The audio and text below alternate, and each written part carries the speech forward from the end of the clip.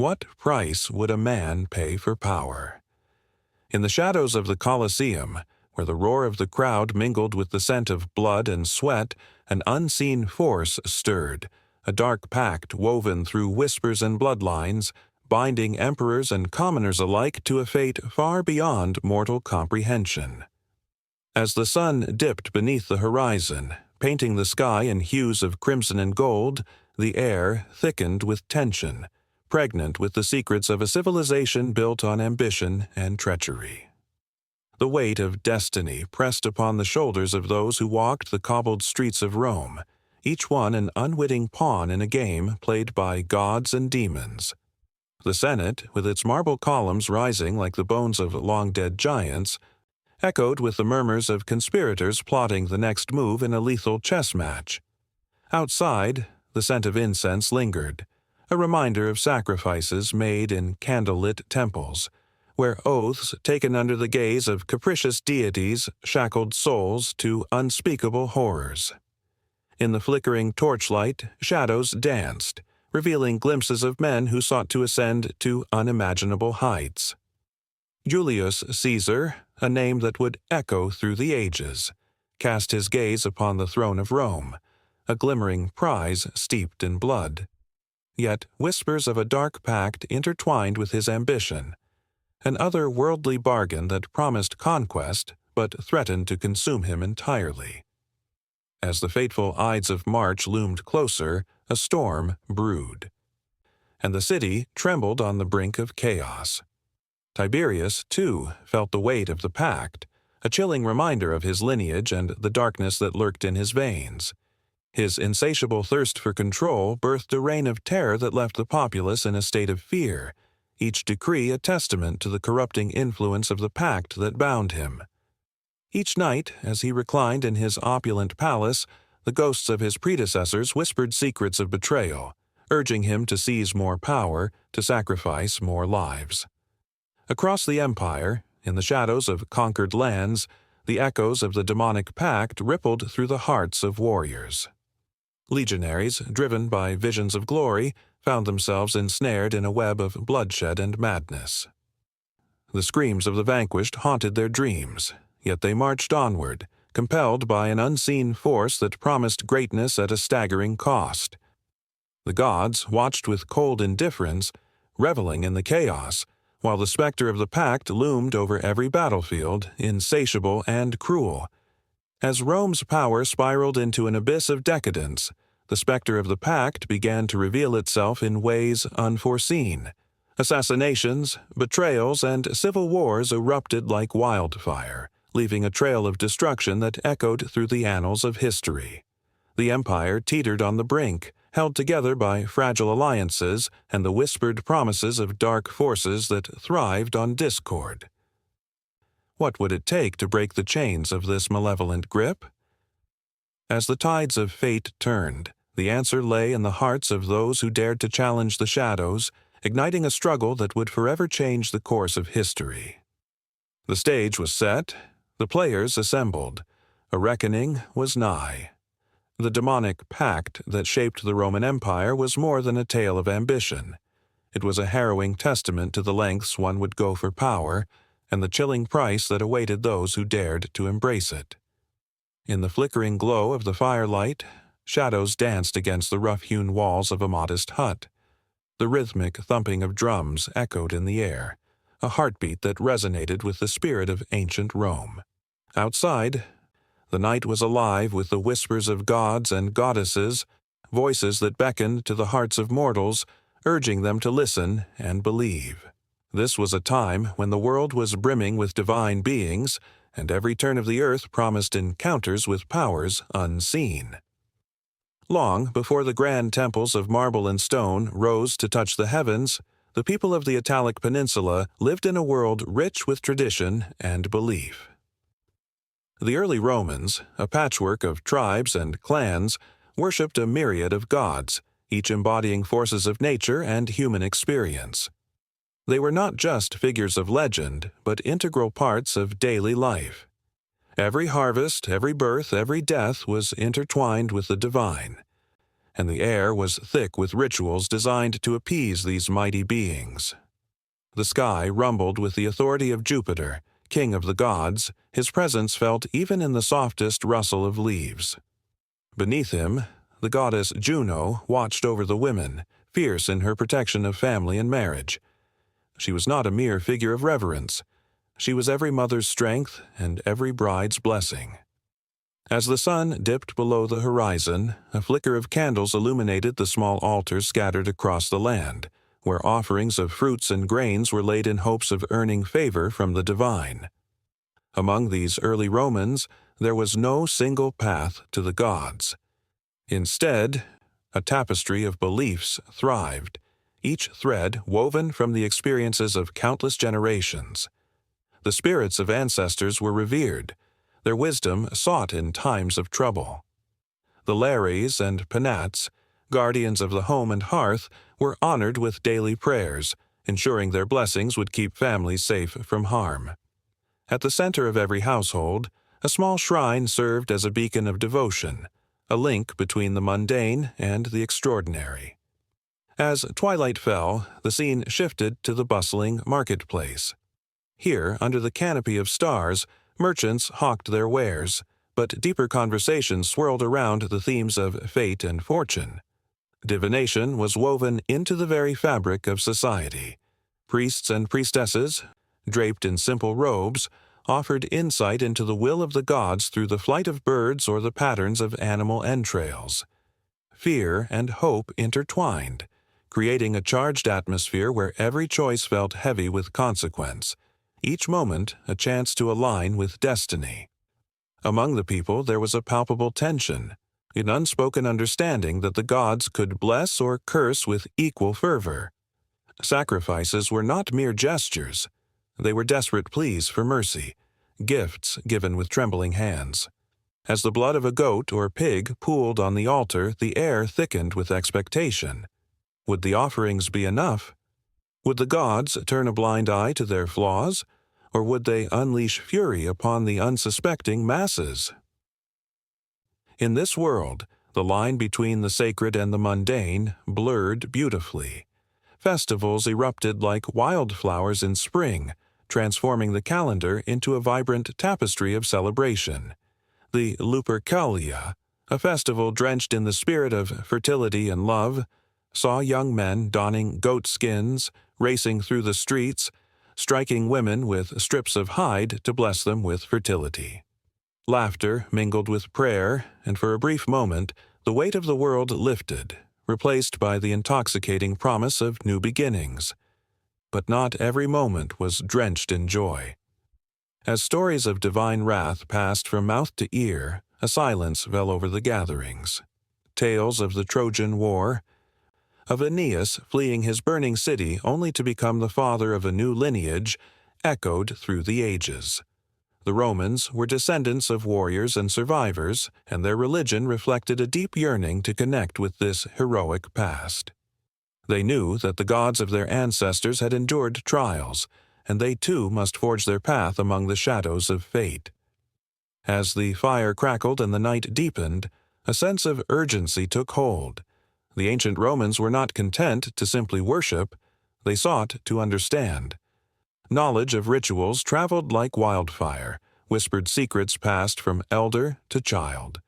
To harness the power of the divine was to seize control of one's fate, and the stakes were impossibly high.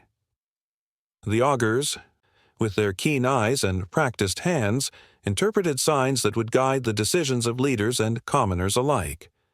Every decision became a delicate dance with the divine, a careful navigation through the currents of destiny. Among all these rituals, the vow to honor the Vestal Virgins shone bright. These priestesses, chosen as children and sworn to maintain the sacred fire, were the heart of Roman belief. Their purity and devotion were seen as a lifeline to the gods, a promise that the divine presence would always be welcomed on earth. Failure to uphold their vows invited unimaginable calamity. This was a truth etched into the very soul of Roman identity. The tension was palpable. If the fire ever went out, it signaled a dire omen. The very foundations of society could tremble. Every flicker of the sacred flame echoed through the hearts of the people. They prayed not only for prosperity but for survival, for their gods to remain close, to guide them through the murky waters of life's uncertainties. And in their yearning, the Romans forged a bond with these deities that felt so personal, so immediate. Each prayer rose like incense into the night, carrying with it the hopes and fears of countless souls. As dawn approached, a new chapter of belief began to stir. With the rise of the empire, the gods of Greece would seep into Roman culture, enriching the pantheon and expanding the horizon of faith. A heady mix of old and new was destined to transform the very essence of religion in Rome, leading towards a majestic confluence of belief that would shape the future in ways they could only begin to imagine. The ancient Romans stood at the edge of this transformative moment, hearts pounding with the thrill of possibility. The gods watched, their eyes glistening with curiosity and caution. The sacred dance had only just begun, and the fire of belief would soon ignite an era that would forever intertwine the fates of men and gods alike. In the flickering shadows cast by the bronze oil lamps, the air hung heavy with the scent of incense, mingling with the whispers of the past. It was a night steeped in reverence, where the living brushed against the essence of the departed. In the small homes of early Roman families, the worship of ancestors was not merely a tradition. It was the heartbeat of their existence, a bond that connected generations across the veil of death. The flickering flames seemed to dance in rhythm with the pulse of the earth, as if the very spirits of those who had come before could be felt, guiding and watching over their descendants. On this sacred night, each family gathered around their household shrine, known as the Lararium, a sanctuary adorned with intricate statues and offerings of food and drink. The walls, marked with the wear of time, held the stories of countless forebears, their laughter echoing in the corners of memory. Here, the living spoke aloud the names of their ancestors, invoking their strength and wisdom, hoping to feel their presence in the warmth of the flickering lights. It was a ritual of remembrance, a promise that no one would ever truly vanish from the tapestry of life. Young Lucius sat cross-legged on the cold stone floor, his wide eyes reflecting the glow of the flames. His grandmother, with silver hair cascading down her back, recounted the tales of their family's origins. The highs and lows of their lineage came alive in her voice. The brave soldier who fought valiantly in battles, the wise matron who nurtured generations, and the child who had left this world too soon. Lucius hung on every word, feeling an indescribable connection to those who had lived before him, their spirits entwined in his very being.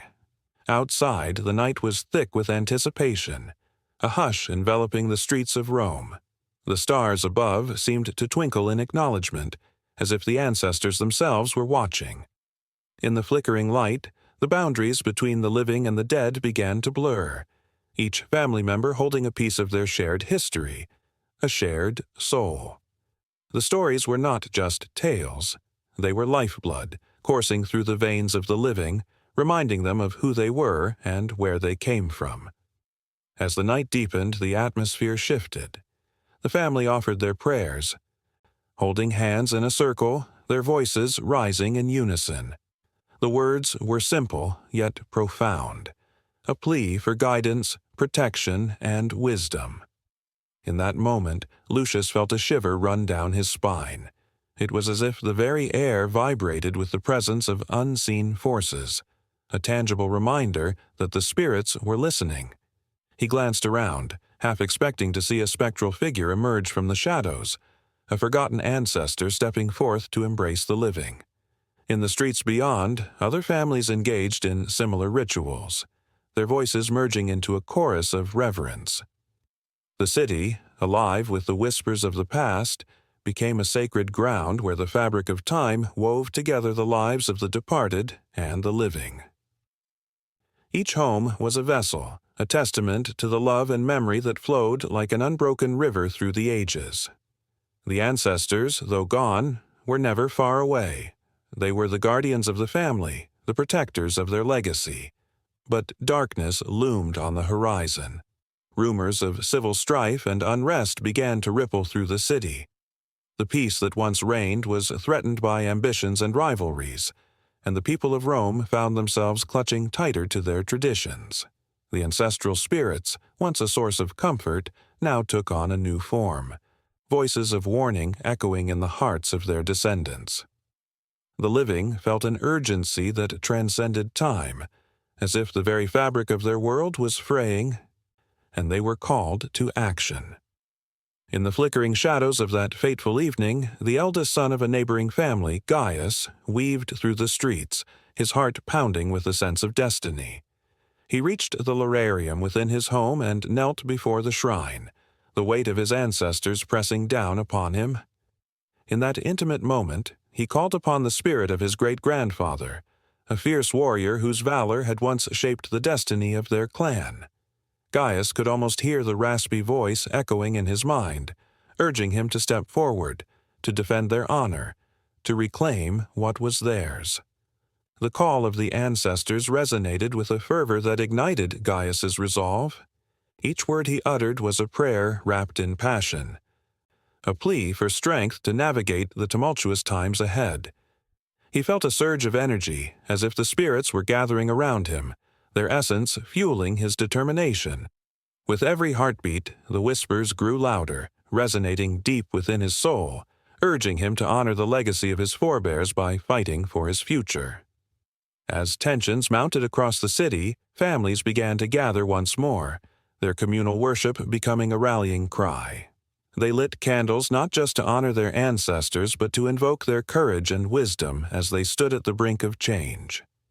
The air buzzed with anticipation, a charged atmosphere pulsing with the collective energy of a people rooted in their past yet yearning for a brighter tomorrow. In the flickering light of the lararium, the past and present collided, a tapestry of history weaving itself into the fabric of now.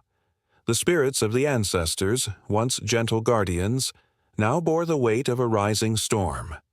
The living felt the urgency in their bones, a sense of duty to honor the legacy of those who had paved the way. Each prayer, each ritual, became a beacon of hope, a lifeline connecting them to the wisdom of their forebears as uncertainty loomed on the horizon. The air crackled with emotion as families clutched their loved ones tight, each heartbeat echoing the stories of those who had come before.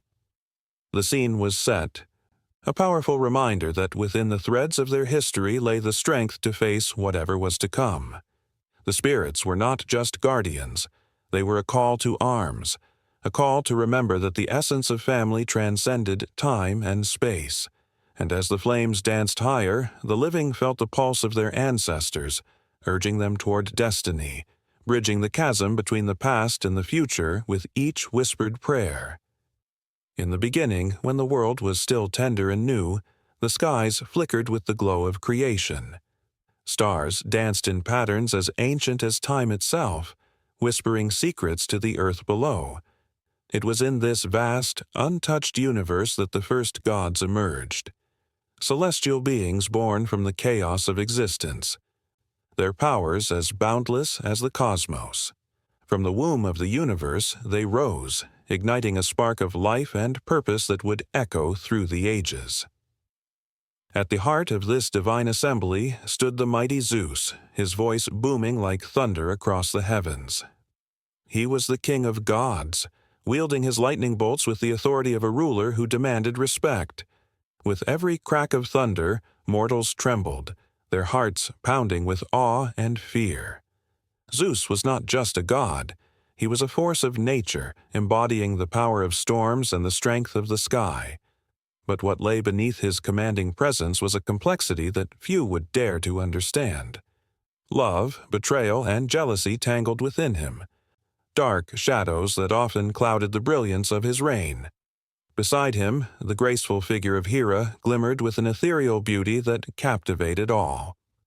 As the goddess of marriage and family, she held dominion over the sacred bonds that tied hearts together.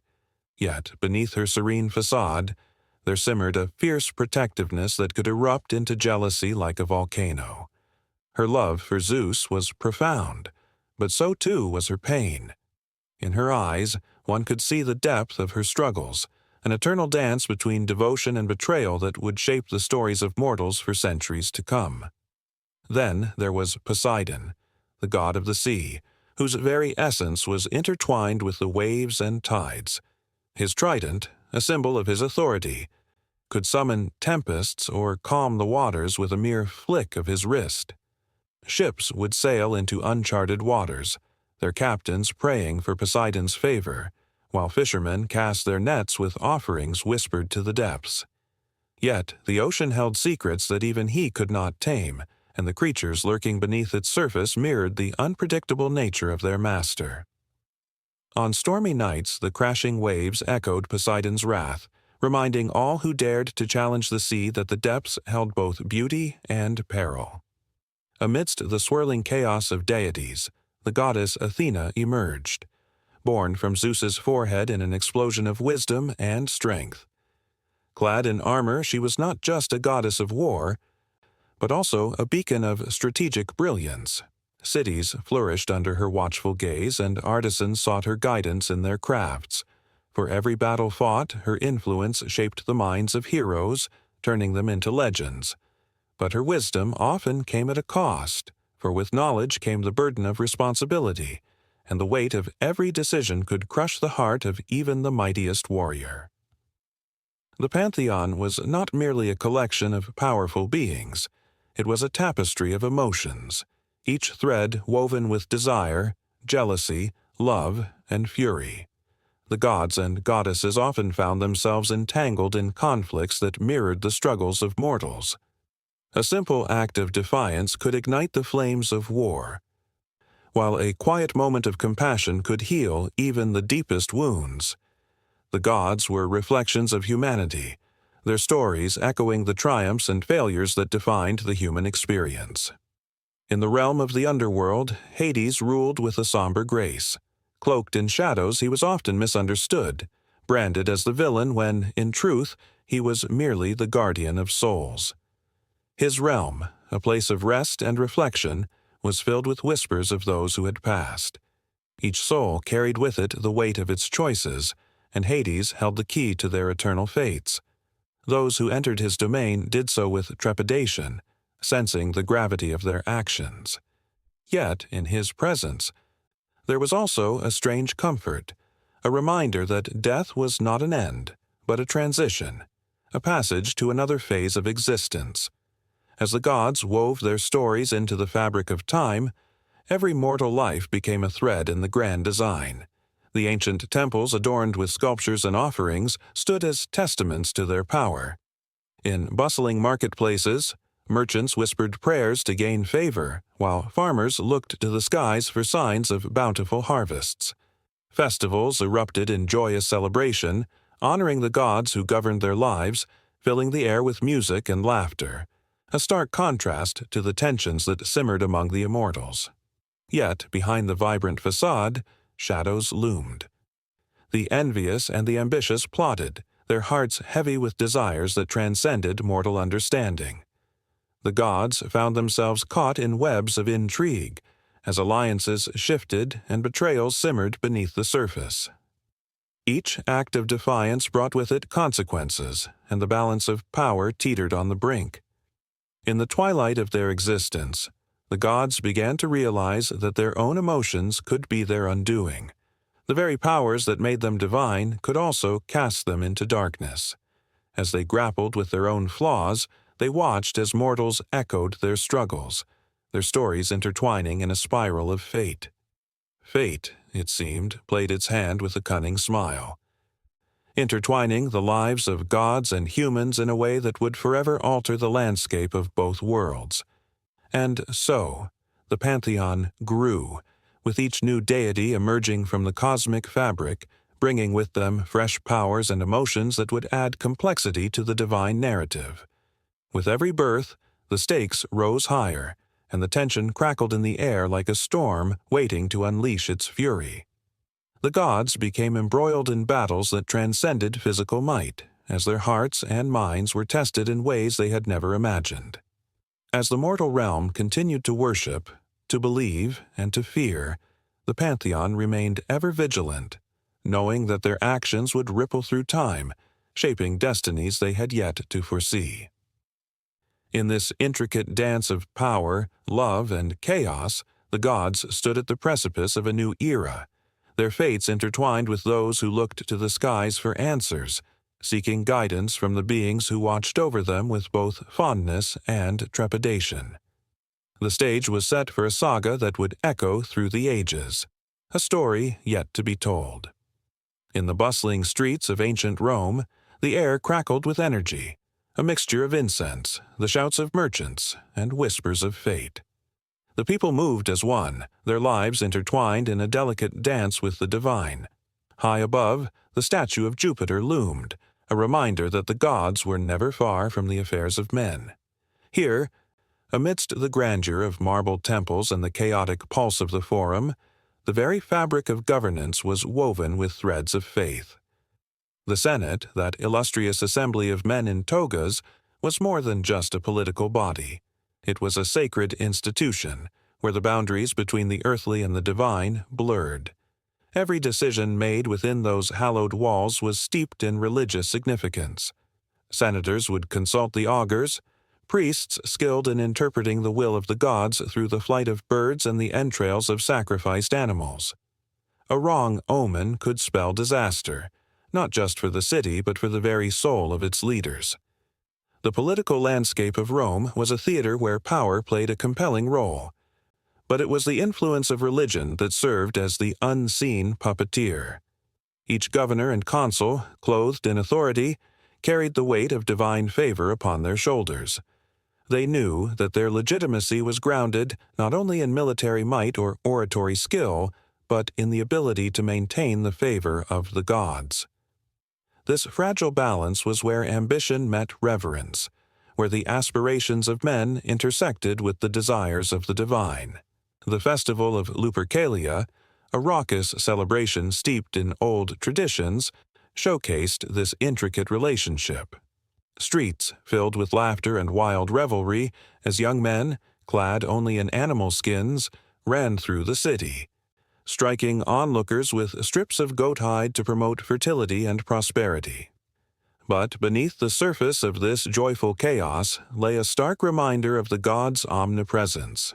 The leaders prayed for blessings, offering sacrifices while the populace danced, their hopes mingling in a shared belief that the gods watched, listened, and would either bless or curse the city based on their whims.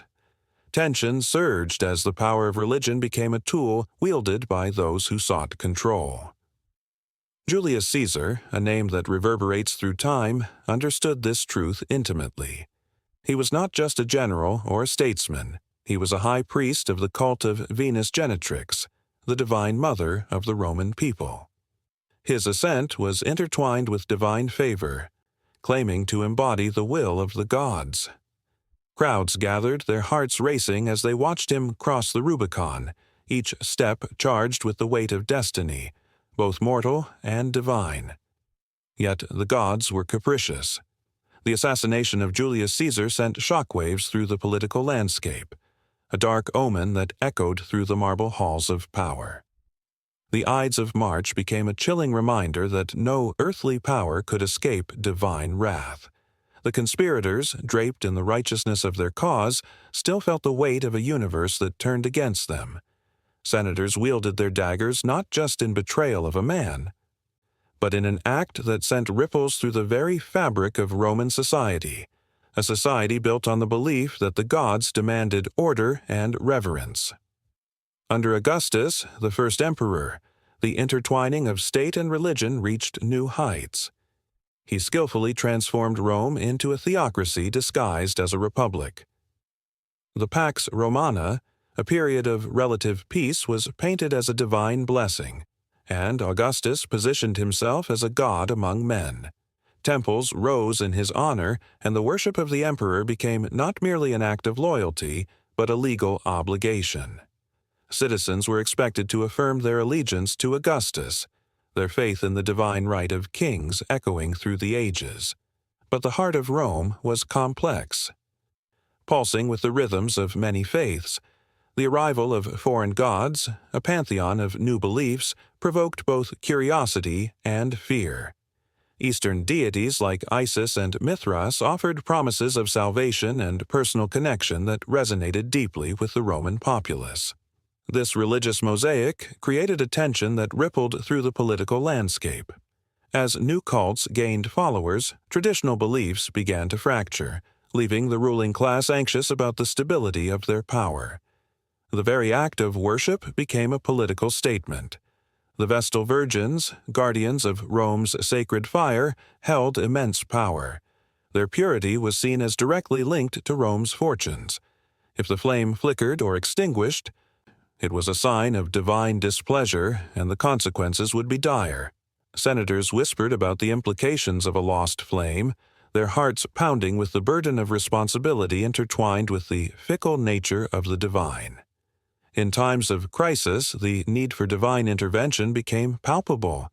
During the Punic Wars, the Romans turned to their gods in desperation, praying fervently for their favor over the might of Carthage. The Senate offered sacrifices, and the streets echoed with calls for divine aid. The battles fought were not mere contests of might. They were seen as sacred duties, with the very fate of the Republic hanging in balance. The lines between politics and religion blurred until they were nearly indistinguishable. In the final days of the Republic, as chaos reigned and the streets ran red with blood, the role of religion became a desperate lifeline. The people clamored for a leader who could restore divine order, someone who could bridge the growing chasm between the gods and their city. They longed for a savior, a figure who could wield divine favor like a sword, cutting through the tumult and chaos that threatened to swallow them whole. As the sun dipped below the horizon, casting long shadows over the Forum, the future of Rome hung in the balance. The weight of centuries of belief bore down on its leaders. Would they continue to honor the gods that shaped their governance, or would they forge a new path, one unbound by the past? The whispers of both hope and fear echoed through the cobbled streets, carrying with them the promise of change, the specter of divine judgment, and the eternal quest for power that had shaped the very essence of Roman governance. The sun dipped low on the horizon, casting a golden hue over the city of Rome, where the air pulsed with the heartbeat of 1,000 followers. They gathered in the Forum, faces painted with hope and devotion, eyes gleaming with reverence for a figure who stood at the pinnacle of power. This was no ordinary leader. This was the emperor, a man believed to be touched by the divine. The crowd surged forward, voices rising in a chant that echoed through the ancient stone, a hymn of praise that would wash over the city like a tidal wave, binding together lives and destinies, dreams and fears. In this vibrant tapestry of worship, the emperor was more than just a ruler. He was a bridge between the mortal and the divine, a figure whose authority stretched beyond the earthly realm. The temples to the gods surrounded them, pillars of marble rising to touch the heavens, yet it was the image of the emperor that captured their souls. Statues glimmered in the fading light, each one a testament to a man who, in the eyes of the people, was both protector and deity.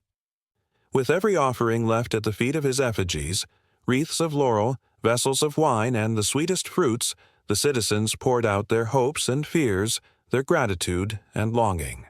As the chant swelled, one could hear the echoes of history, of Julius Caesar, who had first tasted the nectar of divine honor, and Augustus, who transformed a city into a living monument of imperial power. They were men who had dared to transcend mere mortality, who had grasped the weight of godhood and wrapped it around their shoulders like a royal cloak. Their legacy was a seed that sprouted into a full-blown cult, an ideology that would capture the hearts of millions across the empire. The cult of the emperor was more than a religion. It was a lifeline. For the common man, the imperial figure was a beacon of hope in a world that often felt chaotic and unforgiving. If the emperor could be divine, then perhaps the universe was not as indifferent as it seemed. Each decree from his mouth was like the voice of Jupiter himself, offering guidance and stability. Festivals sprang up throughout the year, celebrating the emperor's achievements, with games and feasts that knitted communities closer together, creating a bond stronger than the fiercest steel. Yet, beneath this veneer of unity, secrets festered. The tension between loyalty and fear swirled in the shadows. Some whispered of ambitious generals and discontented senators, eyes glancing nervously toward the crowd. What if the emperor faltered? What if the divine light dimmed? The stakes felt higher than ever, and as they celebrated, there was always an undercurrent of anxiety, a reminder that power was as fragile as glass. In homes across the empire, altars dedicated to the emperor took root. Families would gather before these makeshift shrines, lighting candles and offering prayers, their voices trembling with a mix of love and desperation. "May the emperor protect us," they would plead, their hearts heavy with the burdens of daily life. Children listened wide-eyed, soaking in the stories of the emperor's valor and wisdom, their imaginations soaring as they envisioned a hero fighting for their safety, a god who cared for them. The divine presence filled the air, weaving through their lives, a comforting embrace against the unknown. In the Senate chambers, however, the atmosphere was thick with intrigue. Senators plotted and whispered, their ambitions cloaked in the guise of loyalty. They understood the power of the emperor's divinity. It was the ultimate weapon and shield. Yet it was also a noose, a reminder that any misstep could lead to ruin. The men who had once stood beside Julius Caesar now played a dangerous game, where even the slightest hint of disloyalty could turn the tide against them. Tension crackled like lightning in a storm, thickening the air and sending chills down the spine. As the years unfurled, the cult grew more elaborate. Temples dedicated solely to the worship of the emperor began to rise in distant provinces, where the people saw in him a connection to the divine that no local deity could match. It was said that when an emperor died, he ascended to the heavens, joining the ranks of the gods, a notion that sparked both fear and awe. This cycle of death and divinity reinforced the idea that even in death, the emperor was still with them, watching over them, guiding their fates. On the streets of distant towns, dramatic reenactments of the emperor's life unfolded. Actors donned lavish costumes, their faces painted to resemble the great leader, and the crowds would gather, eyes wide, hearts racing. As they watched the drama of heroism and sacrifice play out before them, they felt the weight of their own struggles lift, if only for a moment. Laughter erupted when the emperor's wisdom shone, and tears flowed freely when tragedy struck. It was a powerful reminder of their own place within the grand narrative of the empire, a tale woven with threads of loyalty, faith, and, for some, betrayal. But shadows loomed over the joy, whispers of dissent threatening to shatter the sanctity of imperial worship. The rise of rival cults and philosophies posed a challenge to the emperor's divine authority, planting seeds of doubt in the minds of the faithful. Philosophers questioned the very nature of divinity, suggesting that perhaps the emperor was merely a man, a skilled politician who had manipulated faith to his advantage. The tension was electric. The air was thick with uncertainty as the followers clung to their beliefs, desperate to stave off the encroaching darkness of doubt. The festival of the emperor approached, a time of unparalleled celebration, where the city would come alive with joy and passion. The streets would be filled with games, laughter, and raucous cheers, a striking contrast to the silent undercurrents of unrest. As the day drew nearer, the fervor grew, each citizen feeling the weight of their devotion like a warm cloak around their shoulders. Yet, even amidst the celebrations, the air crackled with tension. Would the emperor rise above the challenges? Would the divine mantle remain untainted? The stage was set, and the people stood on the precipice of a new chapter, yearning for the reassurance that their beliefs would prevail. The sun began to dip below the horizon once more, casting long shadows that danced like specters across the cobblestones, a reminder of the delicate balance between faith and doubt, devotion and dissent. In that moment, they were all united in their hopes and fears, but the question lingered. How long could such faith endure before the fragile web of worship threatened to unravel? In the dim light of a flickering oil lamp, shadows danced across the stone walls of a small Roman home, twisting and curling like the very spirits that haunted the night. The air was thick with whispers, tales passed down through generations, each word steeped in fear and reverence, for in the minds of the people who walked the bustling streets of Rome, darkness lurked just beyond their sight, and demons thrived in the hidden corners of their lives, a constant reminder that the world was not as safe as it seemed. Livia, a young woman of modest means, clutched her child to her chest as the night crept in. The sounds of the city faded, replaced by the rustle of unseen things in the shadows. Her grandmother had warned her of the malevolent beings that could snatch away innocent souls. "Keep the threshold clean, Livia. Sweep away the evil that seeks to enter," she would say, her voice trembling with the weight of tradition. The memory hung in the air like smoke, thick with the scent of fear. Outside, the citizens bustled about, unaware of the darkness that draped over their lives. They spoke of gods and blessings, yet behind those prayers lay a tapestry of superstitions woven with threads of dread. The Romans believed in a multitude of spirits, those that aided, those that hindered, and those that simply delighted in chaos. Each family had its own protective charms, talismans rattling softly against their chests as they navigated the dangers of both the seen and unseen. In the marketplace, Lucius, a merchant known for his sharp bargains, found his goods going missing more often than not. The whispers of his competitors stung like 1,000 tiny needles at his pride. "It is the larvae," one old woman muttered, her wrinkled fingers shaking with certainty. "They feast upon what is yours, casting their shadows to ruin your fortune." Lucius shivered, the thought of a mischievous spirit feasting on his hard work gnawing at his gut. He rushed home, determined to set a trap for the invisible thief lurking in his stall. But in the quiet of his home, he found an old charm meant to protect against misfortune, buried beneath years of dust. He hurriedly hung it over the door, praying it would ward off the evil that had begun to take root in his life. The charm, a simple piece of wood carved with symbols from a forgotten time, glimmered in the low light. Did it hold the power to shield him from the lurking darkness?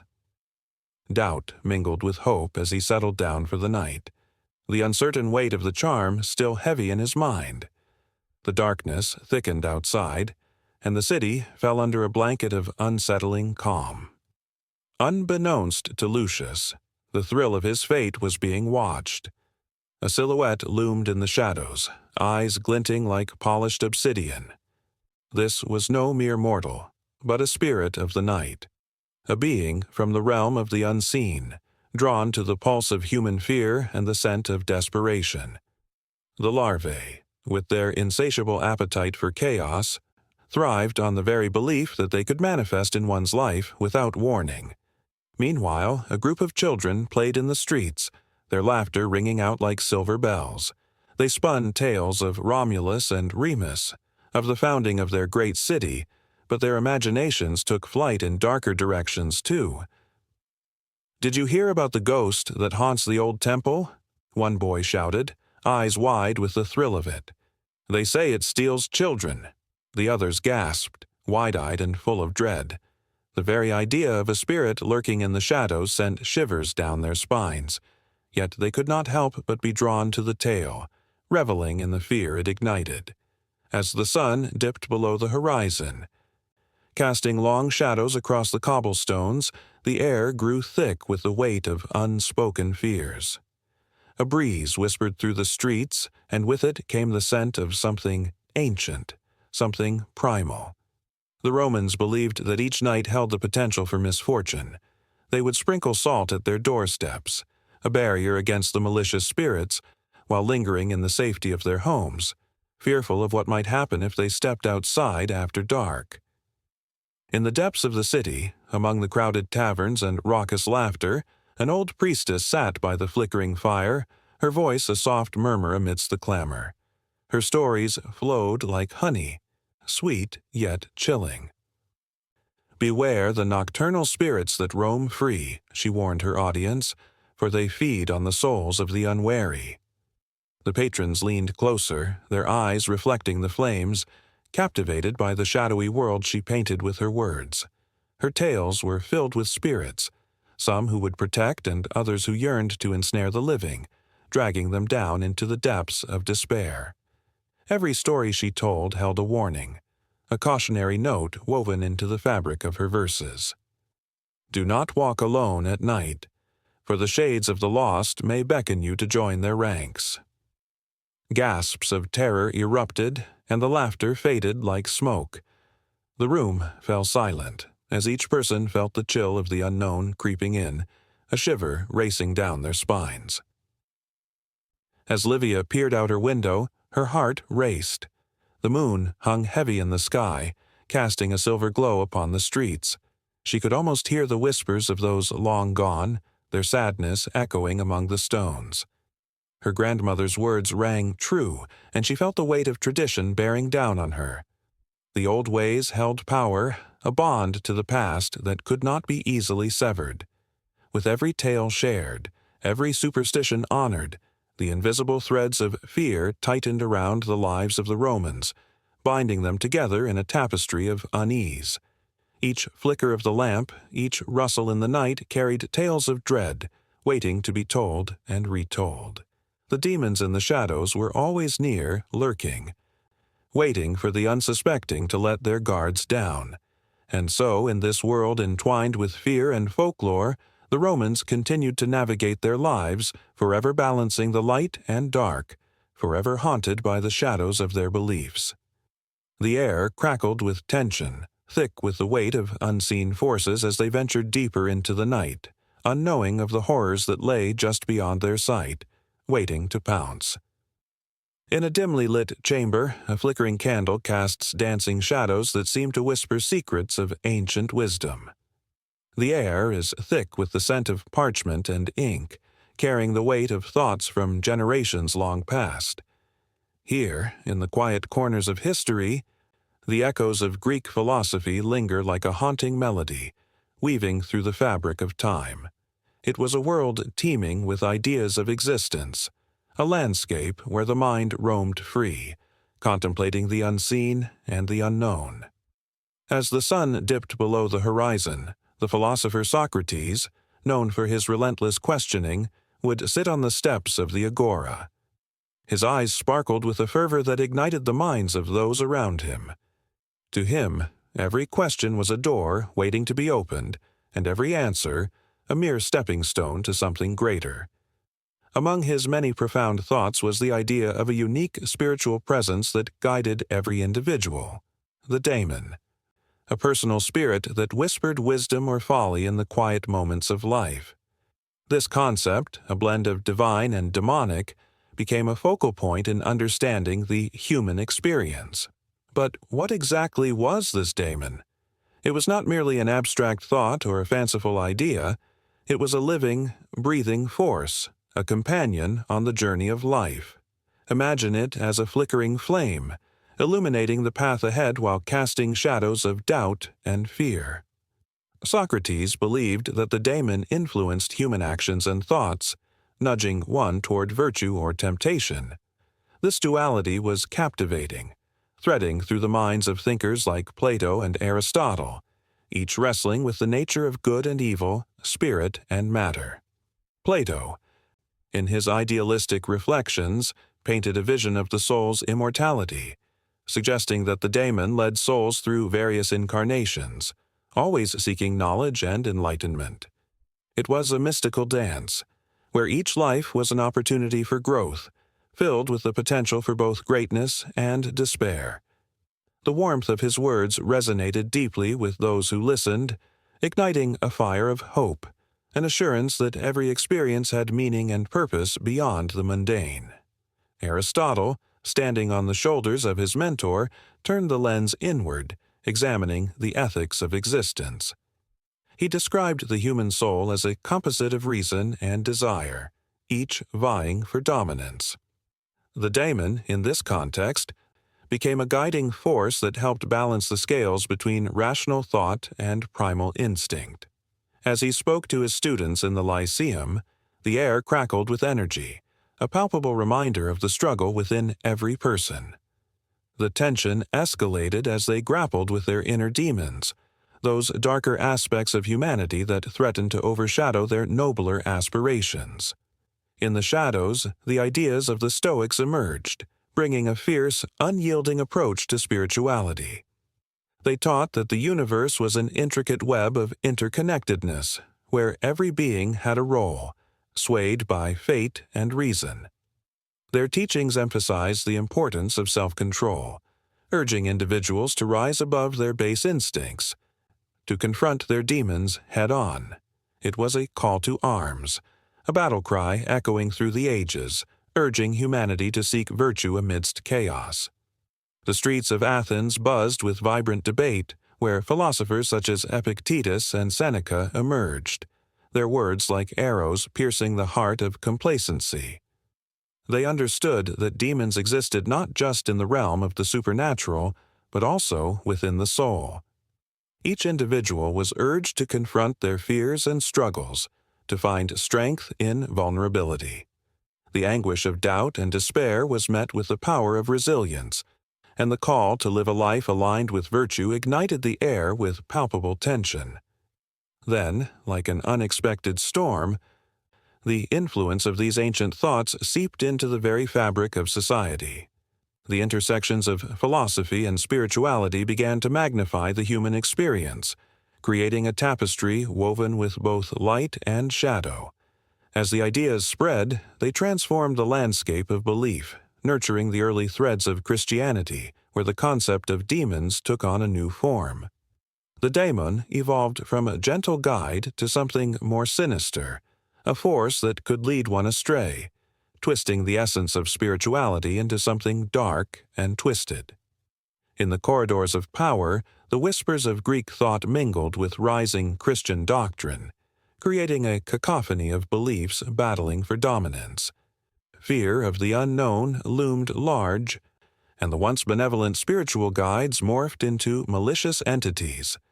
The devil was no longer just a metaphorical representation of inner turmoil, but became an embodiment of evil itself, lurking in the shadows, waiting to ensnare the unsuspecting soul. The tension in the air thickened, and the lines between good and evil began to blur, drawing on the rich tapestry laid by the ancients. Within this tumultuous backdrop, a young girl named Hypatia emerged, her intellect shining like a beacon. She was a living testament to the unyielding spirit of Greek philosophy amidst a world steeped in fear and superstition. In the Alexandrian school, where she taught and debated, she embodied the harmony of knowledge and spirituality. Her lessons echoed with the voices of Socrates, Plato, and Aristotle, weaving their insights into a new narrative of strength and resilience. As she stood before her students, her voice steady and fierce, the air crackled with the promise of enlightenment. She challenged them to confront their own demons, to understand that spirituality was not merely a means of escape, but a profound engagement with life itself. The fire in her eyes ignited a spark within them, awakening the dormant power of their own inner daemons. They felt the weight of history lifted, the chains of fear shattered by the sheer force of thought. Each lesson was an invitation to transcend the limitations imposed by society, to embrace the tumult of existence with courage. The echoes of Greek philosophy reverberated through the ages, compelling those who listened to reach for something greater. The dance of demons and spirituality continued, an eternal struggle between light and dark, knowledge and ignorance, urging every soul to find its own path, to confront the shadows that lurked within. Amidst this rich tapestry of thought and emotion, the narrative spun on, threading towards the next chapter of history where the influence of these ideas would evolve, transforming the very fabric of belief and understanding. The passions ignited by the ancients would not be extinguished. They would grow, intertwining and adapting. As humanity continued its relentless quest for meaning in a world fraught with complexity and wonder. The night hung heavy over Rome, cloaked in shadows that whispered secrets of ancient power. The flickering torches cast eerie shapes against the cold stone of the Senate, where voices trembled, gripped by the fear of what lay beneath the surface of their new republic. The air was thick with the scent of sacrifice and the palpable tension of a city on the edge, where ambition collided with the otherworldly. In the dim light, men of ambition gathered, their eyes gleaming with a mix of hope and dread. They had survived the chaos of kings, the grip of tyranny, and now, standing on the brink of something extraordinary, they yearned to forge a new destiny. But shadows loomed, and the whispers of dark forces crept into their ambitions like a serpent winding through the grass, promising power at a terrible price. At the center of this storm stood a man named Lucius Junius Brutus, his brow furrowed with the weight of his choice. He had cast aside the chains of monarchy, yet the specter of darkness pursued him relentlessly. Legends spoke of the ancient gods, their eyes ever watchful, and the sacrifices they demanded to ensure the strength of the Republic. In this fragile moment, Brutus felt the pull of those dark forces, tempting him to wield power beyond comprehension, to summon something primal from the depths of history. As the Senate session unfolded, the air crackled with tension. Senators, shaking off the chill of fear, spoke fervently of liberty and justice. Yet, beneath their noble words, a current of unease rippled through the room. Everyone felt it. The haunting sense that the Republic was not merely built on virtue, but also demanded tribute from those who dared to rise too high. The laughter of gods echoed in the silence, reminding them that power could easily morph into a curse. That very night, a strange figure appeared on the outskirts of Rome. A soothsayer, cloaked in rags, eyes glowing like embers in the dark. She called herself the Sibyl, a woman shunned yet revered for her ability to see beyond the veil of this world. The townsfolk whispered of her prophecies, claiming she summoned truths and terrors alike. With a voice that sent shivers down spines, she foretold of a great trial for the young republic, one that would decide its fate. Those who sought power would be tested, and the darkness within would rise to greet them. Brutus and his fellow leaders, initially skeptical, felt their resolve quake at her words. The prospect of a looming threat crackled in the air like a summer storm, leaving them breathless. What price must they pay to keep their republic intact? With each word the Sibyl uttered, the shadows around them deepened, every flickering flame casting a sinister dance of light and dark on their faces.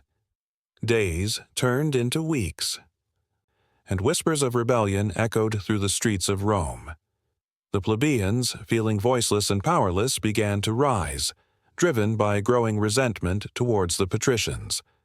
The fabric of society began to fray, and with it came the stirring of something evil, a darkness that festered in the hearts of the discontented. Brutus, a man of honor, felt the weight of the world pressing upon him.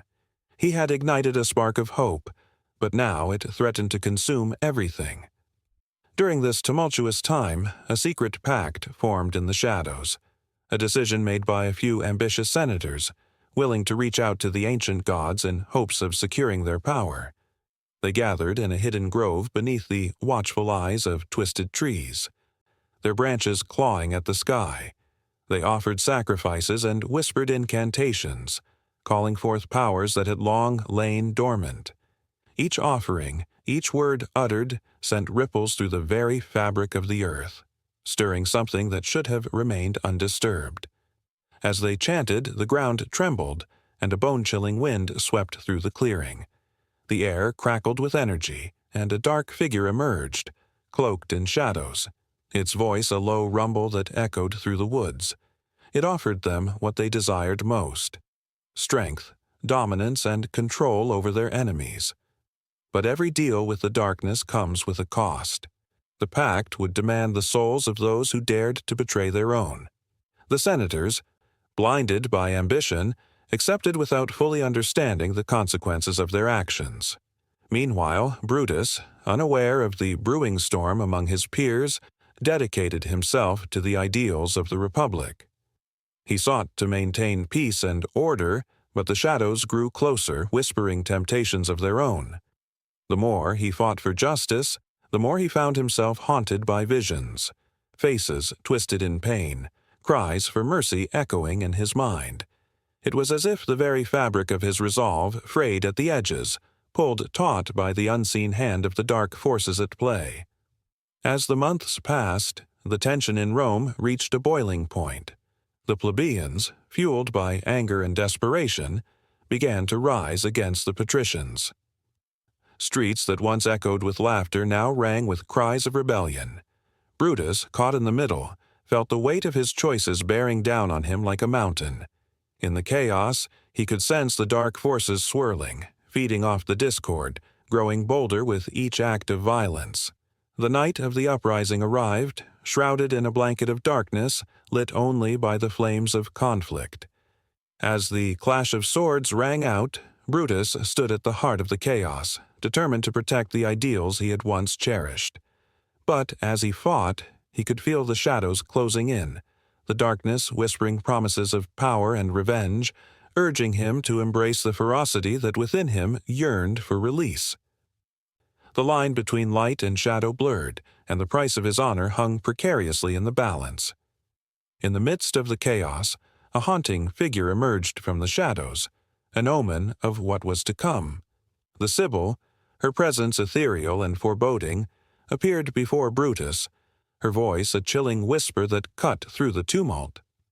"The darkness seeks to consume you," she warned, her eyes glimmering with a knowing sorrow. "You stand at a crossroads, Lucius. Choose wisely, for the pact has already been made." As the echoes of battle reverberated through the streets, Brutus found himself torn between the republic he fought to protect and the insidious allure of the power that beckoned from the shadows. The weight of his choices pressed heavily on his heart as visions of glory danced before him, each one stained with betrayal. The pact, hidden in the darkness of the night, loomed over him like a storm cloud ready to unleash its fury. In that moment, time seemed to freeze. The chaos of the uprising swirled around him, but all he could hear was the pounding of his own heart, the struggle between light and dark playing out in his soul. Would he succumb to the dark forces that promised him everything, or would he stand firm against the tide of chaos and uphold the ideals that had once ignited the flames of hope? In the shadows of the early republic, the fates of many hung in the balance, and the true battle was only just beginning.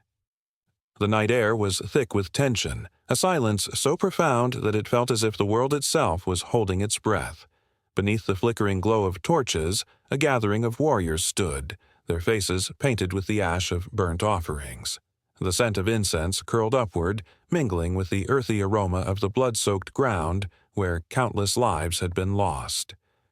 In this moment, the line between the earthly and the ethereal blurred, for they sought guidance from forces unseen, hoping to turn the tide of the battle looming on the horizon. In ancient Rome, generals faced their destiny not just with swords and shields, but with a reverence for the supernatural. The augurs, priests trained in the art of divination, would scrutinize the flight of birds, their wings tracing patterns across the sky that spoke of victory or doom. With bated breath, soldiers awaited the revelation of their fates, hearts pounding in sync with the rhythmic beating of drums echoing the pulse of the earth. When an eagle soared high above, gliding effortlessly through the air, it was seen as a sign of favor from the gods. Yet, if the birds flew in disarray, casting shadows of uncertainty, fear would grip the ranks tighter than any chain. In the heart of the battlefield, rituals were essential. Before the clash of swords, warriors would gather to appease the spirits of the fallen. They would offer pieces of their provisions, chanting the names of ancestors who had fought and bled for their land. It was believed that these spirits, lingering just beyond the veil of death, could alter the course of fate, granting strength to their descendants or cursing them with despair.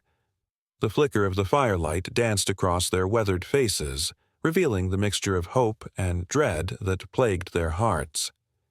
Each warrior carried a small token, a charm or an amulet, meant to protect them from the lurking shadows of the battlefield. In the east, the samurai stood poised with a similar devotion to the unseen forces that danced around them. Long before engaging in combat, they would partake in the sacred tea ceremony, a ritual that brought them tranquility and focus. It was here that the whispers of their ancestors filled the air, urging them to uphold their honor. The sword was not merely a weapon, but an extension of their spirit, forged in the fires of tradition and imbued with the wisdom of generations past. As they stepped onto the battlefield, they believed that the spirits of their forebears walked alongside them, guiding their strikes and predicting the enemy's movements. The history of warfare is punctuated with supernatural beliefs, each culture weaving its own intricate tapestry of omens and rituals. From the Vikings, who consulted the runes before embarking on raids, to the Aztecs, who offered blood to their gods in hopes of securing victory, the influence of the divine was ever present. In the chill of the Norse winter, warriors believed that the Valkyries, fierce maidens of battle, chose the slain to join Odin's hall. This belief fueled their ferocity, for dying in battle was not an end, but a glorious beginning. Yet the weight of these beliefs was not without consequence. As the Greeks prepared for the Trojan War, they sought counsel from the Oracle of Delphi, whose cryptic prophecies inspired both confidence and chaos. A misinterpretation of her words led to dire consequences, revealing the fine line between faith and folly. The warriors who marched toward the gates of Troy were burdened with the knowledge that they were pawns in a game far greater than themselves, played by gods who reveled in the drama of mortal struggles. With each clash of steel, the air crackled with energy, vibrating with the intensity of emotions swirling within the hearts of men. Battles raged, but so did the whispers of the supernatural. Soldiers could feel the presence of spirits intertwined with the rhythm of their hearts. Some claimed to hear voices guiding their hands, urging them to fight fiercely or retreat when danger loomed too close. The melding of sweat, blood, and belief created an explosive cocktail of courage and fear, propelling them into the fray as they fought for not just land and power, but for the favor of unseen forces. Among the haunting echoes of war cries and the metallic clang of swords, the rituals continued. Before each campaign, the Roman legions would sacrifice animals, the entrails splayed open for interpretation by the haruspices. The liver, glistening and raw, was a map of fortunes yet to be written. A dark spot or a twist in its form could signal impending doom, sending shivers down the spines of even the most seasoned warriors. Their faith was a double-edged sword, offering clarity but also sowing seeds of doubt. These rituals and beliefs weaved a spectral thread through the fabric of military history, binding warriors to something larger than themselves. They fought not just for glory, but for the echoes of those who had come before them. In the quiet moments before dawn as they prepared for battle, they would often look skyward, searching for signs among the stars. A comet streaking across the night could herald a change, while a dark cloud rolling overhead might suggest an omen of misfortune. The clash of weaponry and the cries of the fallen painted a vivid picture of humanity's deepest fears and desires. The supernatural was not a mere backdrop. It was the heartbeat of every encounter, the pulse that quickened with each victory and waned with each loss. Each man and woman on the battlefield carried the weight of their beliefs, the hopes of their people resting heavily upon their shoulders. As the sun dipped below the horizon, casting a crimson glow over the remnants of yesterday's battles, the soldiers remained vigilant. Their senses heightened. They listened for the soft murmur of the wind, the rustle of leaves, the faintest whisper of spirits guiding them toward their fate. And in the distance, the rumble of drums heralded the approach of a new conflict, the air thick with anticipation as they braced themselves for the next encounter, where the lines between the real and the supernatural would blur once again. Whispers of the night filled the air, the kind that tickled the spine and sent shivers racing through the crowd.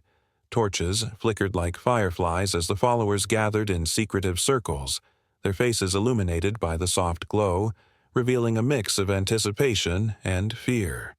They stood on the precipice of something extraordinary, clinging to their mortal lives while yearning for the divine.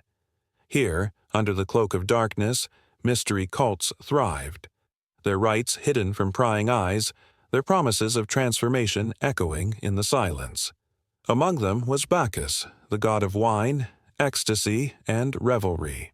His presence loomed large, a promise of liberation from the shackles of everyday life. As the wine flowed freely, laughter mingled with the haunting strains of music, beckoning followers to lose themselves in the intoxicating embrace of the vine. The cult of Bacchus was more than mere indulgence. It was a rite of passage, a chance to connect with something greater. As worshippers swayed to the rhythm of the drums, they felt the weight of the world lift, replaced by a heady, euphoric rush. They believed that through Bacchus they could touch the divine, even if just for a fleeting moment. Then there was Mithras, the enigmatic figure cloaked in darkness and mystery. In secret chambers beneath the earth, his followers gathered, their hearts pounding with the thrill of initiation. The rituals were shrouded in silence, filled with symbols that spoke of life, death, and rebirth.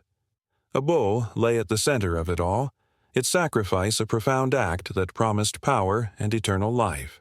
As initiates participated in the ancient rites, they experienced a transformation, a shedding of their old selves and a rebirth into the light of Mithras.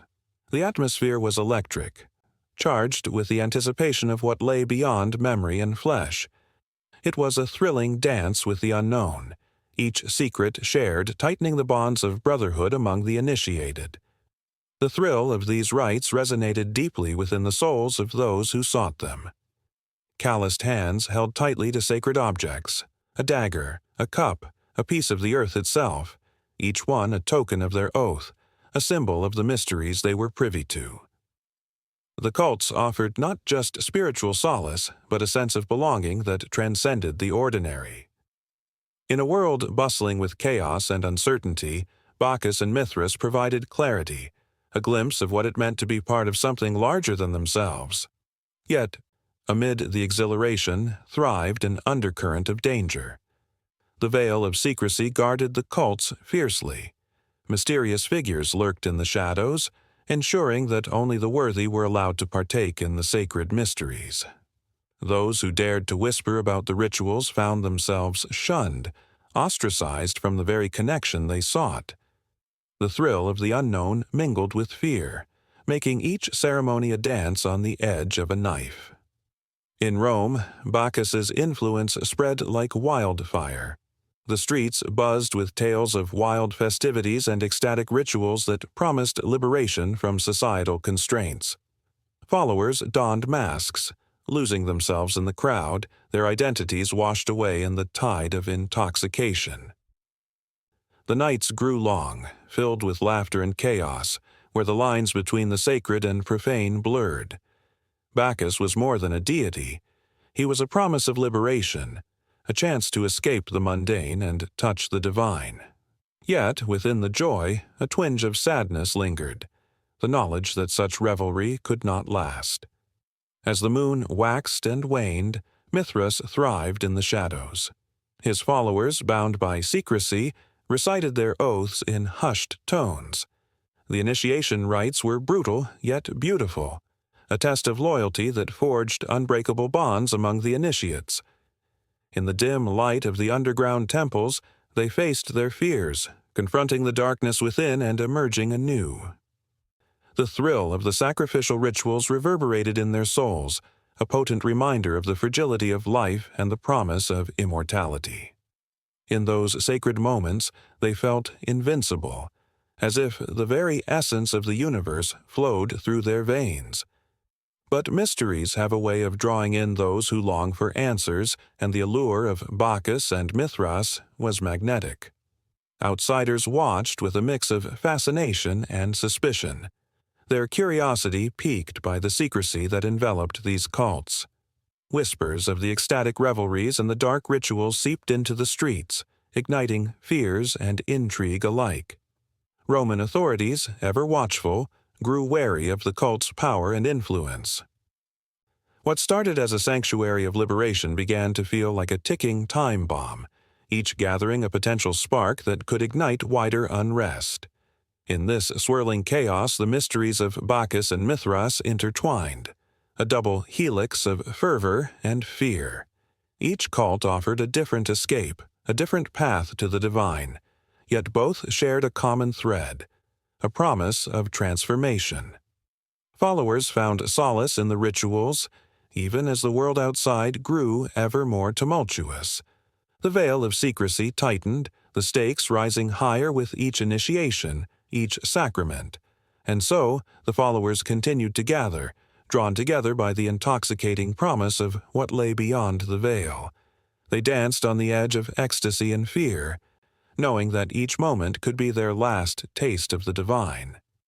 In the shadows, the mysteries awaited, hungry for those brave enough to seek the truth hidden beneath the surface.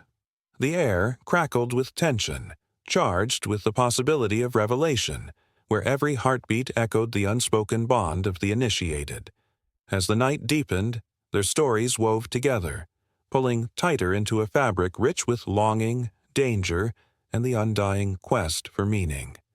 A crowd gathered in the dimly lit chamber, the air thick with anticipation. Flickering torches cast shadows that danced across the walls, as if the very stones were alive with whispers. In the center stood a figure clad in flowing robes, eyes closed, hands raised to the heavens. This was no ordinary day. An oracle was about to speak.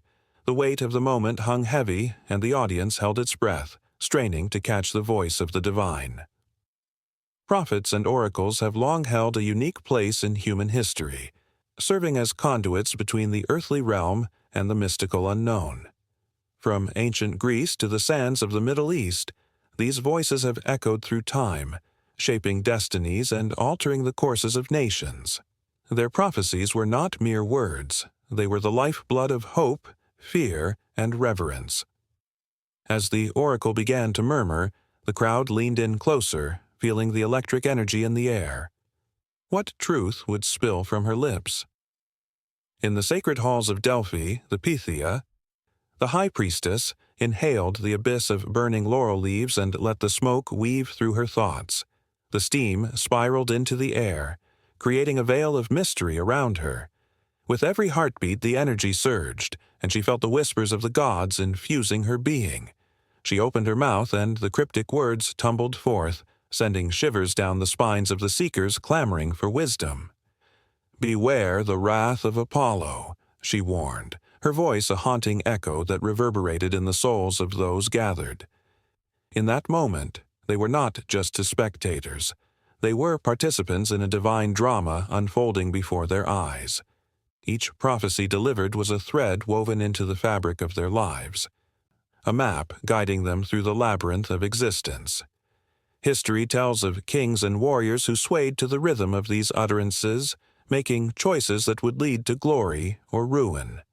The tales of the past were alive in the air, swirling around them like autumn leaves caught in a tempest.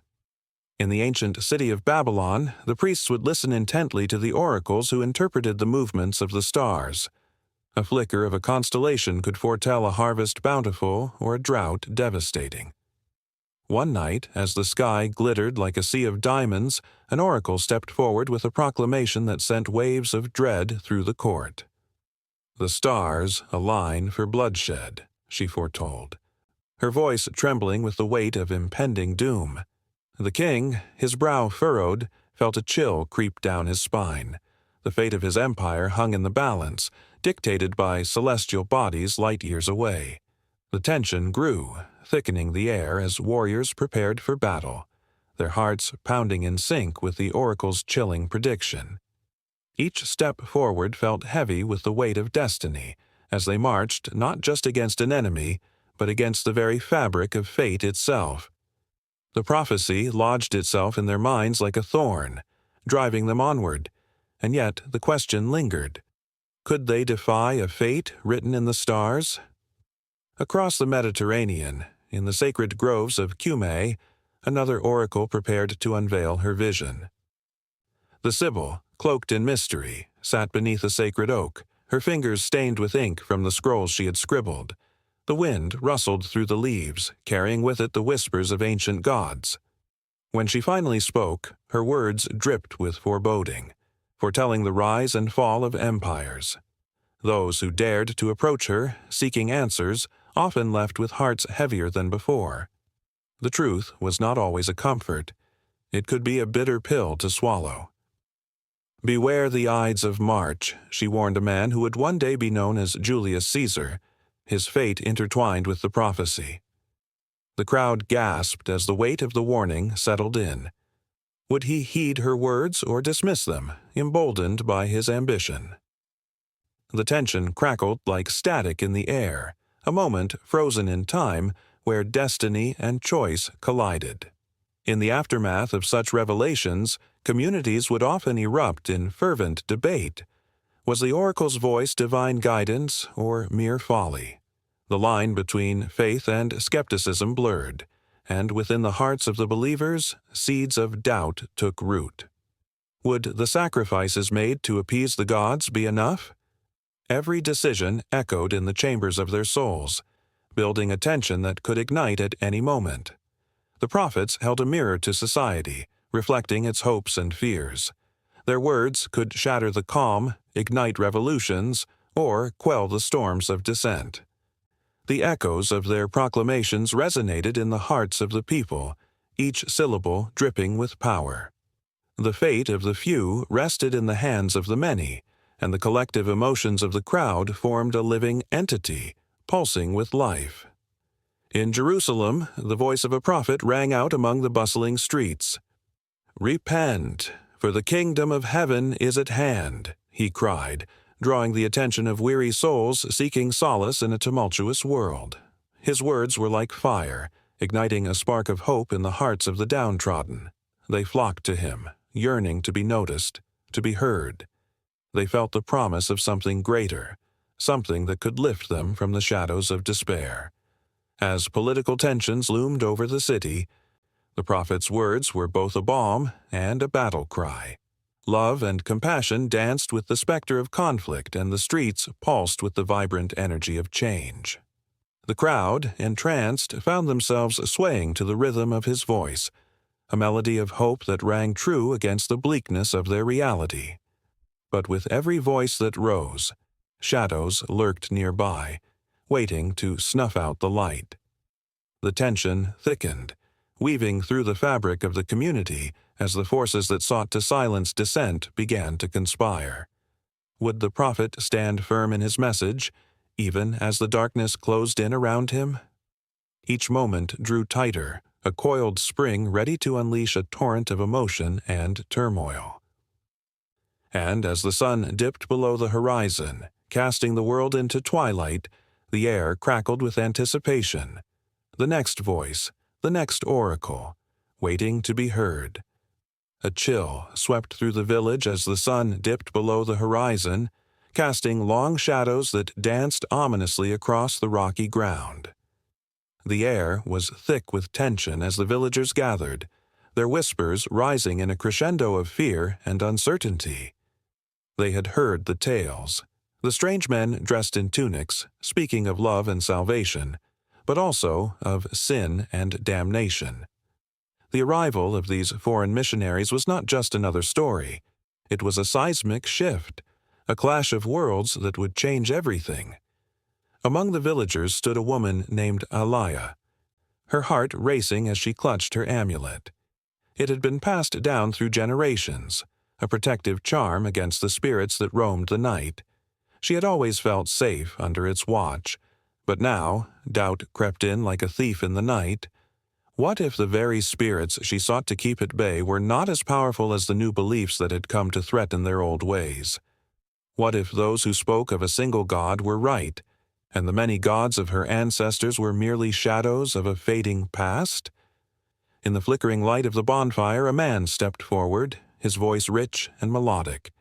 He spoke of love and forgiveness, of a man who had died for the sins of the world.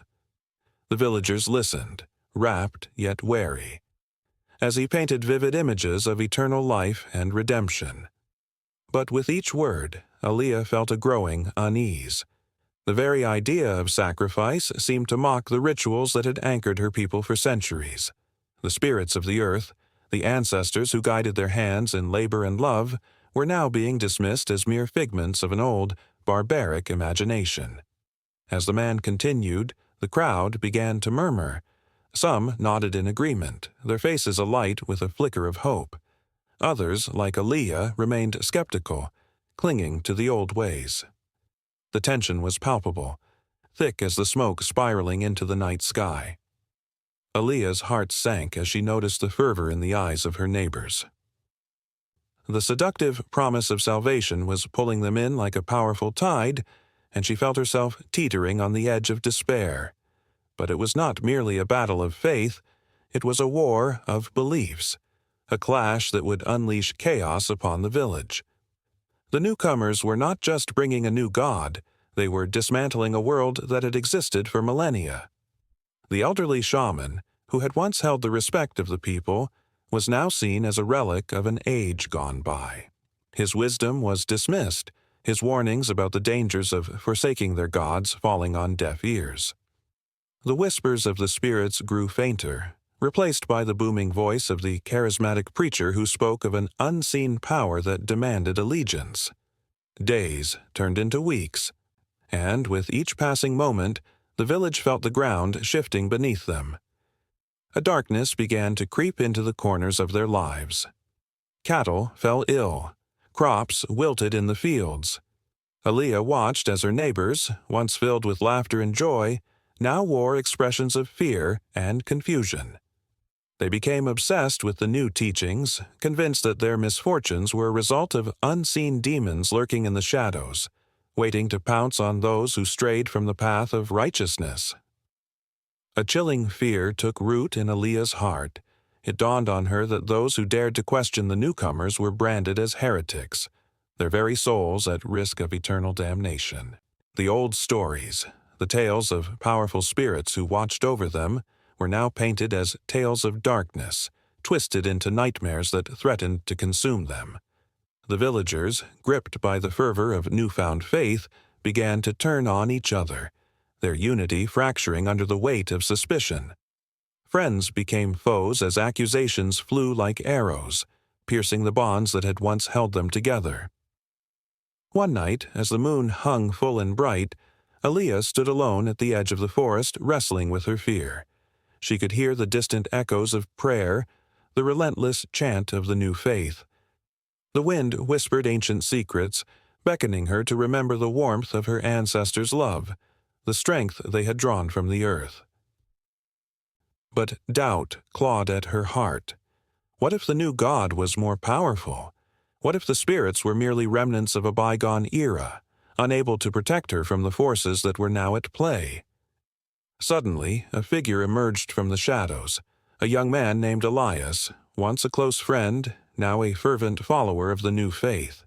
His eyes flickered with an unsettling mix of zeal and fear. "Aaliyah," he said, his voice trembling, "you must renounce the old ways. The demons are real. They are among us, and only by embracing the truth can we be saved." Aaliyah recoiled, the words striking her like a physical blow. "Are you blind, Elias? What you call demons are our spirits. They are the guardians of our people, the voices of our ancestors." His face twisted in anger. "No, they are lies. This world is filled with darkness, and only the light of Christ can save us. You must choose." She felt a wave of desperation wash over her. What choice did she have? The village was unraveling, and with it, the fabric of their shared existence. Anger boiled in her chest as she struggled to find her voice. "You've forgotten who we are. You've turned your back on everything that made us strong." But it was too late. The fire of the new faith had ignited a frenzy, and the village was caught in its flames. As the sun rose the next day, casting a harsh light on the once harmonious community, Aaliyah knew that the battle was just beginning. The clash of beliefs was not merely an argument. It was a full-scale war for the very soul of her people. With each passing moment, the tension grew thicker, like a storm cloud ready to burst, and somewhere in the distance, she could almost hear the echoes of the spirits warning her of the dark tide that was about to sweep over them all. In the flickering shadows of ancient Rome, a lone figure stood trembling on the cold stone steps of a temple. The air was thick with incense and the distant echoes of laughter, but the cries of the faithful pierced through the revelry, echoing like a haunting melody. This was a time when faith could lead to a brutal ending, and the choice between allegiance to the emperor or devotion to Christ was a decision that could seal one's fate in an instant. The sun dipped low, casting a crimson hue across the horizon as the tension in the streets thickened. Christians, once a mere sect, began to swell in numbers, their unwavering devotion a stark contrast to the indulgent lives of pagans. The empire wrestled with this burgeoning faith, a threat that loomed larger than any barbarian horde at the gates. It was not just a matter of belief, it was a clash of cultures, a battle for the very soul of Rome. Amidst the bustling market, whispers fluttered like leaves in a gust of wind. "Did you hear about the Christians?" a merchant murmured, his voice shaking. "They say they refuse to worship the gods. They will bring the wrath of the empire upon us." Fear clung to his words, thickening the air with dread. Unbeknownst to him, the very same fear coursed through the veins of those who believed in Christ.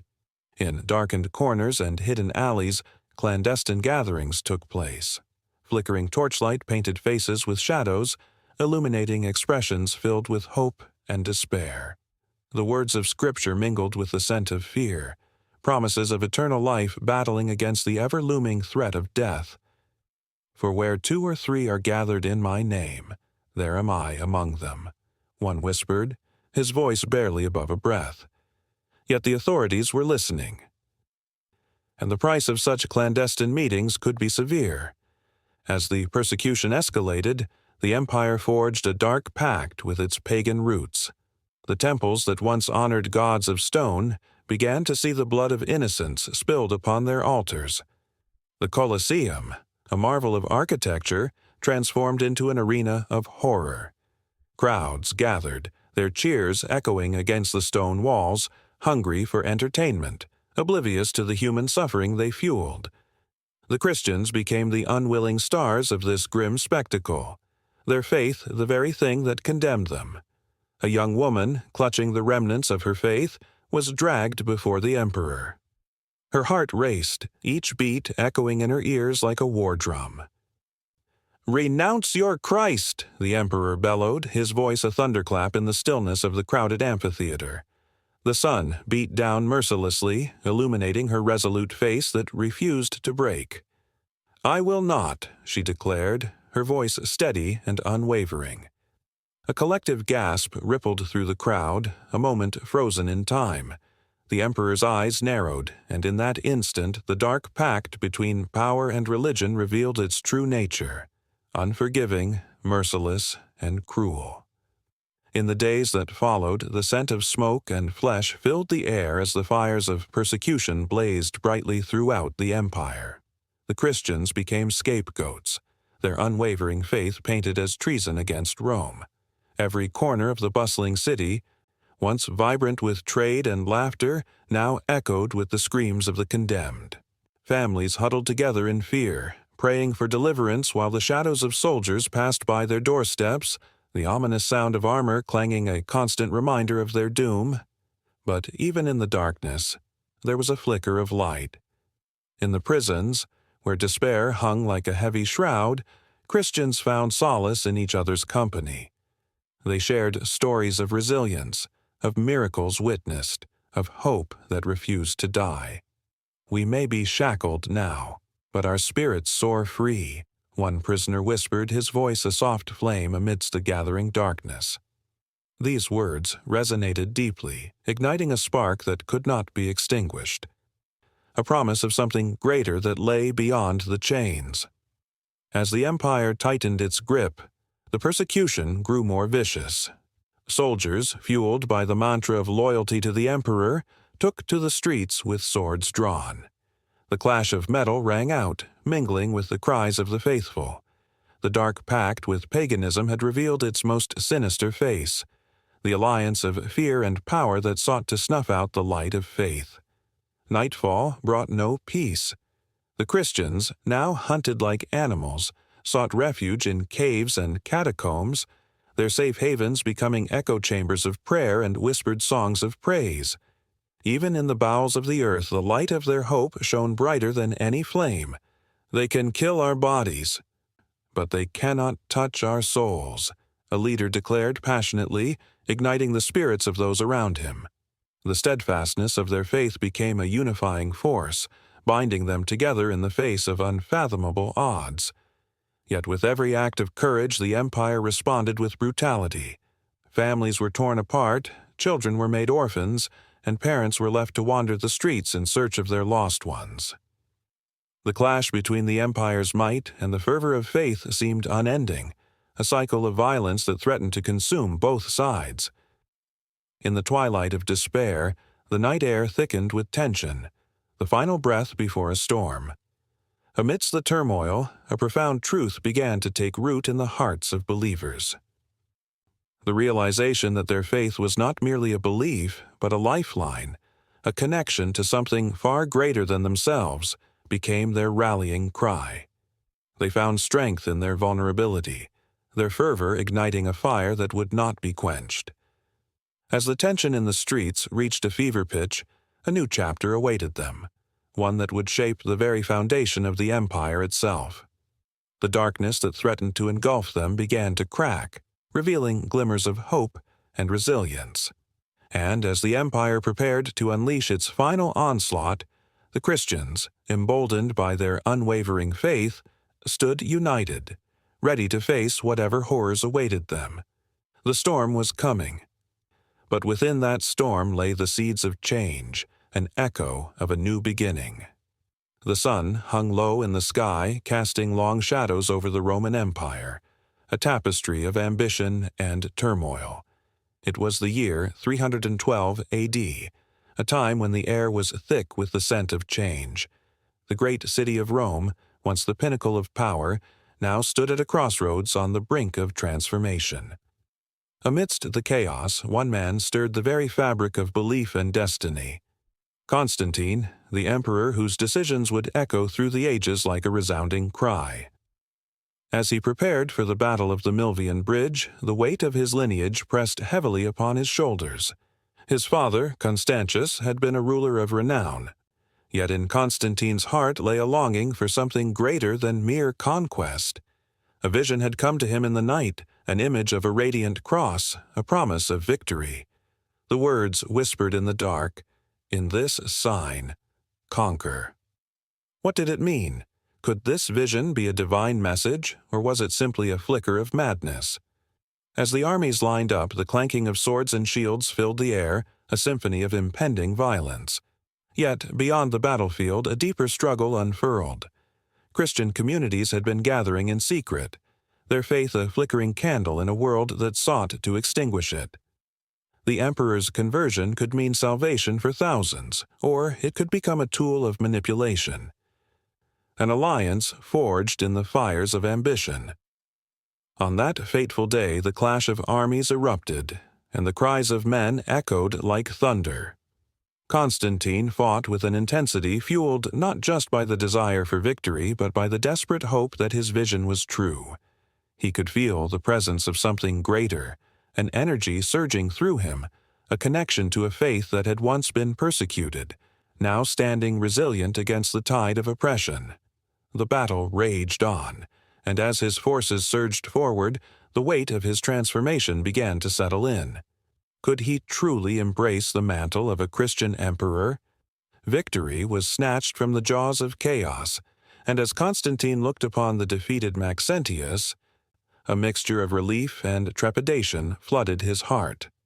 The throne was his, yet the path ahead was shrouded in uncertainty. The empire was alive with whispers.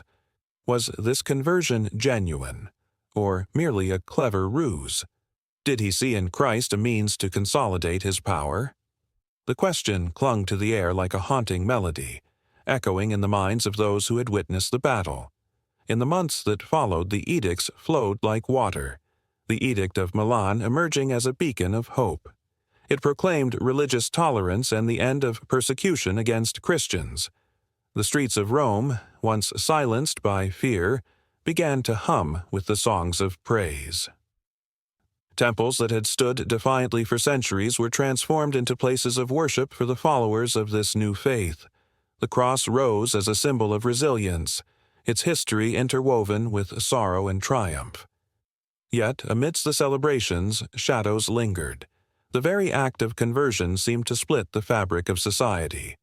Some hailed Constantine as a divine instrument, while others whispered, eyes narrowed in suspicion. Was it noble to declare a faith that had been hidden in the depths of darkness? Or was it a cunning strategy to secure loyalty from a populace yearning for hope? The tension spiraled, fraying the bonds that had long held the empire together. The halls of power became a theater of conflicting ideologies.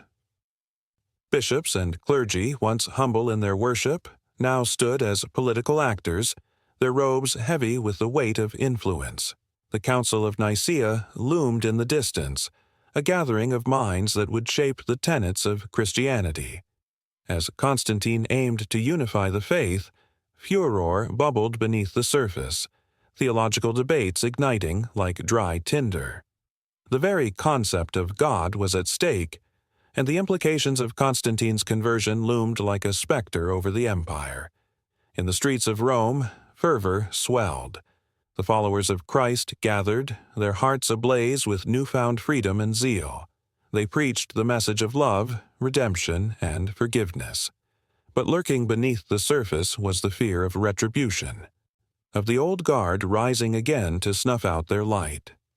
Constantine's conversion, once a promise of peace, now mirrored a fragile truce, a pact woven from desperation and aspiration. With each passing day, the empire wrestled with its identity. Constantine's mother, Helena, a figure of strength and piety, became a beacon for the faith, her own pilgrimage to sacred sites igniting a passion for the divine. Her influence spread like wildfire, inspiring countless others to embrace the teachings of Christ. The symbols of the faith became intertwined with the symbols of imperial authority, and in the eyes of many, the line blurred between the throne and the cross. But as the empire expanded, so did the stakes. Enemies lurked beyond the borders, waiting for a moment of weakness. The tension mounted, and the specter of war loomed large. Was this path of faith sustainable, or would it lead to a fracture that would tear the empire apart? The questions clawed at the hearts of the leaders, demanding answers that loomed just out of reach. In the quiet moments of reflection, Constantine would gaze out upon the vastness of the empire and ponder the legacy he was creating. Would his name be remembered as the harbinger of a new era, or as a deceiver who wielded faith like a sword, blurring the lines of truth and ambition? The whispers of doubt haunted him, a constant reminder that true belief could never be purchased or coerced. It must come from the soul, and so, as the sun set over Rome, casting a golden hue across the landscape, the heart of an empire beat in a rhythm of uncertainty. The conversion of Constantine, a moment that promised to reshape history, stood precariously balanced on a knife's edge. The pages of history turned slowly, the ink still wet, as the world held its breath for what would come next. The empire braced for more than mere battles. It awaited the clash of ideologies that would determine the course of faith and power for centuries to come. In the dim light of the grand hall, the air was thick with tension, charged like a storm waiting to break. Bishops clad in splendid robes gathered, their faces a blend of determination and uncertainty. They were not merely men of faith, they were warriors for the soul of Christianity. Among their ranks stood Athanasius, a fierce defender of the faith, his heart pounding in rhythm with the drumming of his thoughts. The Council of Nicaea was about to begin, and the weight of history pressed down on them all. Whispers swirled through the assembly like restless spirits. A great conflict loomed, one that threatened to tear apart the very fabric of Christian belief. The air crackled with anticipation and fear. Could they unite against the shadow of heresy? The stakes were high, and the consequences of failure would echo through the ages. They were there to confront the Arian controversy, a belief that questioned the divinity of Christ, suggesting he was not equal to the Father. This notion sent chills down the spines of many present, for it struck at the core of their faith. As the gathering began, the room filled with the sounds of rustling parchment and murmured prayers. The opposing forces took their places. The Arians, led by Arius himself, a man with piercing eyes and a voice that could charm or incite. He stood there, a smile playing on his lips, confident that he was right. The bishops exchanged uneasy glances, knowing that to challenge him meant to confront not just a man, but the very essence of their faith. The discussions raged like a tempest. Arguments flew back and forth, fueled by passion and fear. Athanasius stood firm, his voice strong yet pleading, compelling the bishops to see the truth. If Christ is not divine, then our salvation hangs by a thread, he implored, his heart aching for clarity. The tension was palpable. It felt as if the very walls would tremble from the weight of the spiritual battle being fought. Each word, each rebuttal, was not merely an exchange of ideas but a clash of wills that could change the course of history. In that hall, the role of demons was not a mere afterthought. They had become a central theme in the minds of the bishops, lurking like shadows in the corners of their consciousness. The specter of evil was invoked, as many believed that heresy was not just a disagreement, but a manifestation of demonic influence. "Do you not see?" Athanasius urged, his eyes wide with fervor. "The very nature of Christ must be defended. To fall into heresy is to open the door to darkness." A shiver ran through the gathering. They could feel the weight of demonic forces swirling around them, seeking to drive a wedge into their unity. It was more than a theological debate. It was a spiritual war, with eternal souls hanging in the balance. Each bishop wrestled not only with the question posed by Arius, but with the fear that they might be led astray by an unseen malevolence. Days passed in heated discussions, and the council became a crucible of faith, testing their resolve. The flickering candlelight cast eerie shadows, making it difficult to distinguish friend from foe. They spoke of Nicene creeds and the nature of God, but the undercurrent of fear surged stronger with each confrontation. The very thought of demons whispering lies in the ears of the unsuspecting gnawed at their hearts. It was a war of words, but it felt like a battle for their souls. Then came the moment when the council finally reached a consensus, a declaration that would resonate through the ages. "We believe in one God, the Father Almighty, and in one Lord Jesus Christ, the only begotten Son of God, begotten of the Father before all worlds." The words echoed like a thunderclap, reverberating off the walls, filling the hall with a sacred energy. It was the moment when orthodoxy was defined, the moment where they stood united against the tide of heresy. But even as they celebrated this monumental decision, a chill swept through the assembly. The feeling of impending darkness lingered, an unshakable sense that demons were still lurking, waiting for an opportunity to sow discord once more. The council room felt smaller, the walls closing in as they realized that defining orthodoxy was just the beginning.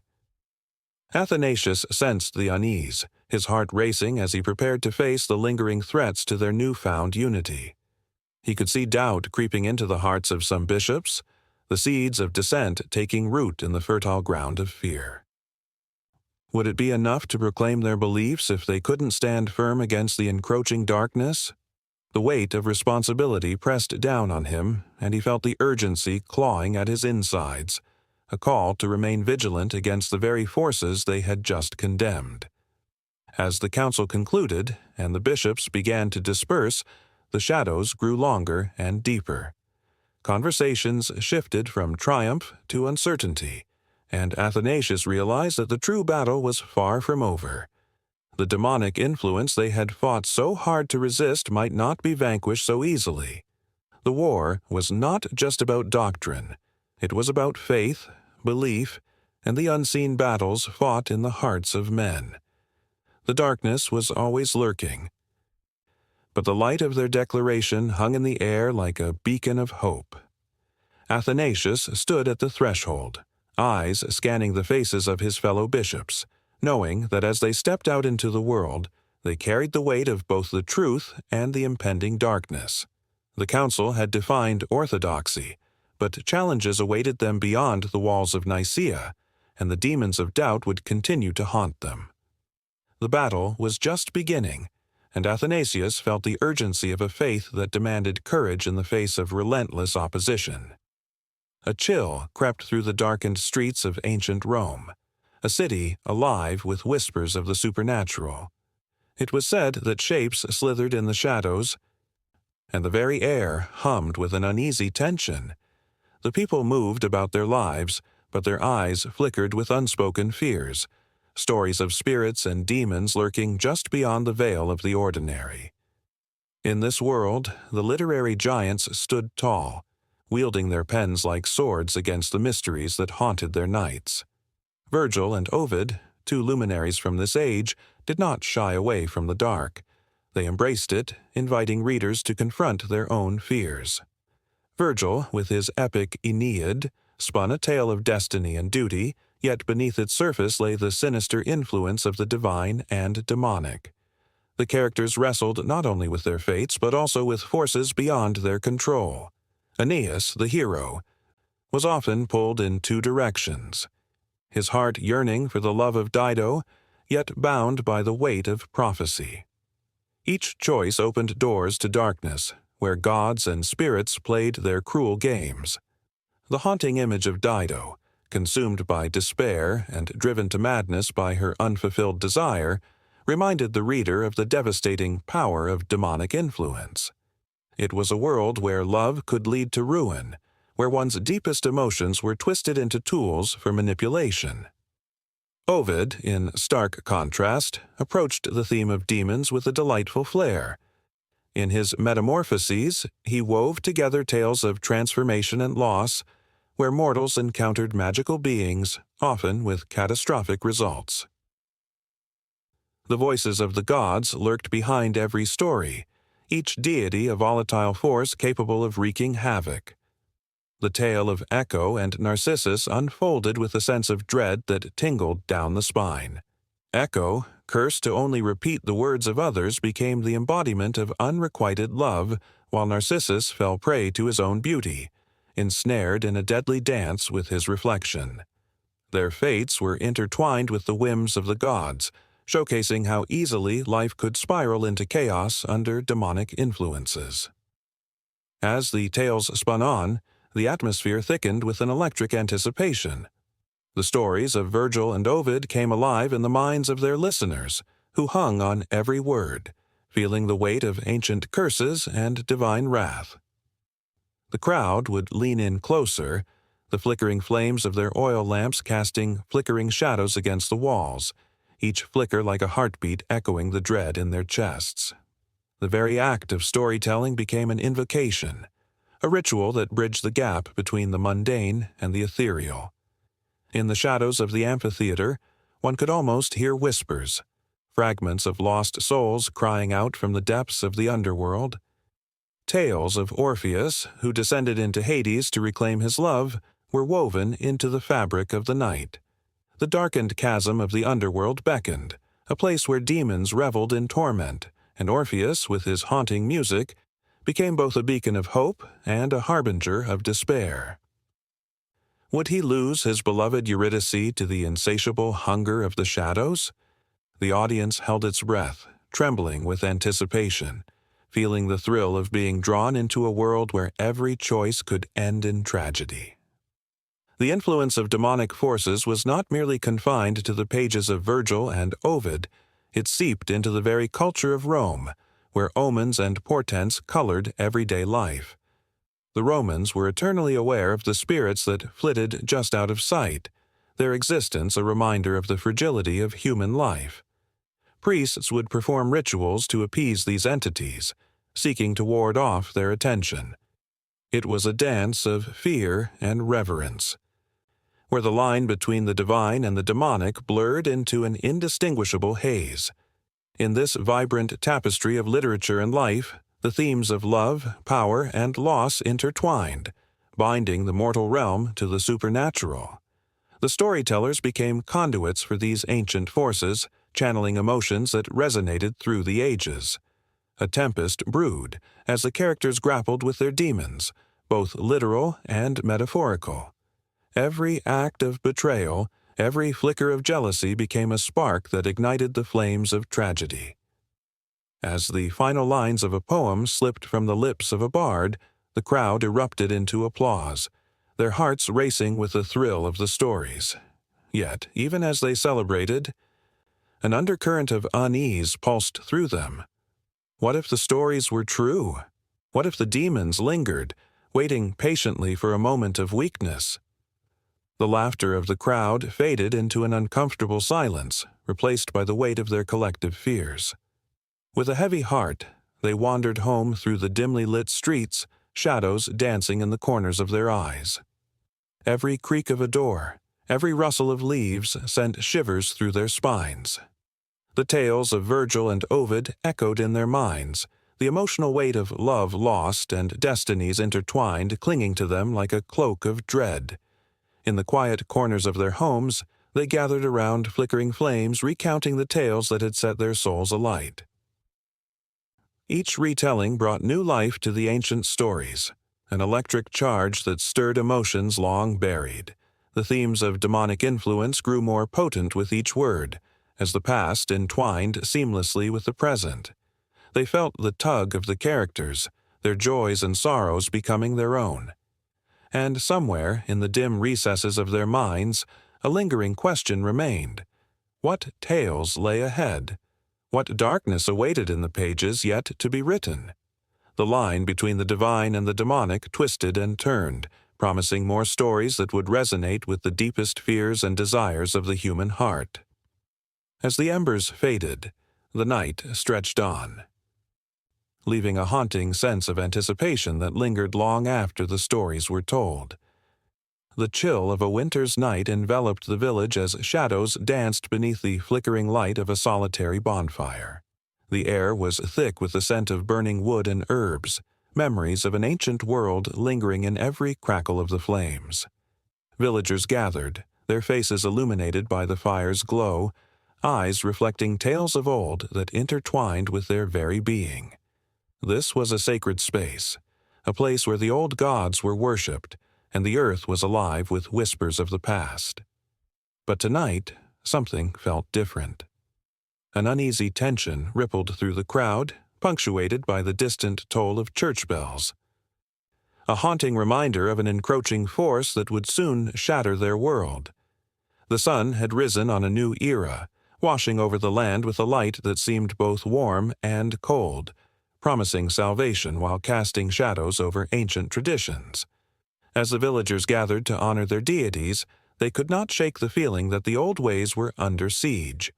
The church, with its stone walls and steeples piercing the sky, stood as a stark contrast to the vibrant life of the forest around them. It loomed over their rituals, a relentless voice chanting a new truth, one that claimed their beloved deities were mere demons in disguise. The spreading influence of Christianity was not just a doctrine. It was a tidal wave that swept through towns and cities, sweeping away the remnants of pagan customs. The early Christian leaders preached fervently against the old gods, branding them as evil spirits. They told stories of fear and doom, warning of the consequences that awaited those who dared to worship idols made of wood and stone. The firelight flickered nervously as the villagers recalled tales of priests arriving with Bibles in hand, their voices rising like thunder as they condemned the very essence of their beliefs. In the heart of the village, Whispers turned to fear as a young woman, Mira, took a bold step forward. The night pulsed with tension as she raised her arms, calling upon the goddess of fertility and harvest, invoking the powers that had sustained her ancestors for generations. But as her words filled the air, a chilling wind swept through the gathering, snuffing out the fire momentarily. The villagers gasped, their hearts racing, for in that moment they felt the weight of the world shift. Mira's heart pounded like a war drum, and she caught the startled eyes of her neighbors. In their gazes, she saw the fear of retribution, the anxious glances toward the church that had begun to draw them in like moths to a flame. The old gods, once vibrant and revered, were now reduced to mere figments of imagination, dismissed as relics of a primitive past. The irony was palpable. The very forces that had once protected them were being cast out, labeled as the very demons they now feared. As days turned to weeks, the church's influence seeped deeper into the soil of the village. Children, once taught the songs and stories of nature, began to recite prayers instead, their voices echoing through the fields where the old gods had walked.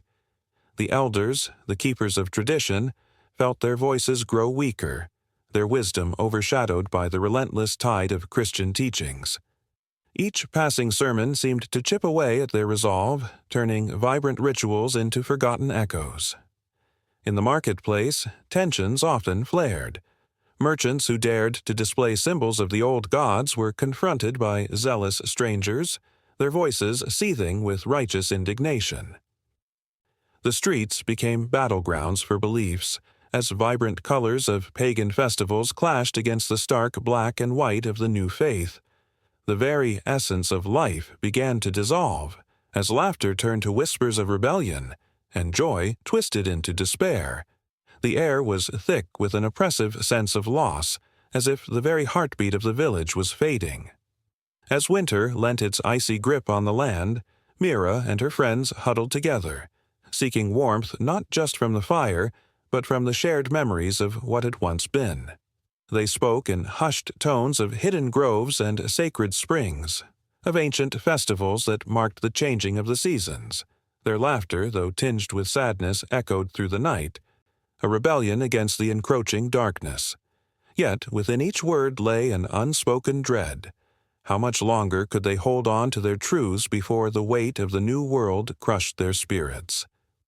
The church bells rang louder now, a call to arms for those who sought to obliterate the old ways. Mira knew that the time was coming when the village would have to choose sides. Whispers of betrayal danced in the air as rumors spread of neighbors turning against neighbors, the fabric of community torn asunder by fear and doubt. The thought gripped her heart with icy fingers. How could they allow fear to push them into the shadows, to forsake the very essence of their ancestors? That night, as Mira lay awake, the weight of the world pressed heavily upon her chest.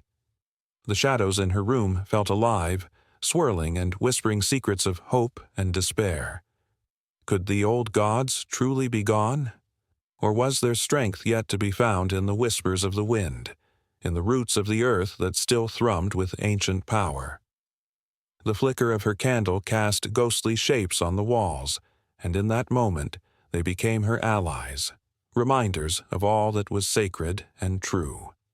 When dawn broke, it brought with it an unyielding resolve. Mira knew she could not stand alone.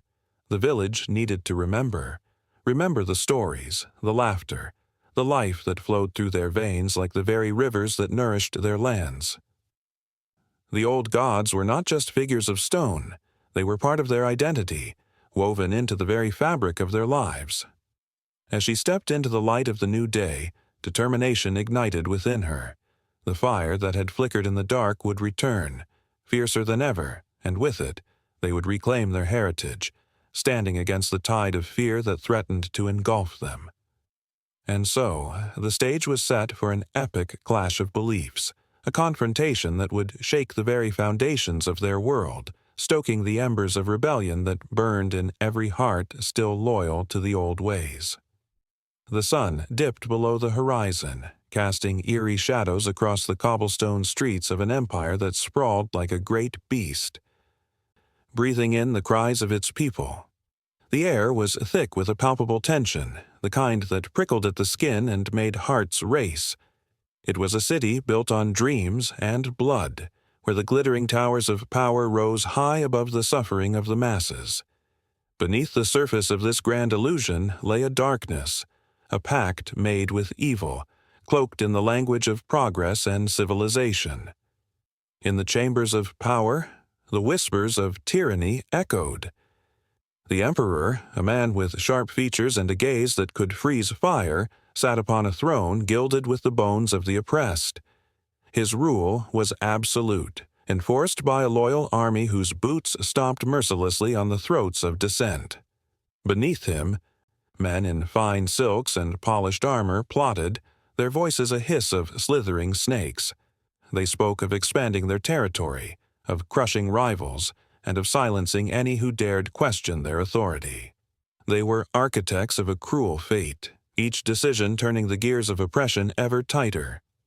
In the alleys outside the palace, whispers of rebellion simmered. The people had begun to rise, their hearts ignited by the stories of those who had suffered at the hands of the tyrants. A young woman named Ilara emerged as a beacon of hope. With a fire in her eyes that mirrored the sun's fading light, she rallied her neighbors, speaking of freedom and the chance to reclaim their lives. She stood upon a crate in the dim glow of a lantern, her voice rising above the murmur of the crowd. "We cannot let fear bind us. We must stand against this darkness." Her words, like arrows, struck the hearts of the weary. But the emperor had a keen eye for threats. His palace walls were thick, but he could sense the tremors of discontent creeping closer. He summoned his most trusted advisor, a shadowy figure named Varian, whose loyalty was forged in blood.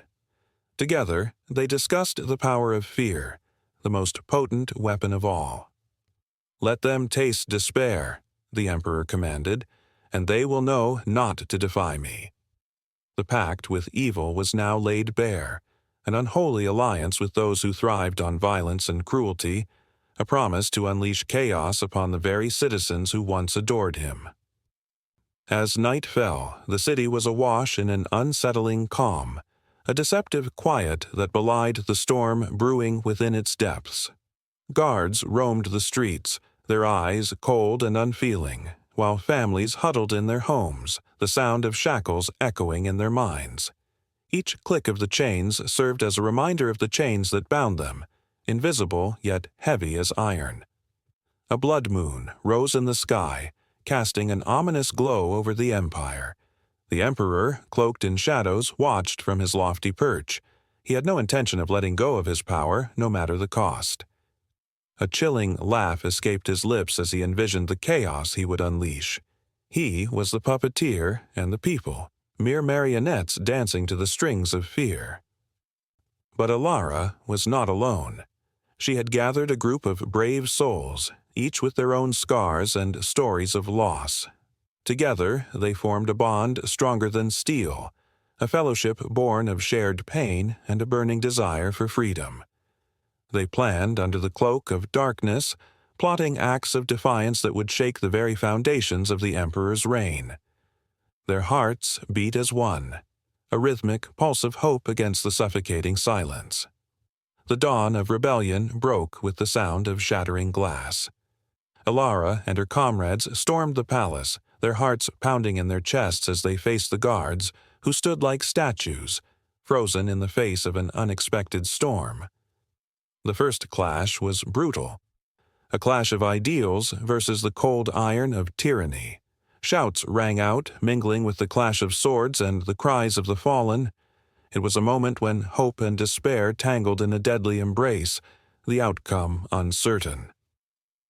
As the chaos unfolded, the emperor's laughter echoed through the halls, a sinister sound that clawed at the very soul of the city. "They think they can challenge me," he bellowed, his voice a thunderous proclamation. "Let them come. I will show them the true meaning of fear." His eyes shone with malice, fueled by the blood-soaked pact he had made with darkness itself. Outside, the streets were alive with the cacophony of conflict. The empire was a living, breathing creature, and it writhed in agony as its people fought for their existence.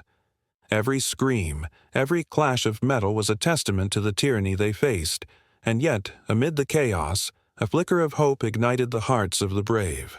Elara, with her spirit unyielding, led the charge forward, her voice a rallying cry that surged through the crowd. For our children, for our future.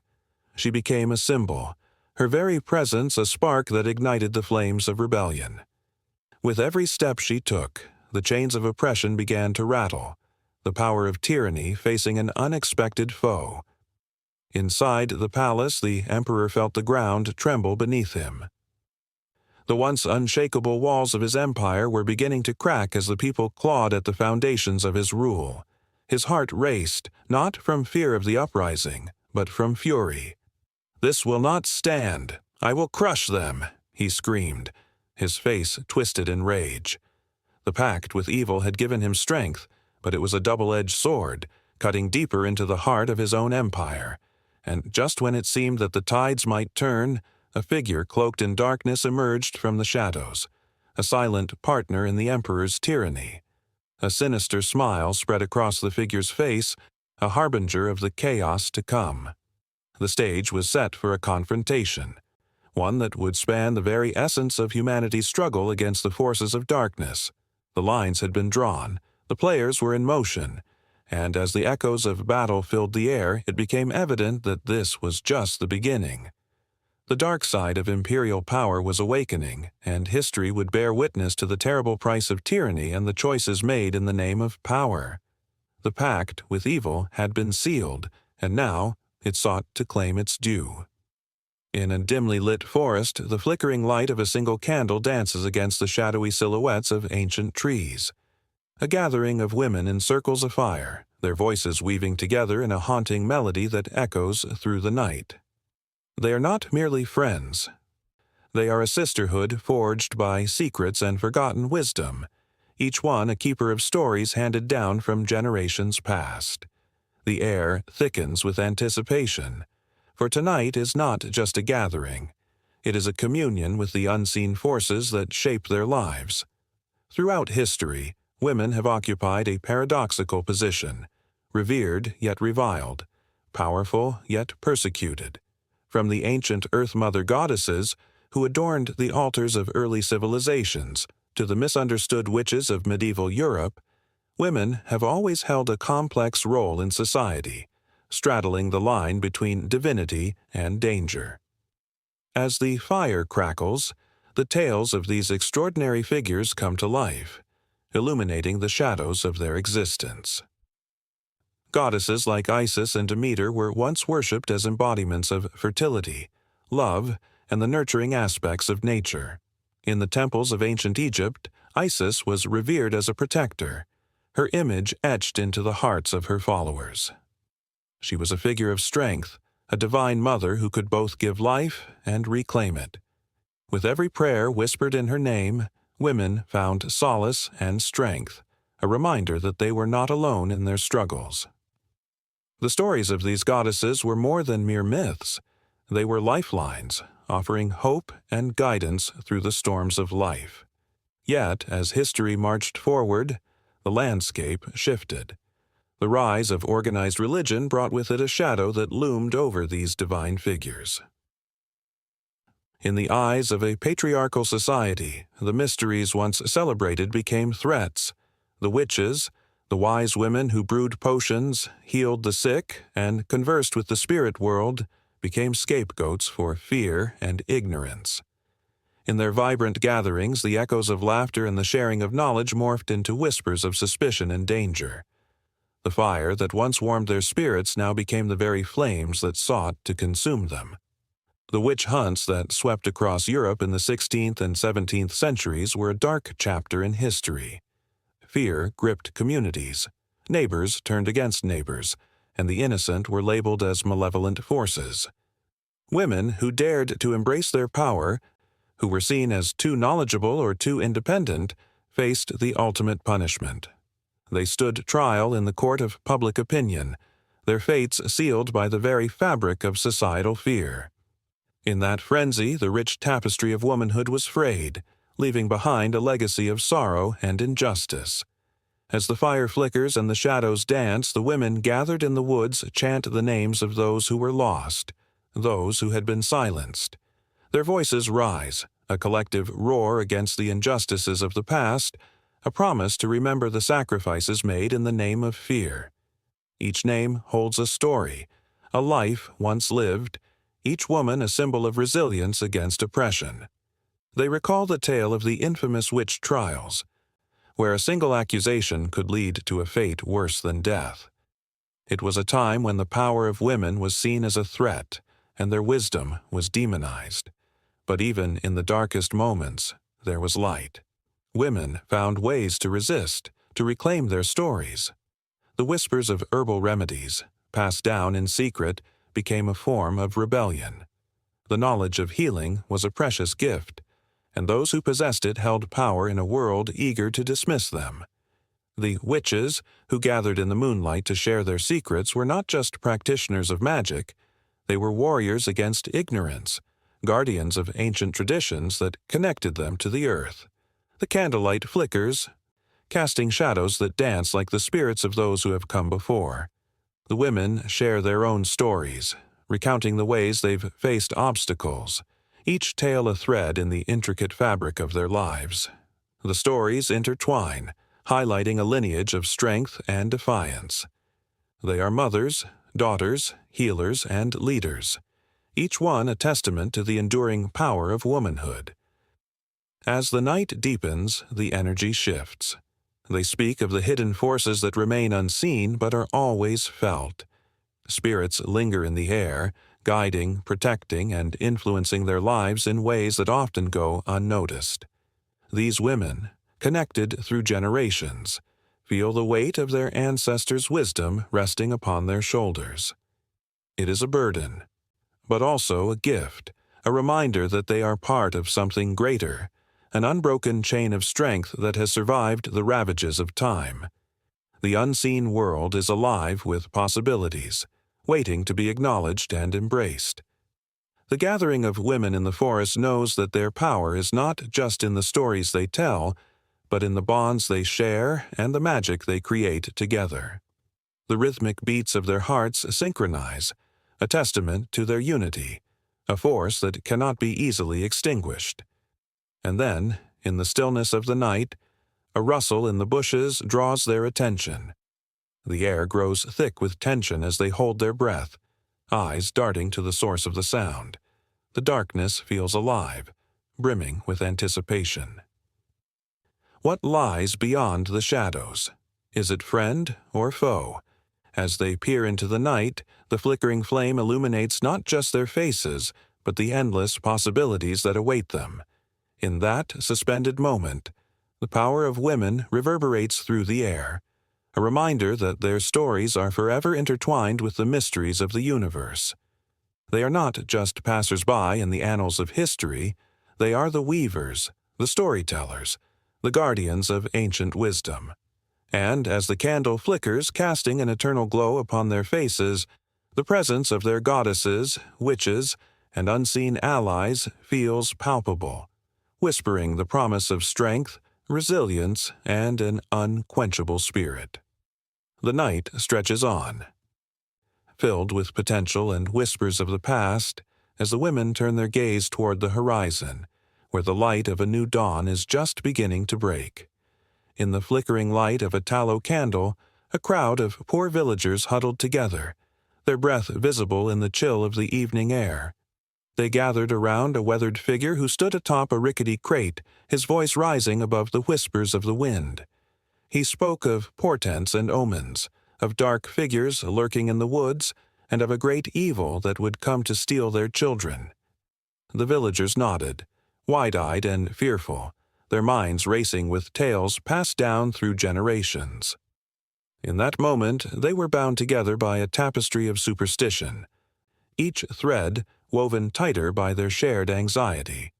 Meanwhile, in the grand halls of a nearby estate, the elite dined under opulent chandeliers, the laughter of the wealthy echoing around polished mahogany tables.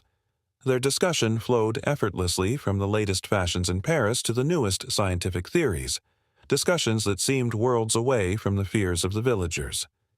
They raised their glasses, toasting to prosperity and progress, blissfully unaware of the lurking shadows that danced at the edges of their privileged lives.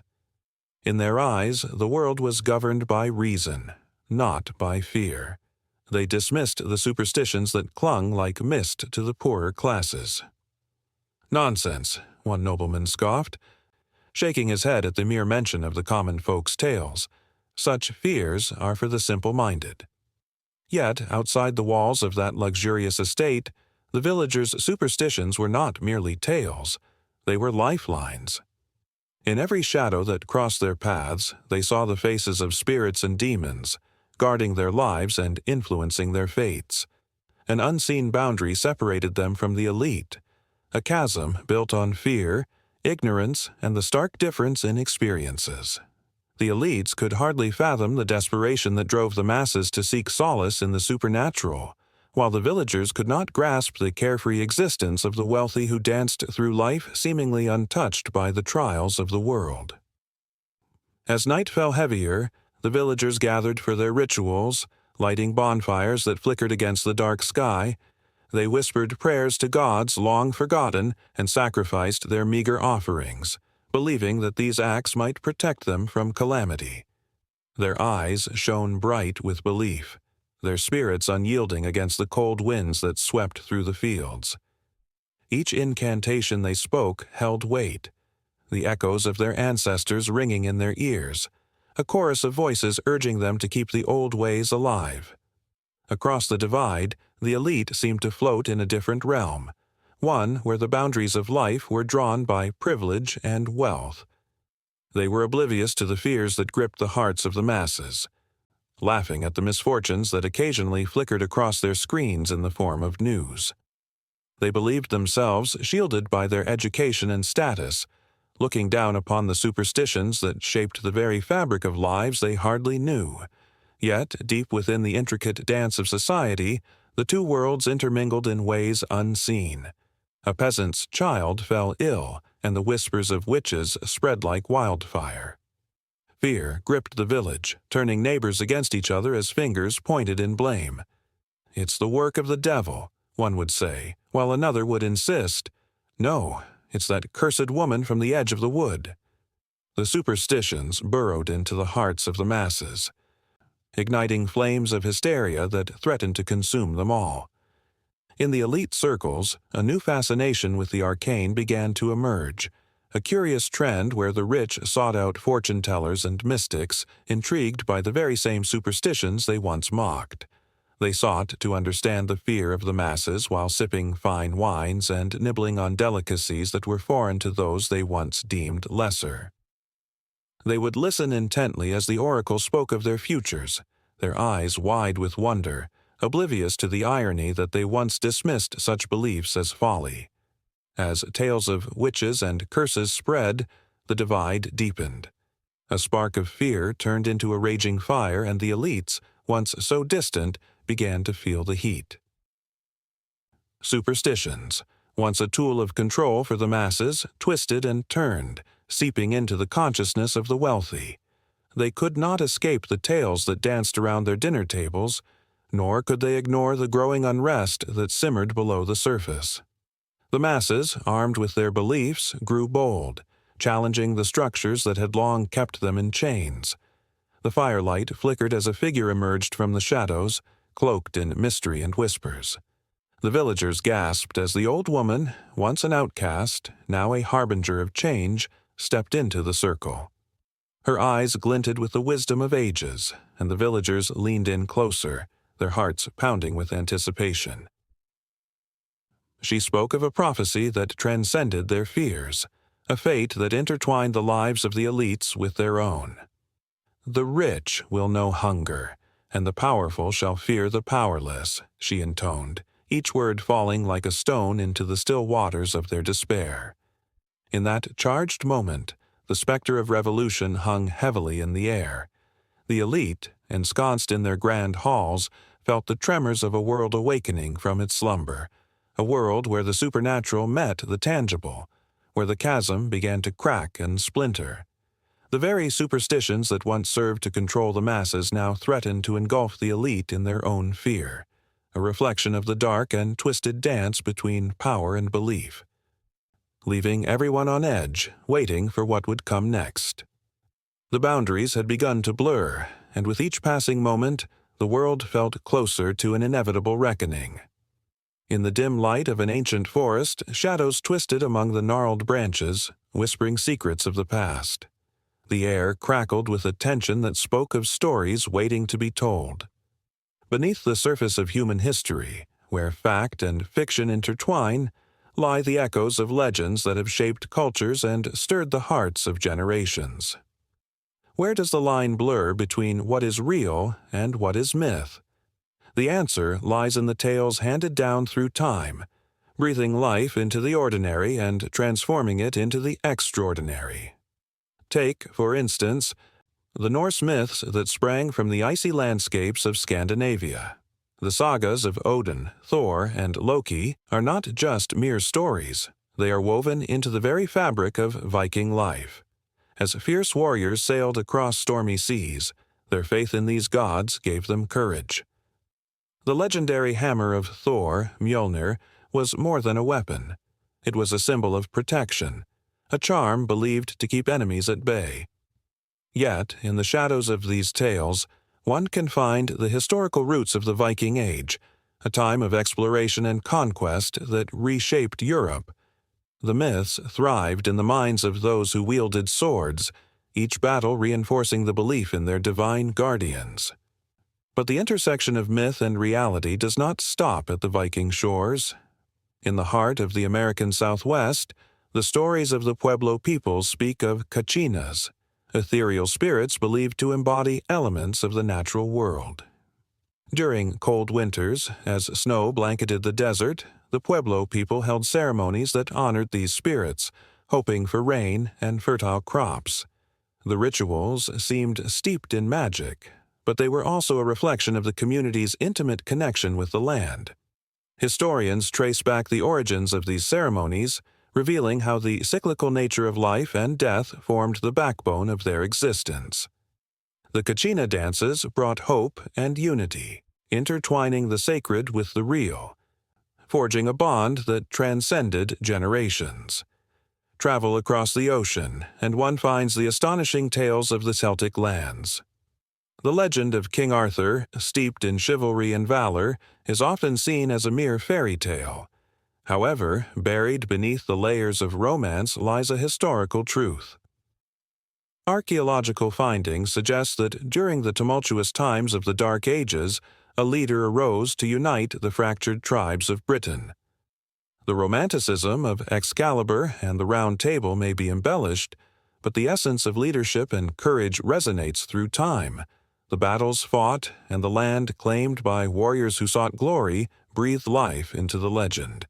Each retelling adds depth to the character of Arthur, blurring the line between the brave knight and the historical figure. Even in the vibrant streets of ancient Rome, where power and politics danced a deadly waltz, myths found their place. The tale of Romulus and Remus, twin brothers raised by a she-wolf, carries the weight of a city's origin. But as one peels back the layers, the narrative reveals a rich tapestry of tribal conflicts and the unification of the Italic peoples. The fierce rivalry, the bloodshed, and the eventual rise of a mighty empire were all rooted in the human experience. The myth persists, but it is grounded in the struggle for survival, a reflection of the ambitions that propelled a civilization into greatness, fueled by the dreams of those who came before. And who could forget about the African folklore that pulsates with life and wisdom?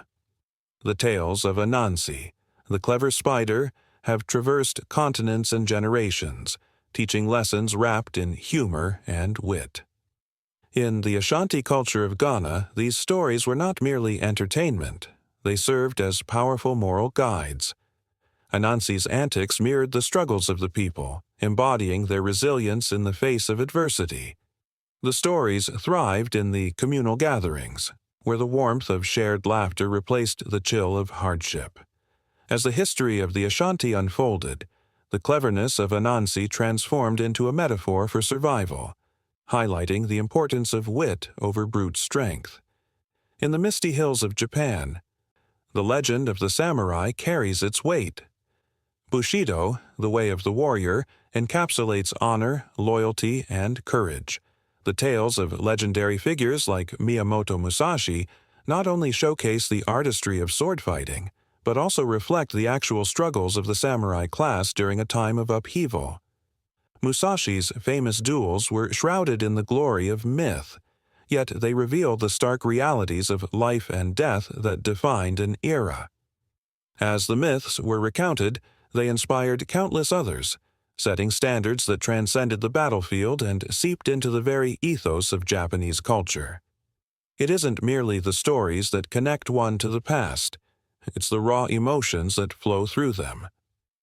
The dread of impending doom felt by the villagers awaiting the wrath of a dragon, the thrill of warriors charging into battle, the despair of a community facing drought. Each tale resonates with shared human experiences. Those emotions, rich and visceral, form the backbone of folklore. They give voice to the struggles and triumphs of humanity, intertwining historical facts with the imaginative spirit. As the echoes of these tales continue to reverberate through time, they remind us that history is not just a collection of dates and events, but an ever-evolving narrative shaped by the people who lived it. The myths that have emerged from the flames of reality are not mere fantasies. They are reflections of the lives lived, the battles fought, and the dreams cherished. They teach, caution, and inspire all who listen, beckoning us to remember that within every myth lies a kernel of truth, waiting to be uncovered. Just as the forest remained alive with the whispers of long-gone souls, so too does history breathe through the stories that connect us all, each thread woven into a grand tapestry that refuses to fade. In the quiet corners of old taverns, around crackling fires, the ballads of heroes and the cautionary tales of the past keep the spirit of those who lived on the precipice of myth and reality alive, forever intertwined in a dance that knows no end. The dim light flickered, casting ghostly shadows on the cold stone walls of an ancient chamber. Whispers, like the rustling of dry leaves, danced in the air, carrying secrets that had slumbered for centuries. Here, in this forgotten place, the Gnostics sought truths that eluded the ordinary eye, truths entwined with danger and the promise of enlightenment. A chill ran down the spine of any who dared imagine what lay within these walls, where knowledge was both a treasure and a curse. In the first few centuries after Christ, a wave of thought emerged, brimming with mystique. Gnostic movements erupted like wildflowers in the cracks of the overly structured religious landscape, bursting forth with fervent passion and a touch of rebellion. They believed in a hidden knowledge, a divine spark tucked away in the hearts of every individual. But this knowledge was not merely a path to enlightenment. It was a key to confronting the dark forces that loomed just beyond the veil of the material world. As the Gnostics gathered in secret enclaves, their rituals took on a sinister edge.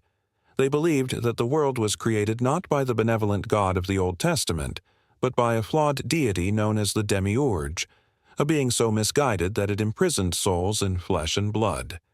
This idea ignited fear and fury, a fire that fueled their quest for liberation. They whispered tales of a higher God, one of pure light and goodness, but to reach this entity, they must first confront the demons that lurked in the shadows, guarding the gates of understanding. To the untrained eye, the gatherings resembled ordinary meetings, but the air buzzed with an electric charge. Participants, shrouded in hooded cloaks, chanted incantations that seemed to warp the very fabric of reality. Their eyes glinted with a mix of fear and exhilaration, for they were not just seekers. They were warriors in a battle against ignorance and darkness. As they shared the teachings of the Gnostic Gospels, narratives spun of wisdom and woe, Each word was a stepping stone toward liberation from the shackles of the material realm. In these gatherings, the figure of Sophia emerged, a luminous goddess of wisdom often depicted as a fallen angel. Her journey to reclaim her lost knowledge from the clutches of the demiurge became a poignant metaphor for every Gnostic's struggle. In the flickering candlelight, tales of her descent into chaos mesmerized the listeners. They could almost feel her pain, her longing, and the hope that flickered like a candle fighting against the wind. The Gnostics identified with her struggle, feeling the weight of their own entrapments in the flesh, yearning for that divine spark to ignite their souls. But the allure of knowledge came with a price. The further they delved into the mysteries, the greater the risk of awakening entities better left undisturbed. In the darkness, demons lurked, monstrous figures that fed on fear and doubt. Gnostic texts spoke of these creatures as manifestations of ignorance, obstacles that twisted the truth into something grotesque. The Gnostics knew they had to face these demons, for to ignore them was to remain enslaved by the material world, forever lost in the shadows. One member of this secret society, a young woman named Miriam, was particularly drawn to the thrill of their teachings. She felt the call of the divine whispering in her ear, pushing her to seek answers to questions she hadn't even known she had. Each night she returned to the chamber, her heart racing with anticipation and dread, eager to peel back the layers of reality. As she learned of the darkness that surrounded them, she felt a growing sense of urgency. There was a war waging, not just in the world outside, but within her soul. Miriam's turning point came one fateful night when the atmosphere turned electric with tension. The elder of the group, a wizened man with piercing eyes, spoke of the demons they had to confront. He recounted tales of those who had ventured too far into the chasms of knowledge, their minds unraveling under the weight of what they had uncovered. The group fell silent, the gravity of his words weighing heavily upon them. Miriam's heart raced, not out of fear, but exhilaration. She could feel the truth pulsating within her, begging to be released. As the elder continued his speech, a shadow flickered across the room. An ominous presence that sent chills down the spines of the gathered souls. He paused, looking over his shoulder as if sensing an unseen danger lurking just beyond the candlelight. The atmosphere shifted from tense to terrifying, and the flickering flames seemed to dim in response to the lurking menace. Then, amidst the whispers of the ancients, the ground beneath them trembled. An unearthly howl echoed through the chamber, a sound that chilled the blood in their veins. It was an invitation to confront the unknown, a challenge hurled at their feet. Would they rise against the dark forces that sought to silence their quest for knowledge, or would they succumb to fear and retreat into the shadows of ignorance? Miriam felt her spirit surge, a flame igniting within her, pushing her toward the precipice of her own understanding. With each heartbeat, the tension thickened, a palpable force that intertwined with the air they breathed. The line between reality and the supernatural blurred, and the Gnostics knew they stood at a crossroads. They could feel the eyes of the demons upon them, waiting, watching, hungry for despair. What would they choose? Would the pursuit of truth empower them, or would it expose them to the very darkness they sought to escape? In that moment, the secrets that had long been buried began to claw their way to the surface, screaming to be acknowledged. The shadows danced wildly, creeping closer as the Gnostics prepared to face their fears.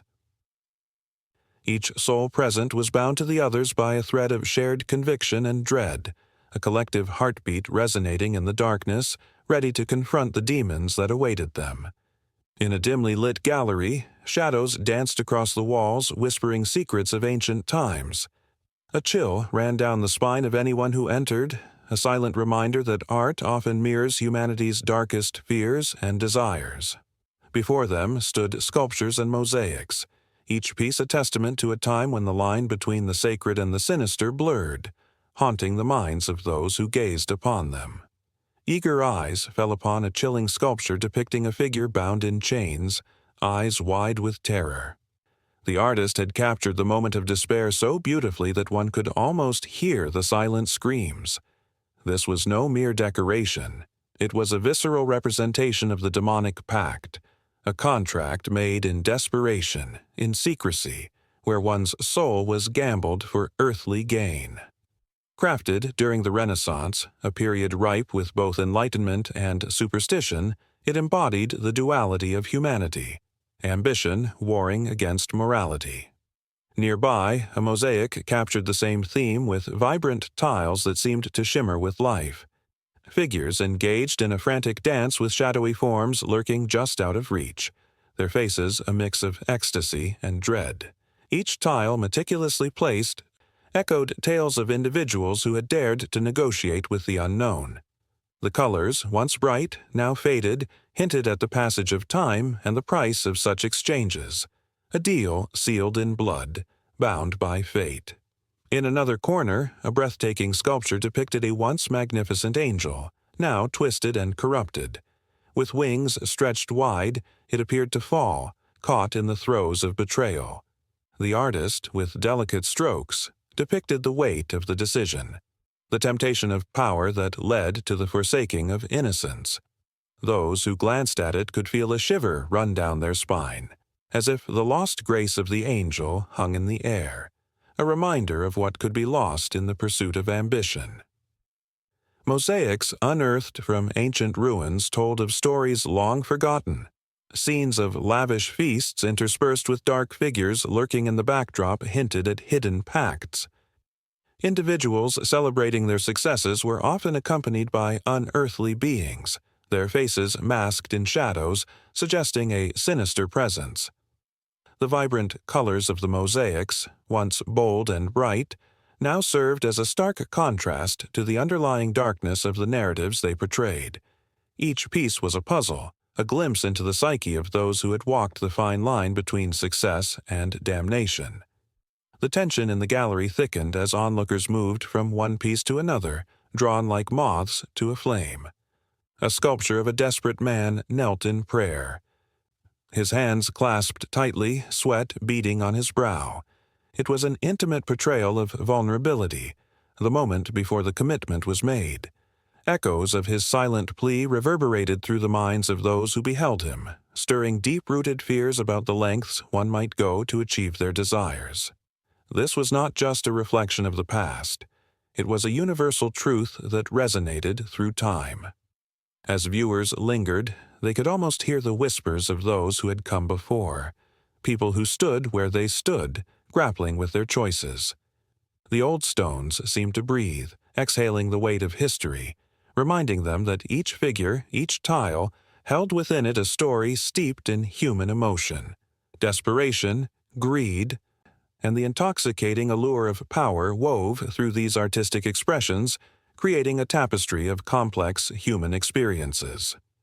In another mosaic, a striking figure with wild, flowing hair stood defiantly against the backdrop of chaos. Her eyes sparkled not with fear, but with a fierce, unyielding spirit. She was often interpreted as the face of defiance against the darkness, a reminder that even in the depths of despair, there could be strength. The contrast between her vibrant colors and the dull hues of the lurking shadows around her was striking.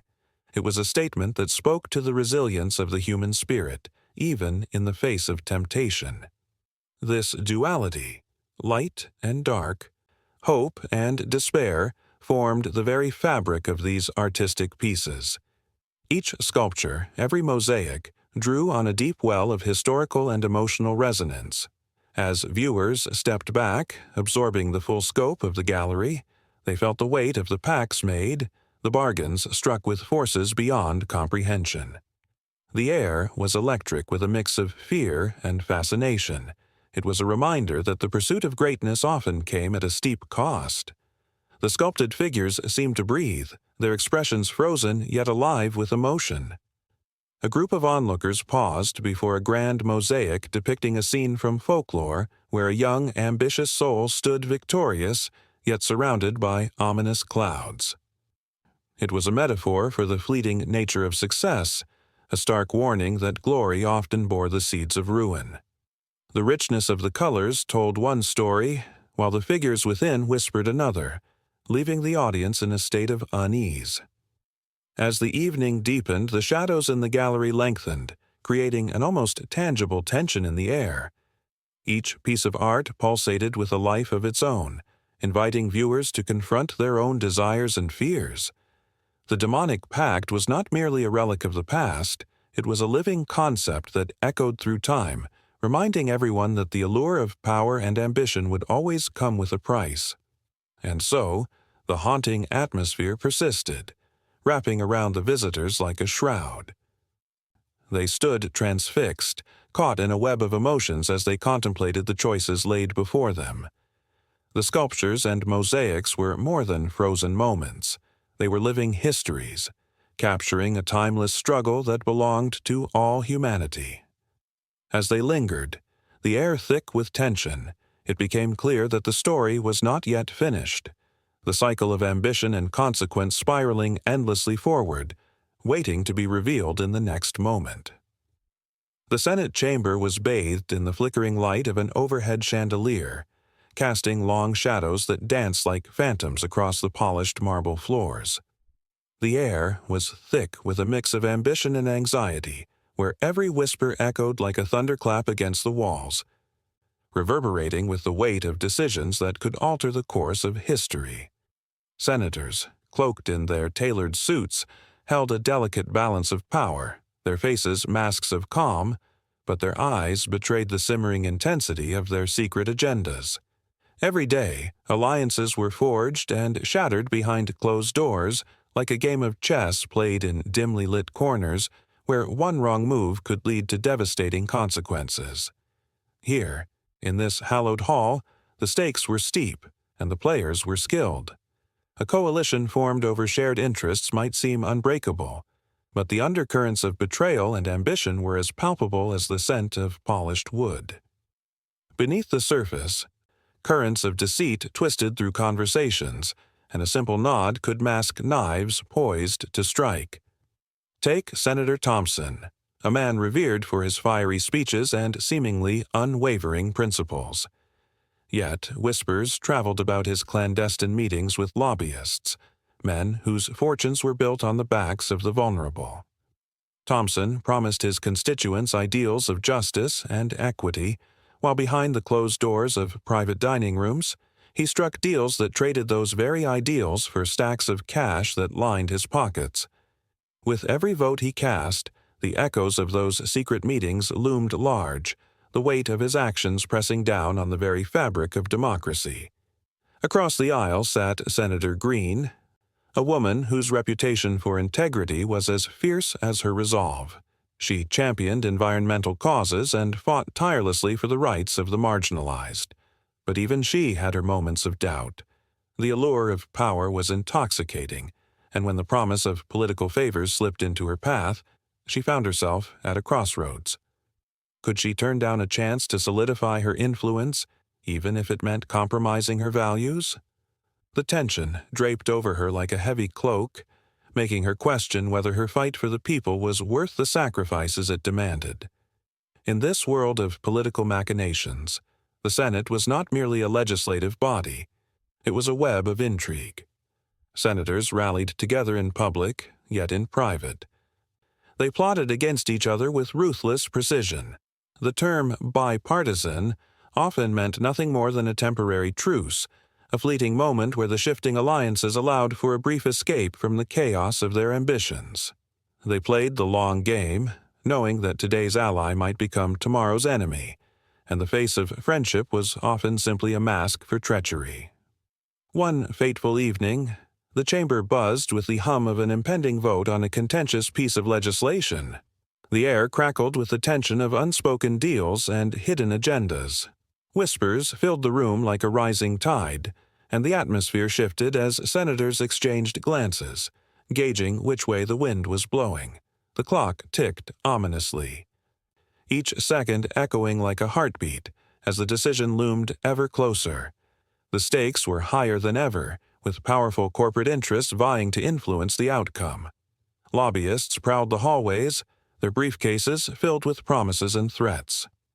They were the shadow players, orchestrating moves from the sidelines, their presence a constant reminder of the fragile dance between profit and principle. Would the senators succumb to the pressure or rise above the clamor?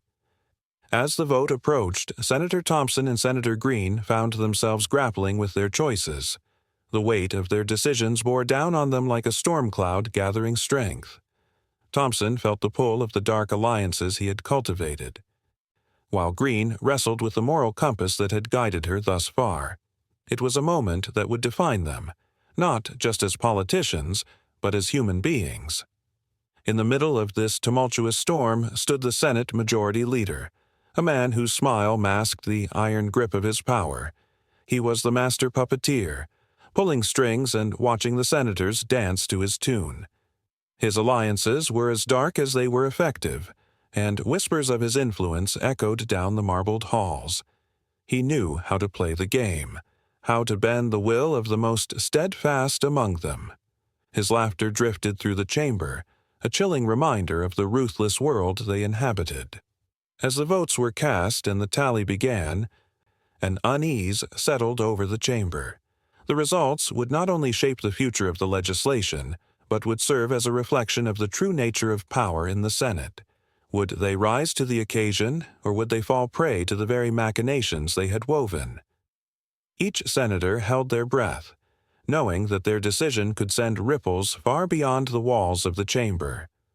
And so, the intricate dance of political machinations continued, with every senator caught in the web of their ambitions, their dreams, and their darkest fears.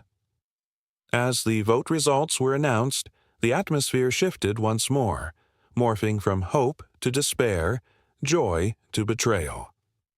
The echoes of that moment would resonate through the halls of history, leaving an indelible mark on the very essence of governance. What was happening was not just politics. It was a battle for the soul of a nation. The chamber filled with hushed gasps and murmurs. Faces turned pale or flushed with anger.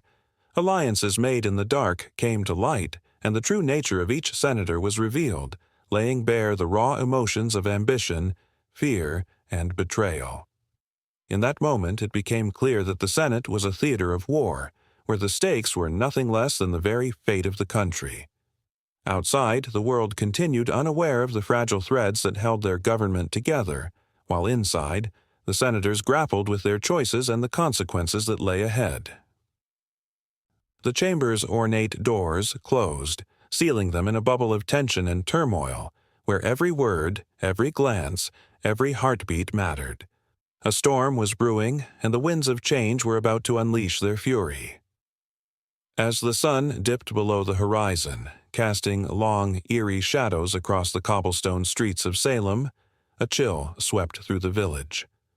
Windows creaked ominously, and the air thickened with a palpable tension, as if the very walls whispered secrets of dread. In this small community, where whispered accusations could ignite a wildfire of hysteria, fear of the unseen gripped each soul. Here, in this place, the specter of demonic beliefs loomed larger than life, casting a long shadow over reason and compassion. In the late 17th century, a cacophony of fear echoed throughout Europe and America as stories of witches and demons became the currency of power. The darker corners of human nature emerged, pride, jealousy, and vengeance wrapped in the guise of piety. People believed that demons roamed among them, whispering in their ears, urging them to commit unspeakable acts. This belief did not simply exist in the minds of a few, but swept through communities, infecting even the most rational thinkers. The fear of the devil became both a weapon and a shield, wielded by those who sought control over their neighbors. As the witch hunts escalated, the fervor of belief twisted the fabric of society. In villages, once harmonious, friendships crumbled under the weight of suspicion. Neighbors turned against each other, casting accusatory glances that pierced the heart. The tension was thick as a fog, choking the air. Fingers pointed, hearts raced, and lives shattered. A mere whisper could lead to a trial to a noose. Those who dared to question the existence of demons or the legitimacy of the accusations found themselves teetering on the edge of persecution. The burning stakes, once reserved for the damned, now threatened the innocent, as the chaos fed on itself. Through the fog of fear, a man named Cotton Mather rose, his voice echoing through the chambers of power. He preached about the devil's schemes, painting vivid images of darkness that set the hearts of many aflame. His sermons were filled with tales of possession and torment, tales that ignited the imaginations of the fearful. With each story, he solidified demonic belief as a tool for control, fostering an environment where the innocent could be sacrificed to maintain order. People flocked to him, desperate for salvation, but in their quest, they lost their grip on humanity.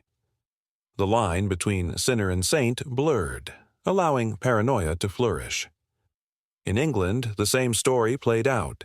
The infamous Matthew Hopkins, known as the Witch-Finder General, capitalized on the fear of witchcraft, transforming demonic beliefs into a lucrative business.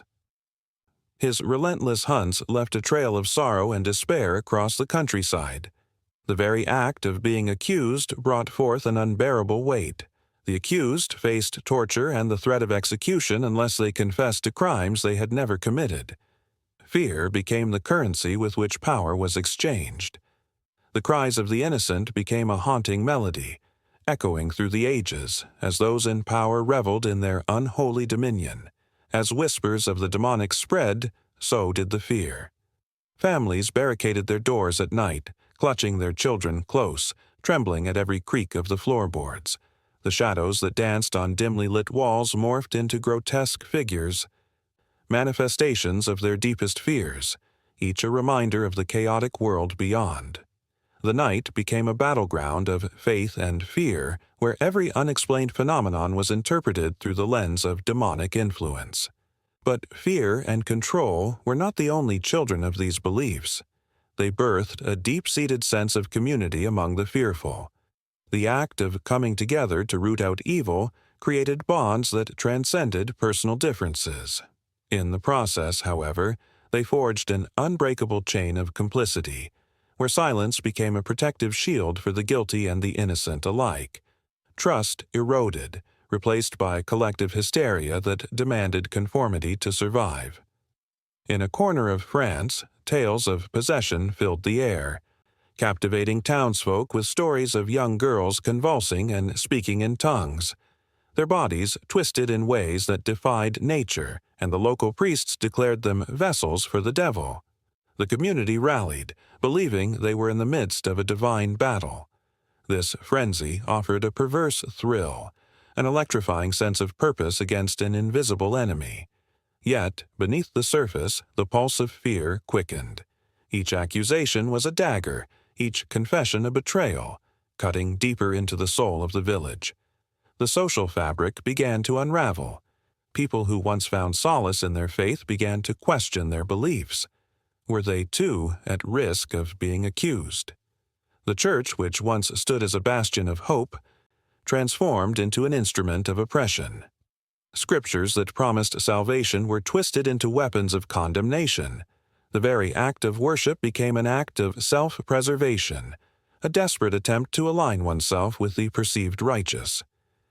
In this macabre theater of fear, the stage was set for betrayal. Mothers clutched their children, their hearts heavy with the weight of whispered fears. Fathers raised their voices in church, praying for deliverance from the unseen forces that tormented their households. The specter of the demonic became a part of their daily lives, lurking in the corners, waiting to ensnare the unwary. The air crackled with tension as the community danced on the edge of paranoia, with each person striving to prove their devotion while hiding their sins. Stories of demonic possession spread like wildfire, igniting imaginations and stoking the flames of fear. The cries of the possessed became a haunting lullaby that echoed through the streets. At times, the line between reality and hysteria blurred, the truth swallowed by the monstrous shadow of belief. Children played games of pretend, reenacting the very horrors that enveloped their village, while parents watched in horror and fascination, unable to break free from the grip of their own nightmares. It was a time when fear ruled the hearts of men, and the shadows of demons became an ever-present specter. The belief in the demonic intertwined with the very essence of life, controlling thoughts, actions, and ultimate fate. The world became a stage for the grand drama of fear, where every individual played their part, trapped in a never-ending cycle of suspicion and dread. And as the clock ticked forward, the echo of whispered fears promised that the monster lurking in the dark was only just beginning to awaken. The flickering candlelight cast eerie shadows across the damp stone walls of the ancient temple, where the scent of burning herbs mingled with the chill of the night air. A soft whisper filled the dimly lit chamber, the voice of a long-forgotten priestess weaving through the darkness. The dead are not gone. They linger, waiting for the call. The words seemed to pulse, alive with an unsettling energy that brought a shiver to the spine of anyone present, for they understood the gravity of what lay ahead. In a world where life and death coexisted in a delicate dance, necromancers held a powerful influence, their practices both revered and feared. They walked the tightrope between the living and the departed, their rituals steeped in shadowy mystery. Ancient scrolls, inscribed with arcane knowledge, spoke of summoning spirits, of calling forth the souls of the dead to seek guidance, vengeance, or simply a voice. The air was thick with tension as they prepared for the night's dark incantations. Throughout history, cultures have looked to the deceased not as mere memories, but as potential allies. In ancient Egypt, priests would perform elaborate funerary rites, preserving the body for an afterlife where the soul could roam freely. The Book of the Dead, a collection of spells, guided these souls through the perilous journey to the afterlife. The heart was weighed against a feather of truth, a chilling reminder that the actions of the living would echo long after the last breath was taken. Such beliefs painted a vivid portrait of existence beyond the grave, where every choice mattered. In the dense forests of the Celtic lands, Druids practiced their own form of necromancy, believing that the veil between life and death was thin. They gathered under the canopy of ancient oaks, where the whispers of ancestors would merge with the rustling leaves.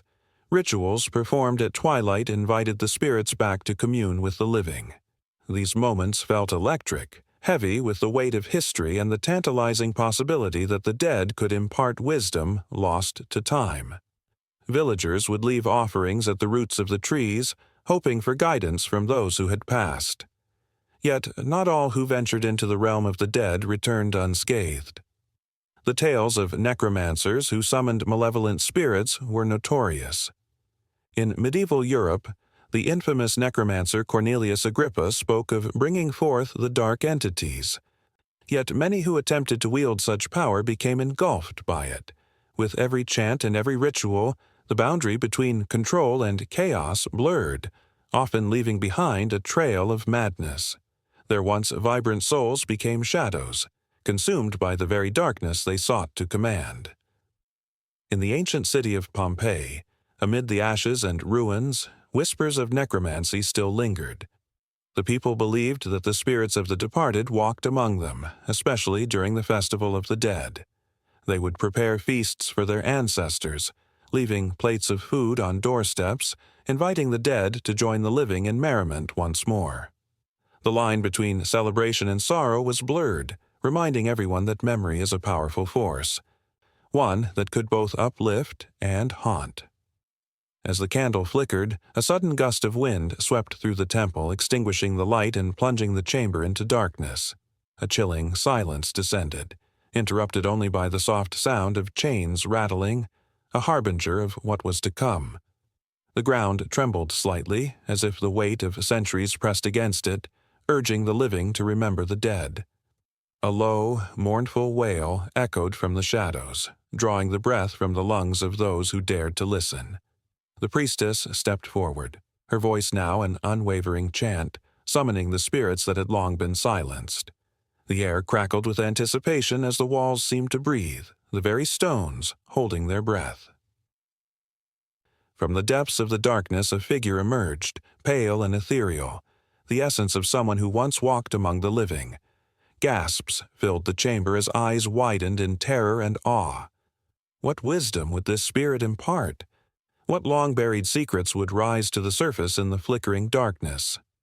Each necromancer had their own method, each steeped in tradition, yet all shared the same goal: to connect with the other side. The Aztecs, with their terrifying yet awe-inspiring rituals, believed that the dead could influence the living, guiding them in their decisions. They honored their ancestors through sacrifices, ensuring their passage to the next world was accompanied by reverence and purpose. It was a cycle of life, death, and rebirth that resonated through the ages, echoing in the hearts of those left behind. As the spirit turned, an expression of sorrow painted across its ghostly visage, it extended a hand as if trying to grasp something just out of reach. The priestess faltered, the weight of centuries hanging in the air. "What do you seek?" she implored, her voice trembling with both fear and respect. The specter opened its mouth, but no words emerged. Instead, a cold breeze swept through, carrying the scent of earth, decay, and the bittersweet essence of memories long lost. In that moment, the past and present collided, a vivid reminder that those who have departed are never truly gone. They linger in whispers and the rustle of leaves, in the silence that follows a thunderstorm. The living must face the echoes of their choices, the paths not taken, the words left unspoken. The temple became a fragile bridge, a meeting place of souls entwined by destiny.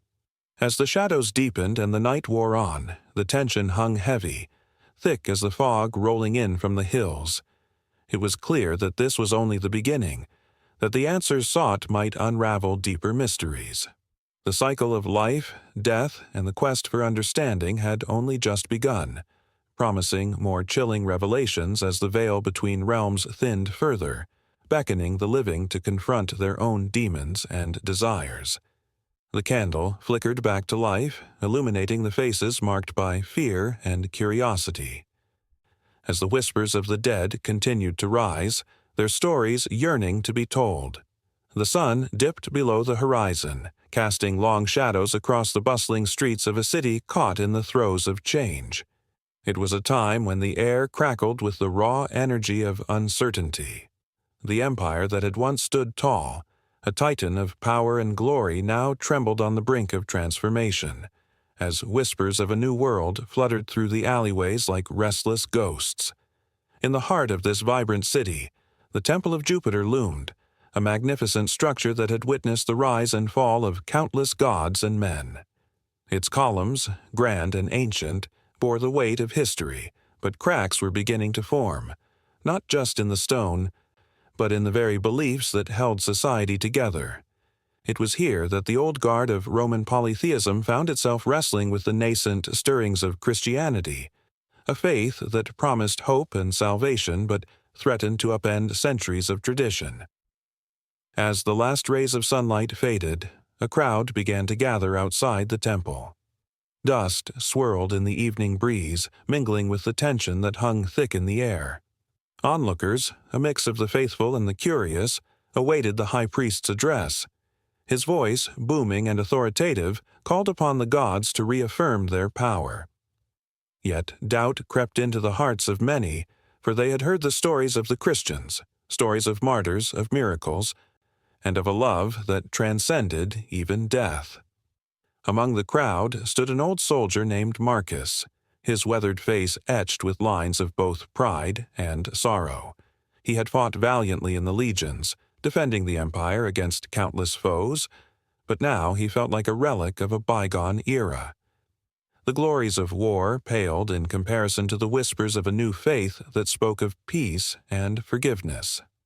As he listened to the priest's words, he felt a tug at his heart, a yearning for something deeper than the blood-soaked battlefields he had roamed. Nearby, a young woman named Livia watched with wide eyes, her heart racing at the thought of the unseen forces at play. She had been raised to honor the old gods, yet her soul was restless. In the solitude of night, she had heard the tales of a man named Jesus, whose teachings had sparked a fire within her spirit. What if the old ways were faltering, giving way to something brighter? The thought sent chills down her spine as she battled the fear of defying her family and community.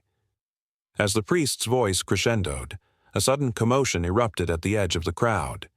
A group of Christians, their faces aglow with fervor, approached, unafraid, undeterred. They carried with them a banner that depicted the cross, a symbol that had become a beacon for those seeking redemption. Gasps rippled through the audience, a wave of shock and fear. Marcus instinctively reached for his sword, yet his hand trembled as he witnessed the courage in their eyes. "Come, follow us to the light," one of the Christians called out, the passion in her voice igniting a spark of rebellion in Livia's heart. She felt torn, pulled in two directions by the weight of tradition and the lure of something new. The crowd shifted, uncertainty clouding their minds, as the old and the new collided in a chaotic dance of faith and doubt. Marcus's heart raced as he watched the clash unfold. He could feel the ground beneath him tremble with the weight of history, as the empire he had fought for began to fracture like a delicate porcelain vase. The power that had once seemed eternal was now slipping through his fingers. He was not just a soldier of Rome. He was a witness to the very birth of a new age. In that moment, the sky darkened ominously, as if the heavens themselves were reflecting the turmoil below. Thunder rumbled in the distance, echoing the inner conflict brewing in the hearts of the people. It was a reminder that change, though frightening, was often accompanied by the fury of storms. Livia's heart raced faster still. She stepped forward, driven by an impulse she could not ignore. "What if there is a truth beyond this temple?" she called out, her voice rising above the din. Her words hung in the air like a fragile thread, waiting for someone to grasp onto them. Eyes turned towards her, a mixture of curiosity and disdain. The old gods were not easily cast aside, and the fear of retribution loomed large. As she stood her ground, the Christians moved closer, their presence a comforting balm against the raging storm of uncertainty that threatened to engulf her. "We are here to share love, not to fight," another voice chimed in, soft yet resolute. It was a stark contrast to the high priest's fiery rhetoric, a call for unity rather than division. The tension simmered, and for a fleeting moment, the fabric of time seemed to stretch in anticipation. Would the people choose the way of the old gods, steeped in tradition and sacrifice, or embrace the radical new faith that promised grace and acceptance? The air crackled with possibility and desperation. In that charged atmosphere, the past and the future collided. Marcus felt the weight of his sword, a reminder of what he had fought for and the changes he feared. As the clouds let loose a torrential downpour, the first drops of rain mingled with the sweat and tears of those gathered, blurring the lines between the old and the new. The cries of the faithful and the hopeful were drowned out by the storm, yet something extraordinary was brewing beneath the chaos, a shift in power and belief that would ripple through the ages. As the rain fell, washing away the dust of centuries, Livia took a deep breath. "I want to know more," she declared, her voice cutting through the sound of the downpour. With her heart racing, she stepped closer to the Christians, feeling an invisible pull toward the light they promised. And just like that, the world began to change. Slowly at first, but with a force that would reshape the very foundations of civilization. The thunder rolled on, heralding the dawn of a new era, as the old world crumbled and the new emerged from the shadows of doubt. The voices of the past faded, yet echoed in the hearts of those who dared to listen. In that moment of chaos, the seeds of transformation were sown, setting the stage for a future none could have foreseen. In the twilight of an ancient world, shadows danced against the fiery glow of a setting sun, their flickering forms whispering tales of gods and men, of the splendor and ruin that would shape destinies. The air was thick with anticipation, as if the very earth held its breath, waiting for the winds of change to sweep across empires. The East, with its grandeur and mystery, was stirring, ready to unleash a torrent of influence that would forever alter the sacred paths of worship. Persia, draped in the opulence of its vast empire, was a land where the sun seemed to rise from the depths of the soul. Towers of gold and marble reached for the heavens, reflecting a civilization that revered Zoroastrianism. Ahura Mazda, the wise lord, stood at the center of their beliefs, a beacon of light in a world often shadowed by chaos. The doctrines of good and evil danced like flames in the minds of its followers, igniting a fervor that was both profound and unsettling. As the Persian Empire stretched its formidable arms toward the Mediterranean, its influence seeped into the hearts of the people. The ancient sacred texts penned by Zoroaster spoke of duality, of the eternal struggle between Ahura Mazda and Angra Mainyu, the evil spirit. This cosmic battle resonated through the ages, captivating the imagination of nations far beyond Persian borders. It was not just a belief, it was an awakening, drawing the weary from their slumber into a realm of choice, goodness or darkness. Beyond Persia, in the sun-soaked sands of Egypt, the world glistened with the brilliance of 1,000 deities. Ra, the sun god, illuminated the lives of the people who looked to the sky with unwavering faith. The grandeur of the pyramids stood as a testament to a civilization that understood the divine as a force interwoven with the very fabric of existence. There was a beauty in their worship, a connection to the land, the water, and the cycles of life. The myths spun like intricate tapestries, each thread a story of creation, destruction, and rebirth. But it was during this time of divine worship that a new wave of belief began to rise, an amalgamation of cultures, a fusion of the sacred. As Persia and Egypt exchanged ideas through trade, war, and conquest, the lines separating their gods began to blur. A wave of syncretism swept across the ancient world, with new deities emerging from the mingling of traditions. One could almost hear the whispers of the past reverberating through the ages, as if the gods themselves were conspiring to reshape the landscape of faith. Serapis, a god born of this divine union, emerged as a symbol of hope and healing, bridging the gap between the Hellenistic and Egyptian worlds. Worshippers flocked to his temples, seeking solace and miracles, their hearts beating in unison with the pulse of this new deity. The influence of the East was undeniable, as rituals and offerings morphed into something new, something that transcended the boundaries of nationhood. Across the bustling marketplaces and sacred spaces, the echoes of Persian mysticism intertwined with Egyptian spirituality. The sacred fires that once flickered for Ahura Mazda now danced alongside offerings for Isis and Osiris. The ancient Egyptians, with their rich pantheon, began to embrace the ideas of immortality and divine judgment that had flourished in Persia. Mummification, once a sacred rite for their gods, now held a deeper meaning, intertwining with Zoroastrian beliefs of an afterlife that balanced light and darkness. In the shadows of these grand transformations, fear and hope collided. The rise of these new deities sparked fierce debates among the faithful. Would the ancient ways be forgotten, lost in the tide of progress? Or would they evolve, adapt, and expand, becoming something greater than anyone had ever dreamed? The temples, adorned with gold and carved stone, echoed with the voices of priests and followers alike, each one wrestling with the question of faith, identity, and the very essence of divinity. As the sun dipped lower, casting long shadows on the ground, the scene shifted. In the heart of an ancient city, a gathering thrummed with energy. Worshippers from all walks of life, farmers, merchants, scholars, came together in a shared space, their hearts pounding with collective yearning. They listened intently as a high priest spoke, his voice resonating like the call of a distant horn. He spoke of new beginnings, of gods who understood the struggles of mankind, of compassion and wisdom that transcended the barriers of culture. In that moment, the air became charged with possibility.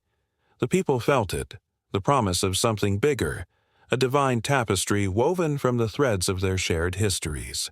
The influence of the East was not merely a wave crashing upon the shores of tradition, it was a gentle unfolding, a blossoming that invited all to partake in the sacred. The gods of old were not abandoned, they were reborn, infused with the richness of diverse beliefs, ready to embrace the hearts of a changing world. But as the moon rose high, illuminating the night sky, uncertainty lingered like a haunting melody. Would the new deities bring peace, or would they ignite conflict among those who clung fiercely to the past? The question loomed heavy, casting a shadow over the gatherings. Each temple became a battleground of ideas, a sanctuary of hope, and a crucible for fear. The faithful prayed, their voices rising like smoke to the stars, pleading for guidance in a world that felt both familiar and foreign. In the midst of this turmoil, the stories of ancient gods blended into vibrant legends. New tales emerged, echoing through the ages, igniting imaginations and stirring souls. The pantheon expanded, and soon everyone believed that the deities walked among them, guiding their steps, weaving their fates. Tales of victory and loss, of love and betrayal. Echoed in the chambers of temples, each story a thread in the fabric of new belief. And as the world turned, one truth emerged. The influence of the East was not a fleeting moment in time, but a tide that would shape the destinies of nations and the hearts of individuals. The sun rose and set, illuminating the path of faith that would lead them into an uncertain yet exhilarating future. In the hearts of the faithful, the pulse of life quickened, and the eternal question lingered. What would the next chapter hold? The sun hung low over the Colosseum, casting long shadows that danced ominously across the ancient stone. The air was thick with anticipation, a nervous energy coiling in the crowd as thousands of spectators packed the stands, their voices a cacophony of excitement and dread. Today, blood would spill. Today, heroes would rise or fall in the arena of death. Gladiators, the warriors of the sand, were not merely entertainers. They were symbols of a darker undercurrent coursing through the veins of Rome, a reflection of society's deepest fears and desires. Among them was Marcus, a towering figure with muscles rippling like the waves of the Tiber River. He had fought relentlessly in the arena, earning the respect of the crowd and the envy of his fellow gladiators. His body was marked with scars, each one telling a story of survival, of battles won and lost. But beneath the surface of that hardened exterior lay a man torn between the thrill of the fight and the heavy weight of his fate. As the roar of the crowd crescendoed, Marcus felt a familiar pang in his chest. It was a mix of adrenaline and dread. He was not just a fighter, but a pawn in a game played by the wealthy elite who watched from their marble seats. They cheered and jeered, their pleasure derived from the spectacle of violence while he fought for his life. The truth was brutal. For every cheer he received, there were countless whispers of death looming just outside the arena. Across the sand stood his opponent, a fierce barbarian with wild hair and a gaze that seemed to pierce through armor and flesh alike. The crowd buzzed like hornets, hungry for blood and glory.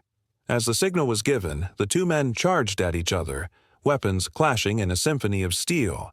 Each strike was not just an act of combat, but an echo of the fears that gripped the Roman populace. Would they see the glory of victory or the horror of defeat?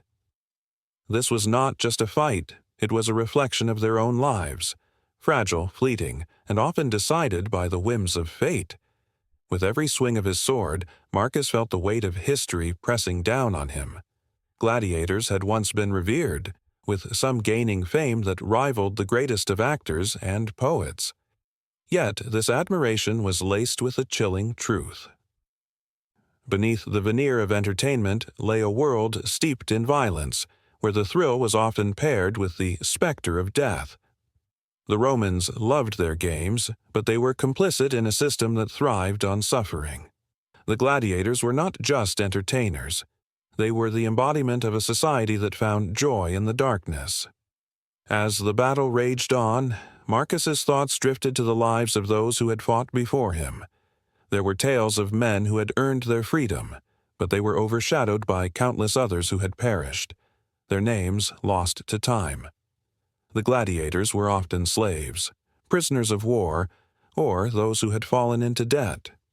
The arena was their prison, and each fight was a reminder of their shackles. For every cheer that erupted from the crowd, there was a silent plea, a desperate hope that perhaps this fight would not be their last. The clang of metal and the cries of anguish filled the air as Marcus found an opening. He lunged forward, delivering a blow that sent his opponent to the ground, the roar of the audience reaching a fever pitch. But as he stood over the fallen warrior, sword raised, something within him faltered. He looked into the eyes of his opponent, not just a foe, but a man, just like him. A flicker of humanity passed between them, a shared understanding of the brutality that bound them both to this brutal fate. The decision hung heavy in the air, one that could change everything. The crowd's shouts for blood rang in his ears, drowning out the voice of his conscience. In that split second, he realized that the role of the gladiator was a double-edged sword. They were both entertainers and agents of darkness, caught in a web spun by a society that craved bloodlust to forget its own struggles. With a sudden, visceral clarity, Marcus lowered his weapon. The crowd gasped, a shudder running through the stands. He could feel the eyes of the elite boring into him, judging him, their excitement morphing into rage. He had the power to defy the expectations, to reject the role that had been forced upon him. In that moment, he became more than a gladiator. He became a symbol of resistance against the very system that sought to define him. But the consequences of his defiance were swift. The emperor's voice boomed over the chaos, demanding order, demanding obedience. A wave of tension rolled through the arena as Marcus felt the weight of the world pressing down on him. He was no longer just fighting for survival. He was fighting for dignity, for the right to choose his own fate. The barbarian, still on the ground, looked up with a mixture of respect and confusion, mirroring the complexity of their lives. Before resolution could find its place, the chaos erupted. Guards rushed in, swords drawn, sensing the rebellion brewing within the sands of the Colosseum. The crowd, once united in bloodlust, now found itself divided. Whispers of dissent began to ripple through the stands, as spectators grappled with the uncomfortable truth of their entertainment. In that instant, the arena transformed from a stage of glory to a battleground of ideals, where every gladiator stood not just as a warrior, but as a beacon of hope or a harbinger of despair. Fists clenched and hearts racing, the spectators were no longer mere onlookers. They became participants in a moment that would echo through history. Marcus, caught in the whirlwind of emotions, felt a surge of purpose. He had become a voice for the voiceless, a flicker of light in a darkened world. The struggle between entertainment and the shadowy depths of human nature lay bare before them, and the arena was no longer just a place of bloodshed. It was a crucible of change. As the tension mounted and the battle lines blurred, the future of the gladiators hung in the balance, a pendulum swinging between the allure of the arena and the heavy cost of entertainment. The air vibrated with possibilities, a haunting reminder that even in the darkest corners of history, the flicker of humanity could ignite a blaze of reckoning, forever altering the course of time. The clash of swords and the cries of the crowd would merely be the beginning, a prelude to a far greater struggle that awaited just beyond the horizon. The sun hung low in the blood-red sky, casting long shadows over the crumbling remains of what was once a glorious empire. It was a scene ripe with the grief of a civilization teetering on the brink of oblivion. The streets of Rome echoed with the whispers of ghosts, voices of senators, merchants, and common folk who once proudly roamed the bustling squares. Now the air was thick with despair, heavy as the dust that settled on the cracked marble and shattered stone. Decayed walls bore witness to the relentless march of time, while the scent of decay clung to the air like a shroud. The heart of the Western Roman Empire was not merely fading, it was rotting from within. All around, the specter of corruption loomed large, an insidious force creeping through the veins of the city, threatening to bring it to its knees. The once mighty legions, symbols of strength and order, now languished in the shadows, their resolve weakened by the weight of betrayal and greed. In the Senate, factions squabbled endlessly, their voices rising to a fever pitch. Senators, once esteemed statesmen, now resembled wild animals fighting over a carcass. Each one sought to seize whatever power they could grasp, scrambling to fill their pockets while the empire they claimed to serve crumbled around them. The promise of a golden age had turned into a mirage, shimmering just out of reach, taunting those desperate enough to pursue it. Beyond the marble columns, the city was besieged by more than just the whispers of greed. Outside, the distant sound of battle drums reverberated through the streets. Barbarians pressed against the borders, their war cries echoing like thunder across the sky. The once feared Roman legions, now fragmented and demoralized, struggled to mount a defense. They were not just men in armor, they were broken souls, haunted by visions of glory that had long since faded into nightmares. Families cowered in their homes, clutching their children to their chests, praying for safety as they listened to the chaos outside. Mothers wept silently, their tears a silent tribute to their lost hopes. The streets, once vibrant with laughter and life, now lay silent, a graveyard for dreams that had gone unfulfilled. The laughter of children was replaced by the sounds of despair, the echoes of a once great civilization fading into the night. In the heart of this turmoil stood a young boy, Lucius, no more than 10 years old. With wide eyes and trembling hands he gazed upon the shattered remnants of his world. He had heard the tales of Rome's splendor, stories told by his grandfather beside the flickering glow of the fire. But those tales felt like distant stars, fading, unreachable and lost in the darkness of impending doom. Lucius could feel the heaviness in the air, a chilling omen that sent shivers down his spine. As darkness descended, shadows danced menacingly in the flickering torchlight. The boy crept through the narrow streets, heart racing, a feeling of dread coiling around him like a serpent. The cries of the dying echoed in his ears, weaving a tapestry of terror that threatened to engulf him whole. He wandered into a deserted forum, an echo of what it once had been, now merely a ghostly shell. The statues, proud and defiant, stood like sentinels over a forgotten world, their features eroded by time and neglect. "Look at them," whispered a voice, haunting and soft, as if carried by the wind. Lucius turned but saw no one. He was utterly alone, yet the weight of the past pressed down on him, urging him to listen. They were once the pride of Rome. Now they are nothing but memories, lost among the rubble. His heart pounded like a war drum. The phantom voice filled him with dread but also a strange sense of purpose. He felt compelled to understand the pain that lingered in the air, the sorrow that would not let him go. The stories of valor, of heroes and gods had danced through his imagination, but now they felt like a cruel joke. How could such grandeur give way to such ruin? Suddenly, the ground shook beneath his feet. The boy stumbled, his heart racing as dust fell from above, a reminder of the fragility of his world. Just then, a group of ragged soldiers stumbled into the forum, their bodies worn, faces gaunt with hunger and despair. They wore the tattered remnants of armor, eyes hollow yet filled with a flicker of defiance. "Stand tall, brothers," one shouted, his voice cracking yet resolute. "We are not finished yet. The Empire still breathes, even if it gasps for air." There was a fleeting moment of hope, but it was quickly swept away by the shadows looming at the edge of the darkness. Lucius felt a strange kinship with these men, their struggle echoing in his own heart. But as the soldiers rallied, Lucius could sense the deep-seated fear that gripped them. They were fighting not just for the empire, but for their very souls. With a swift motion, the leader raised his sword to the heavens, calling upon the gods for strength. The boy watched, captivated by the raw emotion that radiated from this man, a blend of desperation and defiance. But even as the soldier cried out, Lucius could see the flickers of doubt flashing behind his downcast eyes, a warning of the impending storm that would surely come crashing down upon them.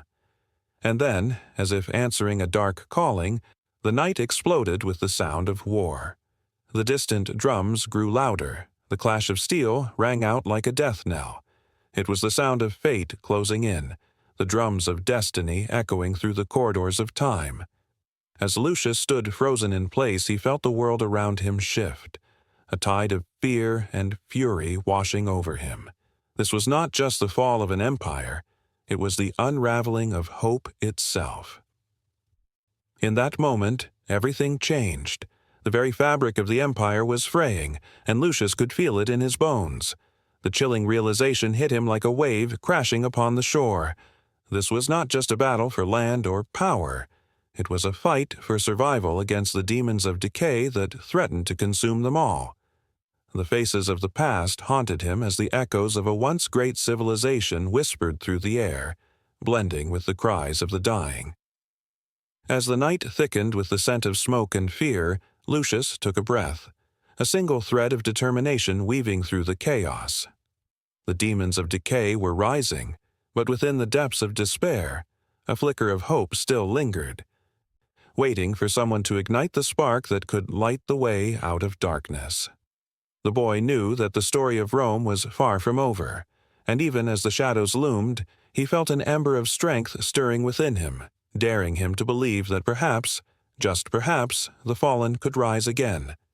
The air was thick with anticipation, a palpable energy humming in the streets of ancient Rome, where the mighty Colosseum stood guard over a city teeming with both triumph and turmoil. On this particular day, the sun cast its golden rays down upon the Forum, illuminating the faces of the citizens who whispered and debated fervently.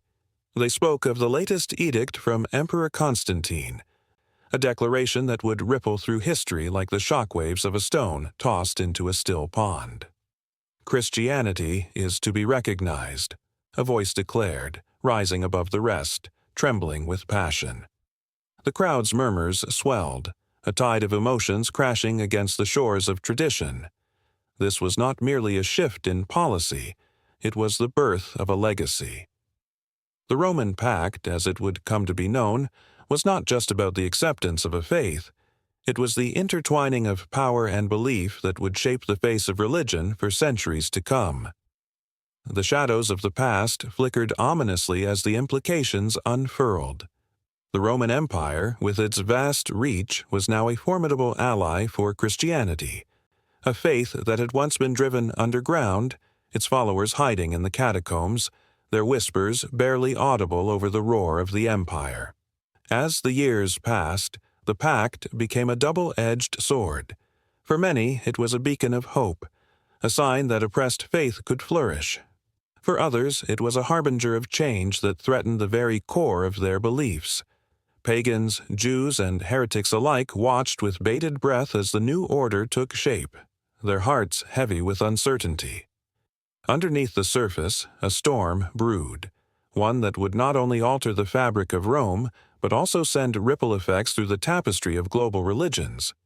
When Constantine's edict emerged, it was like a thunderclap on a clear day, echoing through the marble halls of power. The emperor envisioned a unified empire under one faith, a dream that dazzled and terrified in equal measure. Local temples began to crumble, their stones repurposed for grand cathedrals that thrust skyward in a bid for divine attention. The early Christians, once persecuted, now found themselves in positions of influence, their zeal igniting a fervor that spread like wildfire. But within this new light lay shadows, doubt, conflict, and the fierce struggle for dominance over the hearts of the people.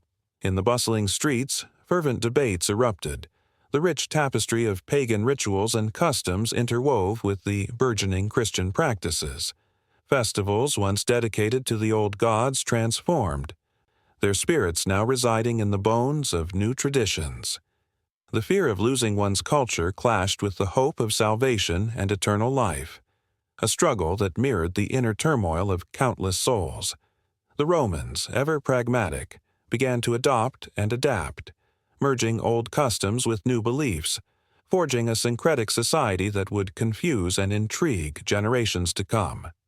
Rituals that once celebrated the harvest in honor of Ceres now included prayers to the Christian God, a seamless blending of faiths that left many questioning where their true loyalties lay. The old gods, with their familiar faces and tales, began to fade, but their essence lingered, haunting the minds of those who clung to past glories. The legacy of the Roman Pact was not just in its acceptance of Christianity. It was a profound disruption of the sacred order, a transformation that left a gaping wound in the heart of Rome. In the shadows, the Council of Nicaea convened, a scene charged with tension as bishops and theologians gathered to discuss and define the very nature of Christ. The stakes were high, doctrines were forged, heresies silenced, and the path to orthodoxy set. The decisions made in that hall rippled outwards, shaping doctrines that would become inviolable truths for many, while others fell into the abyss of heresy. The debates raged, voices rising and falling like the tides, echoing the conflicts that would continue for centuries. With every passing year, the Roman Pact solidified the Church's influence, intertwining it with the very governance of the empire. The emperors, once the divine representatives of the old pantheon, began to see the benefit of aligning themselves with this new religion. Legislation that favored Christianity took root, and the once vibrant temples of the old gods stood as mere echoes of a bygone era. The empire became a crucible where the new faith had to prove its worth, where loyalty would be demanded not just in belief but in action. But beneath the surface, unrest simmered. The faithful were divided, struggling to reconcile the teachings of Christ with the political machinations of empire. Sects emerged, each interpreting the sacred texts in ways that ignited passion and conflict. The Christological debates intensified, and schisms began to form, each claiming the true path to salvation. The legacy of the Roman Pact was one of unity forced upon a divided people, a legacy fraught with struggle and contradiction. As the years turned into decades and then centuries, the legacy grew and transformed. From the ashes of the Roman Empire arose a new world of faiths, each claiming the mantle of truth, each shaped by the foundational moments that the pact had ignited. In the far reaches of Europe, the seeds of Christianity took root, intertwining with local customs and beliefs, spawning new religions that would spread like wildfire across the continent. The echoes of that original decree resonated in the hearts of millions, shaping destinies and redefining identities. In every corner of the world, the influence of the Roman Pact could be felt. From the ornate cathedrals that pierced the skies of medieval cities to the Stoic monastic orders preserving sacred texts, the legacy became a guiding star for countless souls seeking meaning. Yet, with this rise came resistance. The faithful of various traditions sought to reclaim their identities, to assert their beliefs against the encroaching tide of a single faith. The dance of power and belief became a global phenomenon, a tapestry woven from the threads of many cultures, each contributing to the vibrant story of humanity's search for the divine. The air crackled with tension as the ancient echoes of the past merged with the aspirations of the future, leaving an indelible mark on the soul of civilization. The legacy was far from settled. It was a living, breathing entity, evolving in response to the struggles of humanity. The Roman Pact, this monumental turning point, would continue to shape the landscape of faith, weaving itself into the fabric of cultures and societies across the globe, a testament to the power of belief and the complexity of human connection. And in the hearts of those who dare to confront their own faith, the legacy lives on, a reminder of the fragile yet enduring nature of belief. as a chill swept through the narrow streets of Constantinople. The flickering light from torches painted shadows on ancient stone walls, whispering the stories of 1,000 years. The city, with its grand domes and soaring minarets, stood as a testament to resilience. Its heartbeat echoed the clash of empires, each pulse wrapping history in layers of complexity and beauty. Here, the Byzantine Empire flourished, a spectral guardian of knowledge, art, and faith. But beneath the surface of this magnificent facade lay a question that gnawed at the very soul of its existence.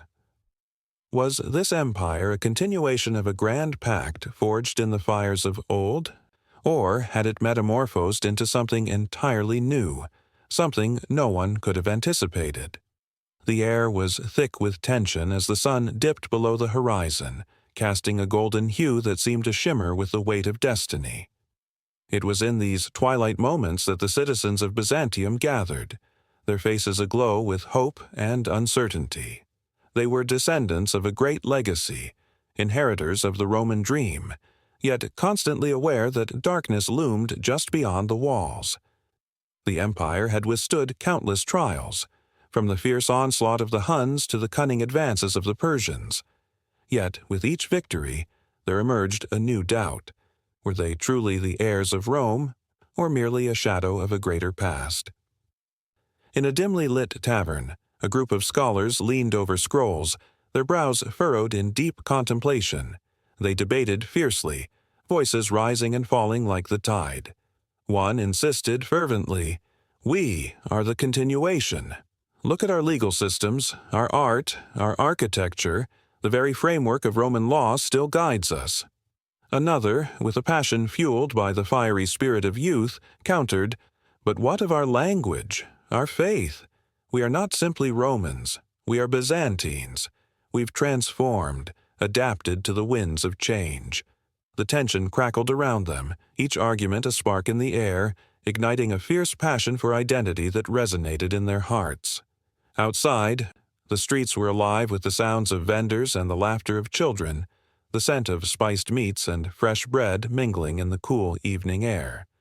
Yet, even as life bustled around them, shadows loomed.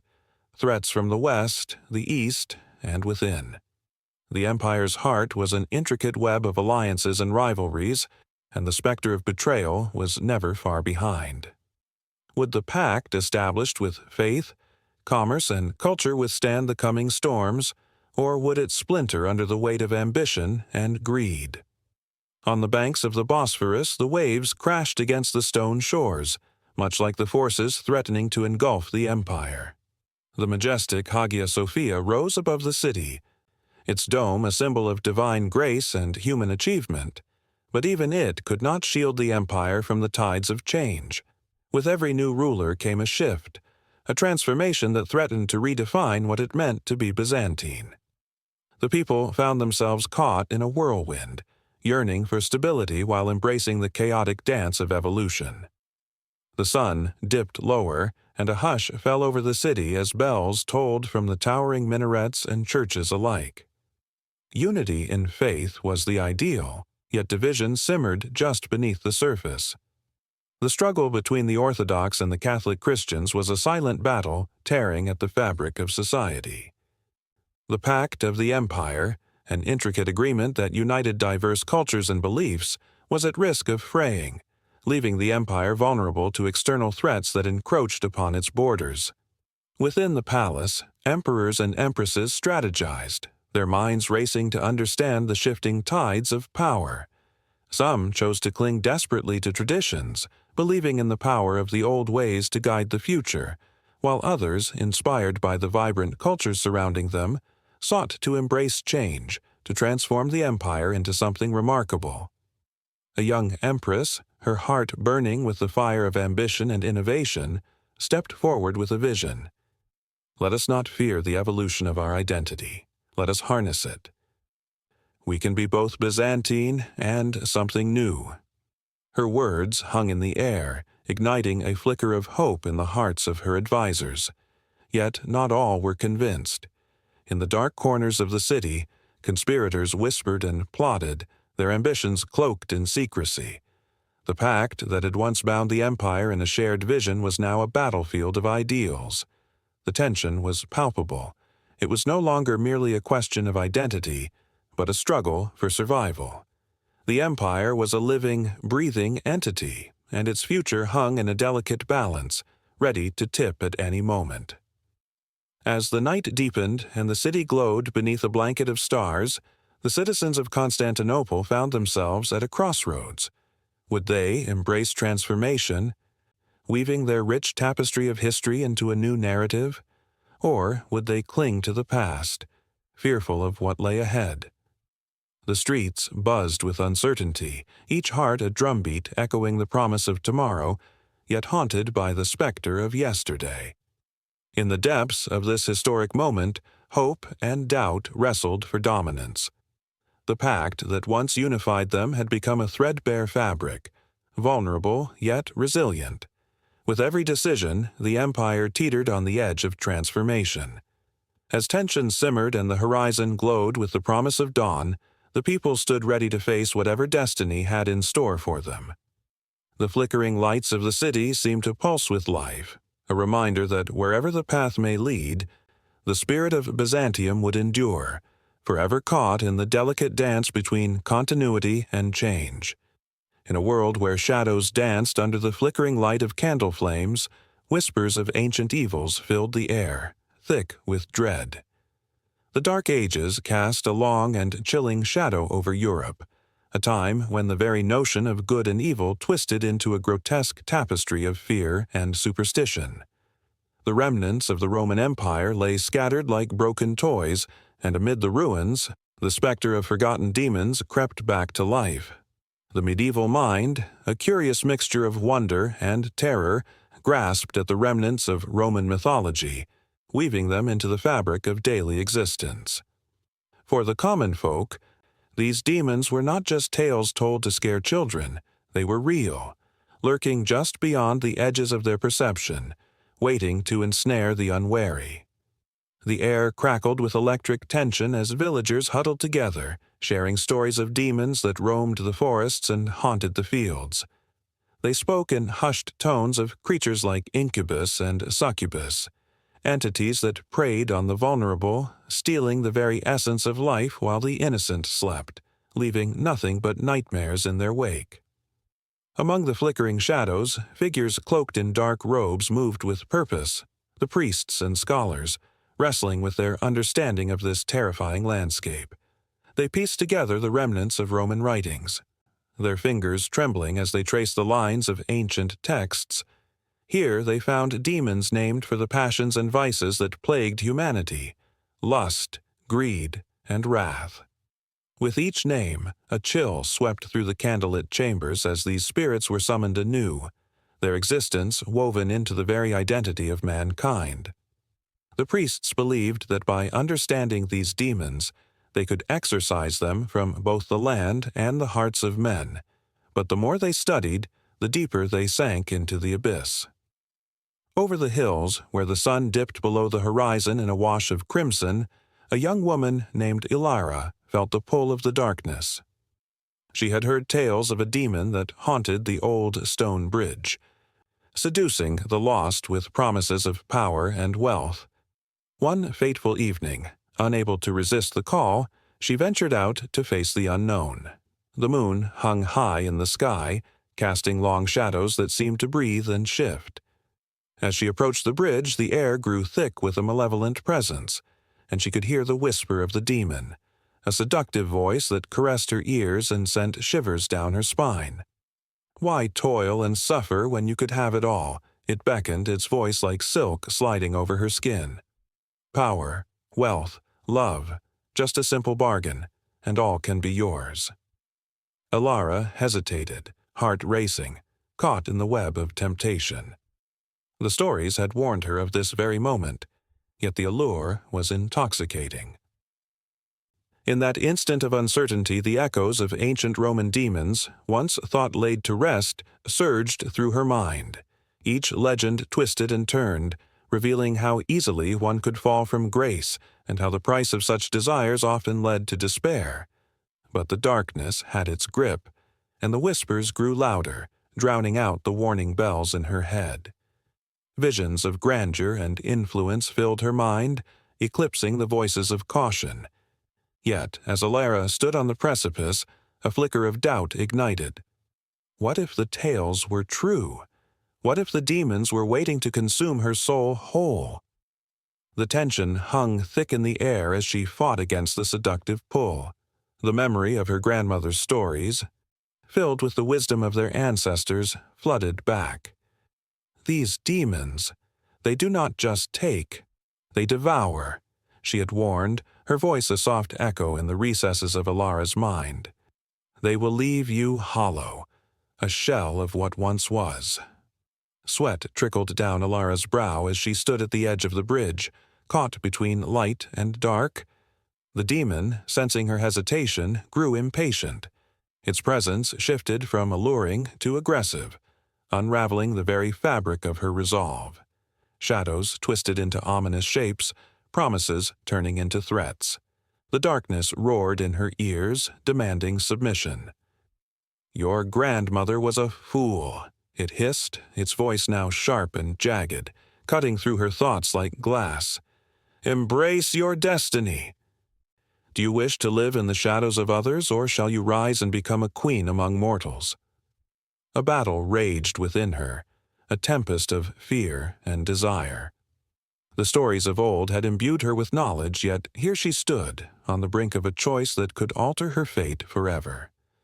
The very essence of the Roman demons loomed large, their malicious glee palpable as they relished in the struggle of a soul caught in their relentless grip. As Alara made her choice, the ground beneath her trembled, and the night erupted into chaos. The bridge crackled with energy, ancient magic awakened by her defiance. It was as if the air itself held its breath, waiting for the conclusion of her inner war. The whispers of the demons faded, replaced by deafening silence that echoed in her heart. Yet the shadows did not relent. They shifted and swirled, a reminder of the weight of history and the tales of those who had come before. The medieval interpreters of these Roman demons had stitched a narrative into the collective consciousness, one that would not simply fade away. In that moment, Alara felt the weight of their legacy, the understanding that she was part of something much larger than herself.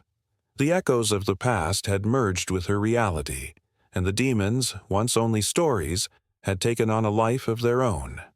The medieval interpretations of these ancient beings had created a haunting, an unending cycle of temptation and despair. And as the moon hung ominously in the sky, a shiver ran down her spine, a reminder that the darkness would always be there, lurking just beyond the veil of light, waiting for the next soul to wander too close to the edge. The moon hung low over Florence, casting eerie shadows on the cobbled streets where whispers of old tales danced on the cool night air. Artists hurried home, their hands stained with paint, their minds racing with visions of angels and demons. But hidden beneath those brushstrokes was a deeper, darker yearning, the unquenchable thirst for power, knowledge, and immortality. It was an era when the lines between the sacred and the profane blurred, and the allure of the demonic pact crept silently into the very fabric of art and literature. In the flickering light of candlelit workshops, masters like Michelangelo and Botticelli grappled with their own desires. They painted not just for the glory of God, but also for whispers of forbidden knowledge that promised more than mere mortal achievement. The Sistine Chapel, its ceiling adorned with divine scenes, bore silent witness to an artist's struggle. What if the spark of inspiration came from darker forces? What if the muses that guided their hands were not purely celestial? The stories of Faust began to circulate through the taverns and salons, igniting imaginations. A learned man sells his soul for wisdom and worldly pleasures, and in doing so captures the essence of the Renaissance spirit, a relentless pursuit of enlightenment shadowed by a deep-seated fear of what such a bargain might entail. The pages of Marlowe's Dr. Faustus twisted with tension, beckoning audiences to ponder their own desires. The air crackled with the scent of danger and temptation, the thrill of the unknown. What would you trade for brilliance? Would you risk it all for a glimpse of eternity? As the nights deepened, so did the exploration of the dark side of humanity in literature. Poets and playwrights began to weave tales that echoed with the heartbeat of the times. The stories of witches and sorcery surfaced, drawing the curious and the terrified alike. In the shadows of the Renaissance, figures like Shakespeare crafted characters torn between ambition and morality, reminding audiences that the quest for greatness often came with a price. In Macbeth, the ambition of a nobleman leads him down a treacherous path, driven by prophecies that hint at forces far beyond human comprehension. The witches, cloaked in mystery, tantalize with promises of power, yet leave behind a trail of destruction. The thrill of their prediction sends shivers down the spine, awakening a primal fear. What happens when man dares to challenge fate? And while literature danced with the dark, the art world painted its own haunting images. Albrecht Dürer's engravings carved into paper the duality of existence, angels and demons intertwined, a constant reminder of the battle for the soul.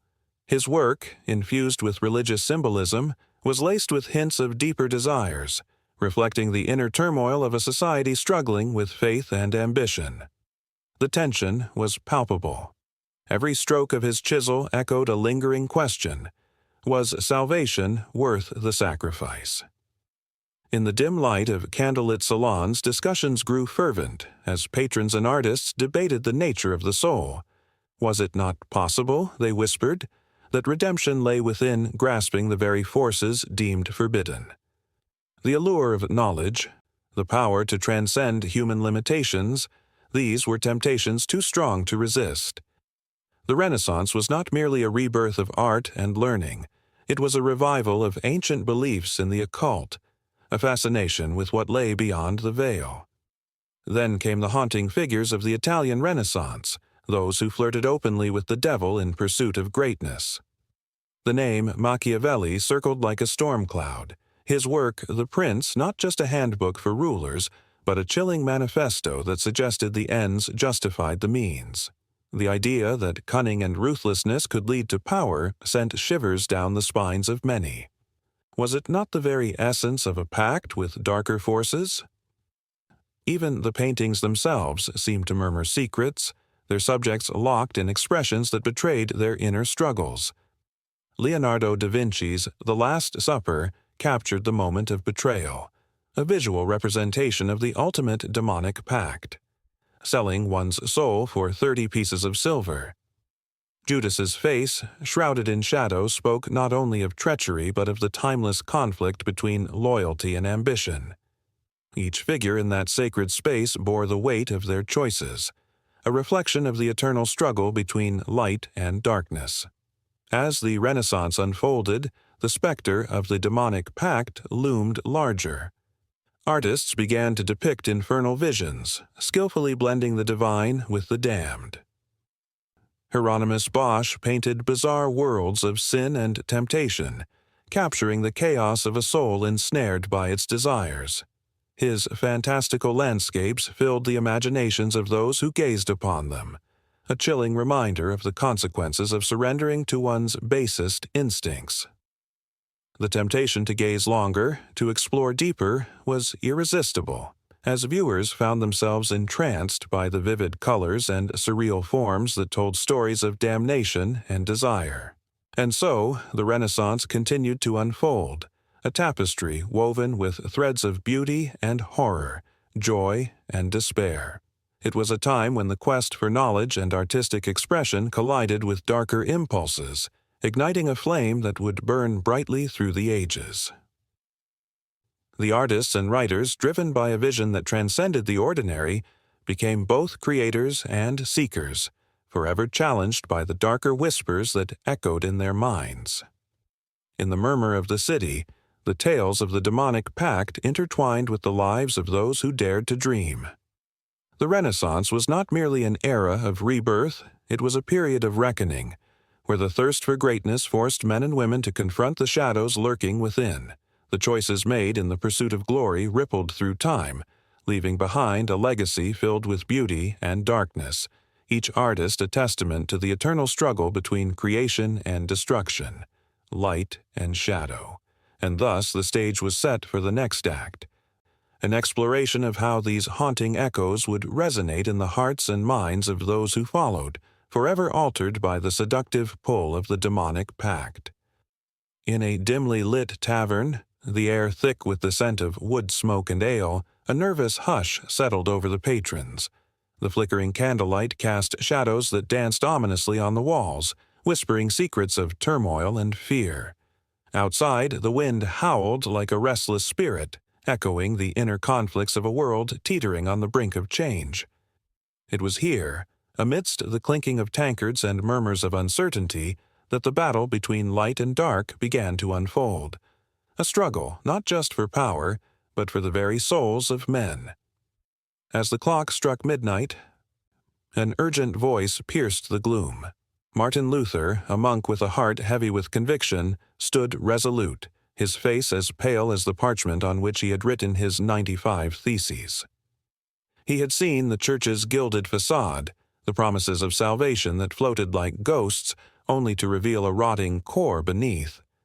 For every indulgence sold, a piece of truth was buried deeper in the earth, lost to the shadows of manipulation. "The righteous live by faith," he proclaimed, each word a spark igniting the kindling of awakening. But Luther was not alone in this battle. Across Europe, men and women awakened, their hearts burning with the desire for clarity in a landscape muddied by fear and superstition. The Church, in its might, spun chilling tales of demonic forces lurking in the hearts of the faithful. These narratives gripped the common people, twisting their fears into chains.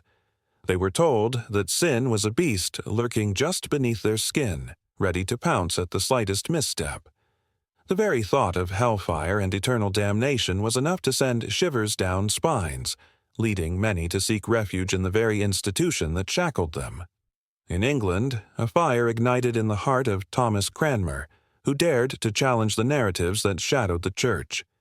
He penned the Book of Common Prayer, a text whose very words sought to free the faithful from the chains of fear. With each syllable he painted a picture of hope, a world where God's love overshadowed the demons whispered in dark corners. Yet, the stakes were high. The Church's grip was a vice, squeezing tighter with each reforming voice that dared to rise. Cranmer felt its pressure, an ever-present threat that sent tremors through his bones. Meanwhile, across the Channel in Switzerland, John Calvin was crafting a vision of a reformed church, one that stripped away the corruptions and restored the essence of faith. In the streets of Geneva, fervent discussions erupted, turning neighbors into allies and sometimes enemies. The air buzzed with passion, where once silence reigned.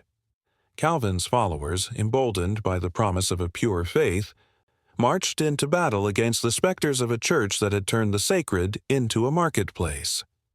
They were warriors armed not with swords, but with conviction and unyielding faith, ready to tear down the demonic narratives that threatened to suffocate the truth. Yet, as the flames of reform flickered, so too did the flames of opposition. The Catholic Church, desperate to cling to its power, unleashed a torrent of wrath upon those who challenged its authority. The Inquisition, a grim specter of dread, spread its wings wide, casting a shadow over towns and villages. Torture, imprisonment, and execution became tools of a fearful desperation, aimed at silencing the rising tide of reform. The witch hunts, too, swept across the land, where innocent lives were snuffed out in the name of purging evil.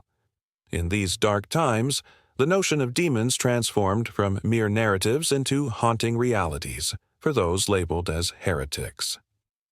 In a small town in Germany, a young woman named Katharina found herself caught in the crossfire.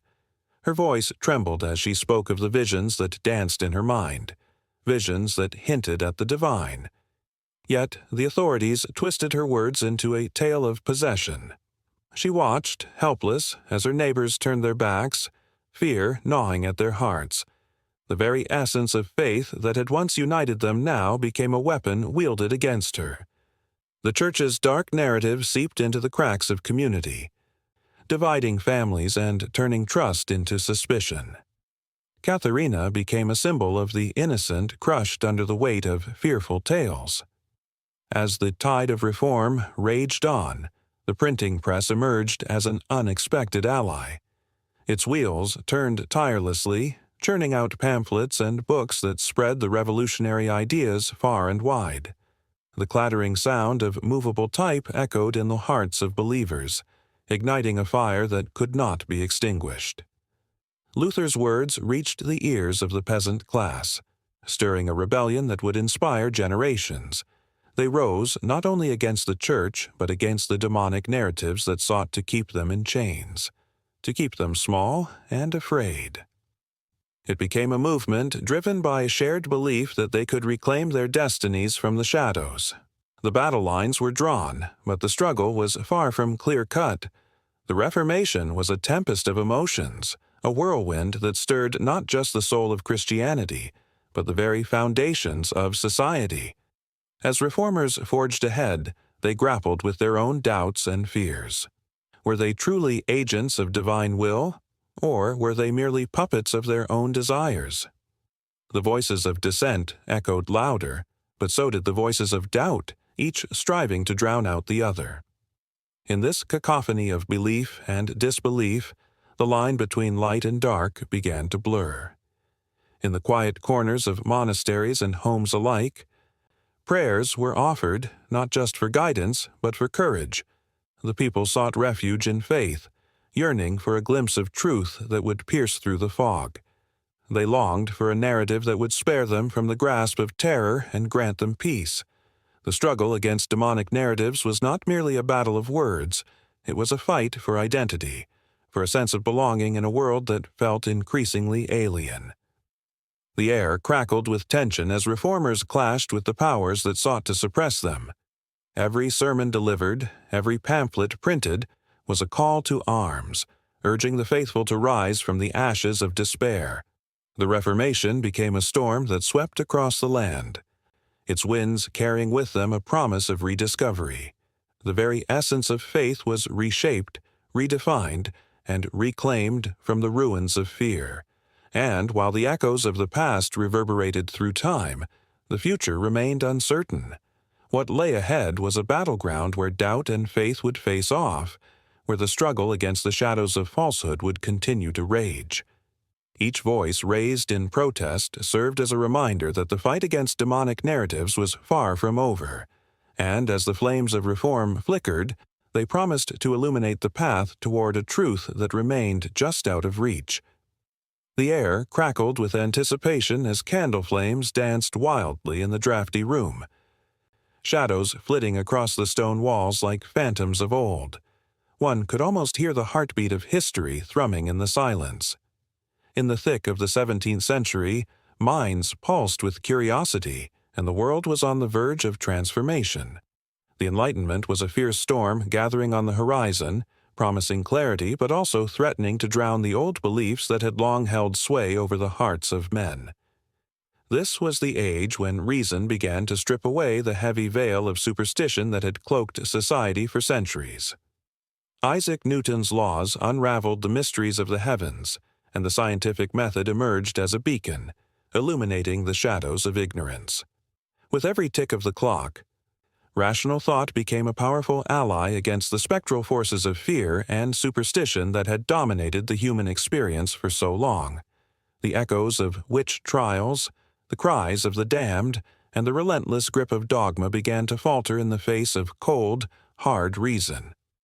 Yet, even as progress surged forward, the ghosts of the past clung to the edges of reality, refusing to be easily exorcised. In France, the salons buzzed with ideas, the air thick with debates that could set a mind ablaze. Voltaire, with his sharp wit, wielded words like weapons against the giants of ignorance. He mocked the superstitions that had ensnared generations, calling for a world governed by reason instead of fear. Écrasez l'infâme, he urged. Crush the infamous thing. The call for enlightenment echoed through the cobblestone streets, a rebellion against the chains of superstition, urging people to rise and think for themselves. But beneath this bright surface lay a simmering tension. The Church, once the towering guardian of truth, was now perceived as a bastion of tyranny. The Enlightenment thinkers were not merely philosophers, they were revolutionaries, challenging the centuries-old grip of authority over knowledge. Their pens dripped with fervor as they wrote treatises that painted a new picture of humanity, one where logic held sway and irrational fears were banished to the shadows. The witch hunts, the inquisitions, and the whispered fears of demons became symbols of a dark and ignorant past that the Enlightenment sought to eradicate. As this intellectual upheaval swept through Europe, stories of despair and courage emerged. The tale of Giordano Bruno haunted the minds of those who dared to question. Burned at the stake in 1600 for his beliefs, Bruno had become a martyr for rational thought, a voice crying out against the darkness. In his last moments, as flames licked at his flesh, he had held tight to his convictions, whispering truths about the infinite universe, the same truths that would eventually ignite the curiosity of future generations. With each passing year, the grip of superstition loosened. Yet its presence lingered like a specter in the corners of the mind. The Enlightenment thinkers, while championing reason, also faced backlash from those who felt threatened by the tidal wave of change. In England, the clashing of ideas reached a fever pitch as the likes of John Locke challenged the very notions of authority and governance. His philosophies on natural rights and individual liberty set the stage for revolutions to come, but they also sparked outrage among those who wished to cling to the old ways. In the villages, where shadows still whispered secrets of witchcraft and curses, the people felt the tremors of this new world. A young woman, Anna, who had once been accused of witchcraft, found herself torn between the old fears and the new ideas swirling around her. As she walked to the well, the memories of her trial haunted her, hushed voices, fervent accusations, and the flames that had threatened to consume her. The villagers, once quick to cast judgment based on superstition, now hesitated, caught in the crossfire of a changing world. The Enlightenment had begun to seed doubt in their hearts, yet fear clung to them, a stubborn weed refusing to die. In the shadows of the great thinkers there were those who understood the power of superstition, wielding it like a tool. The priests and clerics clung to their power, warning of damnation and chaos should the people abandon the old ways. Their sermons thundered from the pulpit invoking fear of the devil and his dark magic. "The devil walks among us," they proclaimed, and for many this was a chilling refrain that stoked the flames of insecurity. Yet the light of reason was relentless. The Age of Enlightenment was not merely a battle of ideas, it was a clash of wills, the stubborn grip of superstition against the liberating force of rational thought. Every day, more souls awakened to the possibilities that lay ahead. The air crackled with the tension of the old versus the new, of shadows battling against the dawn. As debates raged in the salons, Anna stood at a crossroads, overwhelmed by the clamor of ideas around her. The teachings of Descartes and Rousseau filled the air with exhilarating energy, pushing her to reconsider everything she had been told since childhood. The light of reason beckoned, but the chill of fear whispered sweetly in her ear. It was a conflict that echoed through history, one that would continue to resonate long after her time, as humanity grappled with the tug-of-war between superstition and enlightenment. In the distance, the sound of a bell tolling echoed through the village, signaling a shift, a moment when the world would never be the same again. The Enlightenment had taken root. A revolution of thought was on the horizon, and the chains of superstition would soon be tested. The very fabric of society was about to be rewoven, thread by thread, into something bold and new. But the struggle was far from over. The shadows still loomed, waiting for their moment to reclaim the hearts of men. The battle between reason and fear would rage on, fueling the fires of change, and Anna could feel the weight of history pressing against her, urging her to choose a side. A low rumble echoed in the darkened theater as the lights flickered, casting shadows that danced like restless spirits across the audience. On the screen, a gladiator stood tall, muscles taut beneath the sun's relentless gaze, his piercing eyes reflecting the weight of 1,000 years of history. The crowd, packed shoulder to shoulder, held its breath, preparing for a clash not just of swords, but of empires. This moment was more than entertainment. It was a visceral connection to an ancient world, a world that still whispers through the corridors of time. Across the globe, echoes of Roman triumphs and tragedies seep into everyday life, igniting imaginations and kindling passions. Every corner of popular culture beams with the rich hues of Rome's legacy.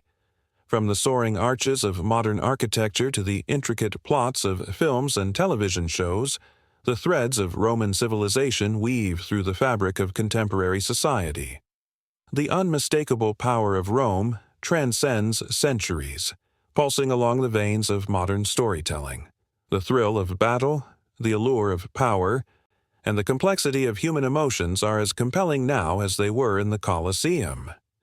Whether it's the chilling narrative of Game of Thrones or the strategic manipulation in House of Cards, the ghosts of Roman senators and warriors lurk in every shadowy corner. Writers and creators pull from the vast well of Roman history, crafting narratives that resonate deeply. The moral quandaries faced by characters in these stories mirror the dilemmas of ancient politicians and generals, reminding us that, despite the passing of centuries, humanity remains fundamentally unchanged. In the sprawling universe of comic books, the influence of Rome is unmistakable. Superheroes like Wonder Woman were inspired by the mighty Amazons of Greek and Roman lore, embodying an ideal of strength and justice that has captivated audiences for decades. The very concept of heroism, which drives countless stories, is rooted in the epic tales of Roman legends. Each punch, each heroic stand, reverberates with the legacy of those ancient heroes who fought not just for glory, but for the very soul of their civilization. Film adaptations of historical epics tug at the heartstrings, filling screens with dramatic portrayals of Rome's greatest figures. As the credits roll, viewers are left breathless, awash in emotions that echo the fervor of ancient spectacles. Gladiator, with its sweeping cinematography and heart-wrenching story, transports audiences to a time of emperors and tyrants, where the line between hero and villain blurs. The film's haunting score lingers long after the lights come up, a reminder that the fight for freedom and honor is timeless.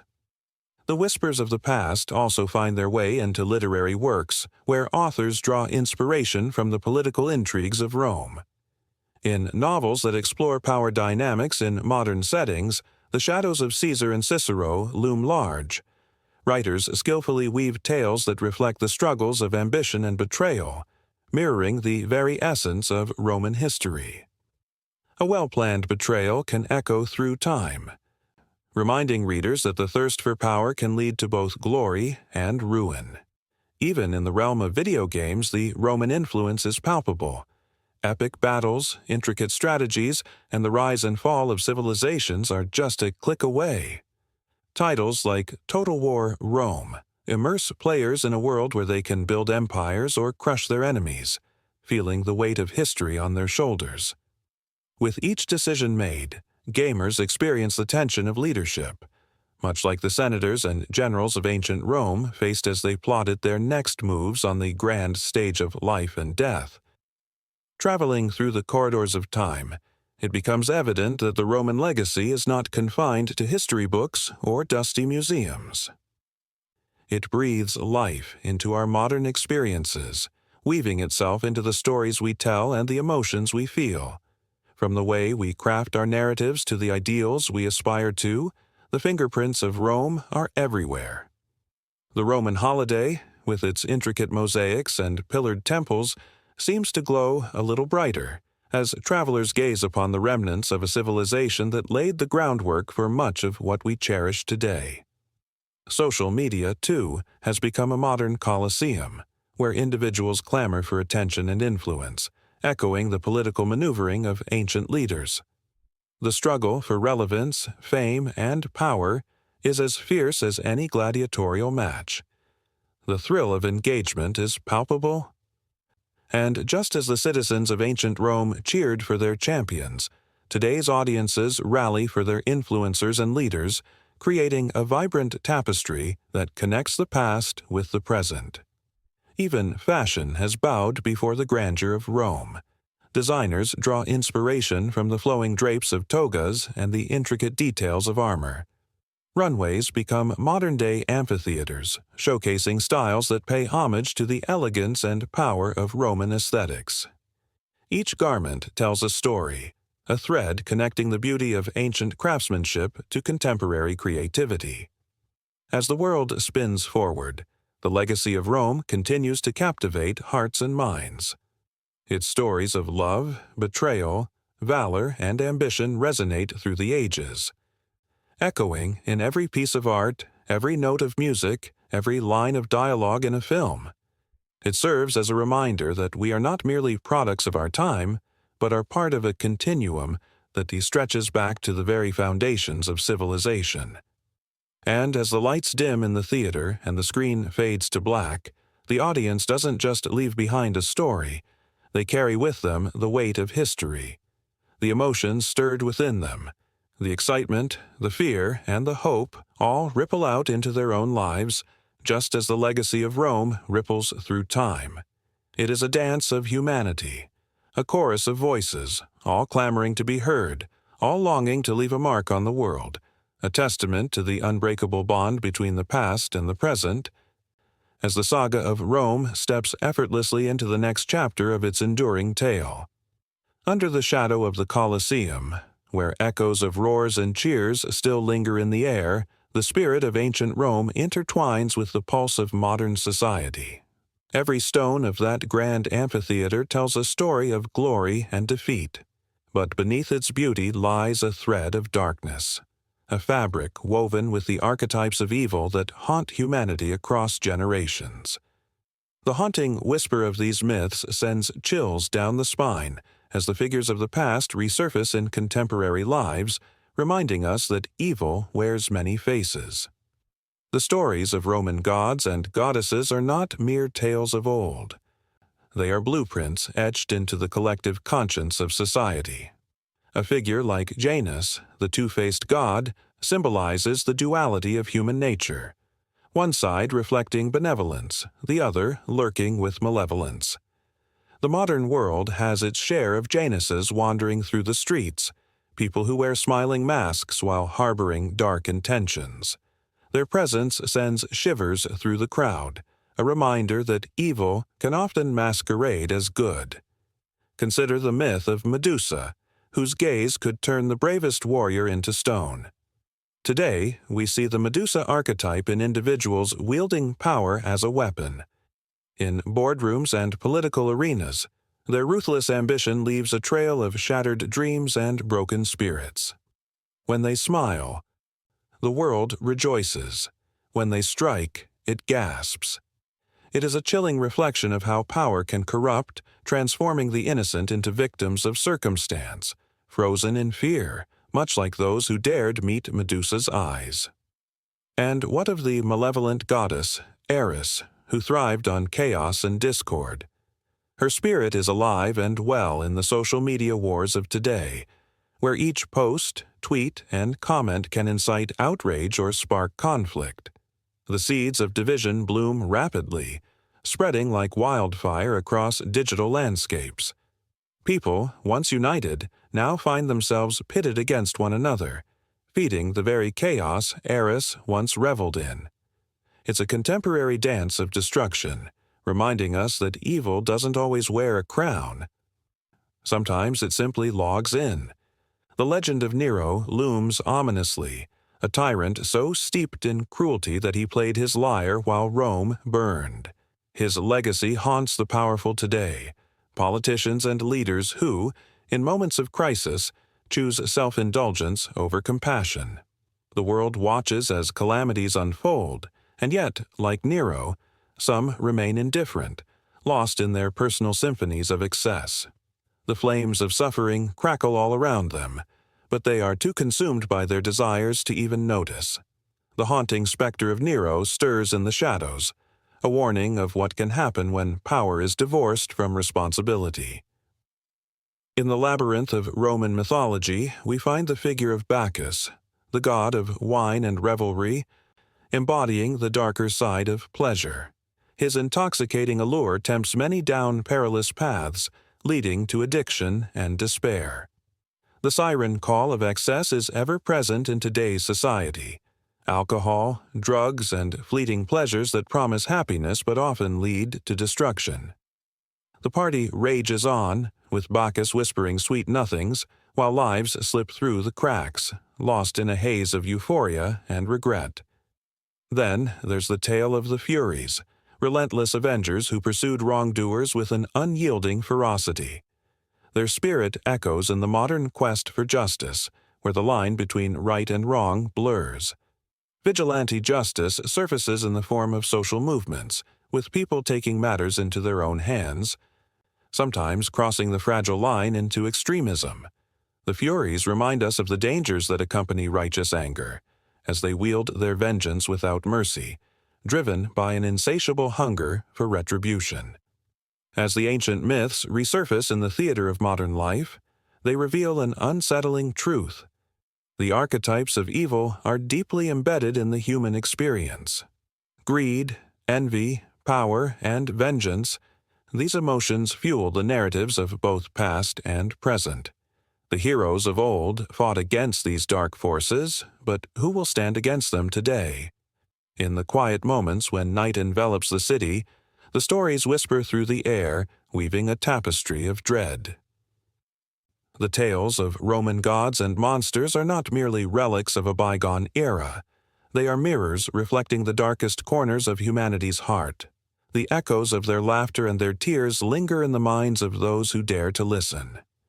As the clock strikes midnight and shadows deepen, the world feels heavy with anticipation. The figures of ancient Rome step forth, their legacies pulsating with life, beckoning the unwary to confront their own demons.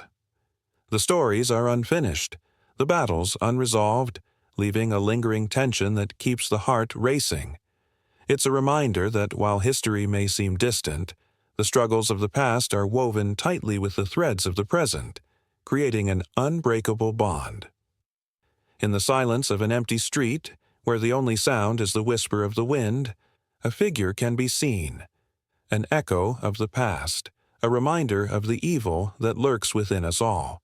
The shadows stretch and twist, revealing the many faces of the archetypes that still haunt our existence. The night is alive with possibilities, and the stories are far from over. The myths continue to unfold, wrapping around the present like a vine, tightening its grip as the dance of good and evil plays on. The stage is set, and the players are ready to take their place once more as the line between hero and villain blurs, leaving the audience breathless, yearning for the next act to begin. In the dim flicker of candlelight, a figure stood before an ancient tome, the air thick with the scent of burning wax and the weight of unspoken secrets. This was no ordinary night. It was a moment stitched into the fabric of history, where the lines between humanity and the supernatural blurred, leaving a scar on the conscience of Western thought that would never quite heal. The shadows danced as if alive, whispering tales of pacts made in desperation, ambition, and despair. Here, the allure of dark knowledge beckoned, enticing the curious and the ambitious alike. A pact with the devil was not just a story for the ages. It was a haunting reflection of the human spirit's struggle against the confines of morality and reason. Think of Faust, that tragic scholar who, in a moment of weakness, bartered his soul for forbidden wisdom, setting the stage for generations to grapple with the consequences of their choices. The echoes of his name reverberated through time, stirring in the hearts of those who dared to dream beyond their reach. Each tale of an unholy agreement rippled through society, seeping into art, literature, and the very essence of philosophical thought. As the centuries unfolded, The tales of those who sold their souls began to intertwine with the fabric of societal norms. The Renaissance, a period lighting up minds with the flame of knowledge, also cast long shadows of suspicion and fear.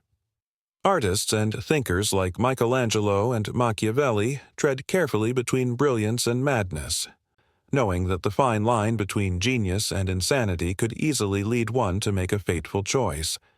Their works were laced with whispers of ambition and the ever-looming threat of losing oneself to the abyss. The specter of the demonic pact lingered as an unsettling reminder of what lurked beneath the surface of enlightenment.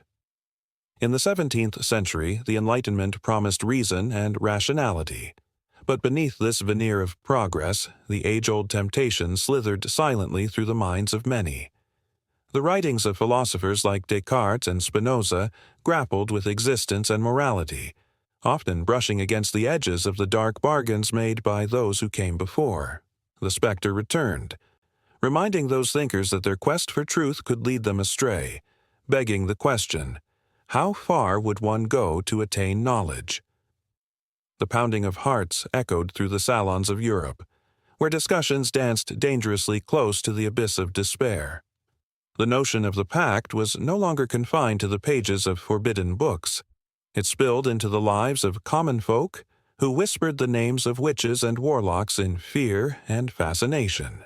The witch hunts that ravaged communities in the late 17th century were a direct testament to the societal anxiety surrounding the loss of control over one's destiny. Accusations flew with the fervor of flames, engulfing the innocent in a blaze of paranoia. The executioner's axes fell, not just on bodies, but on the very fabric of trust within communities, leaving scars that would seep through generations. Each witch trial was a chilling reminder that the fear of the pact was alive, a shadow lurking in the corners of the human psyche.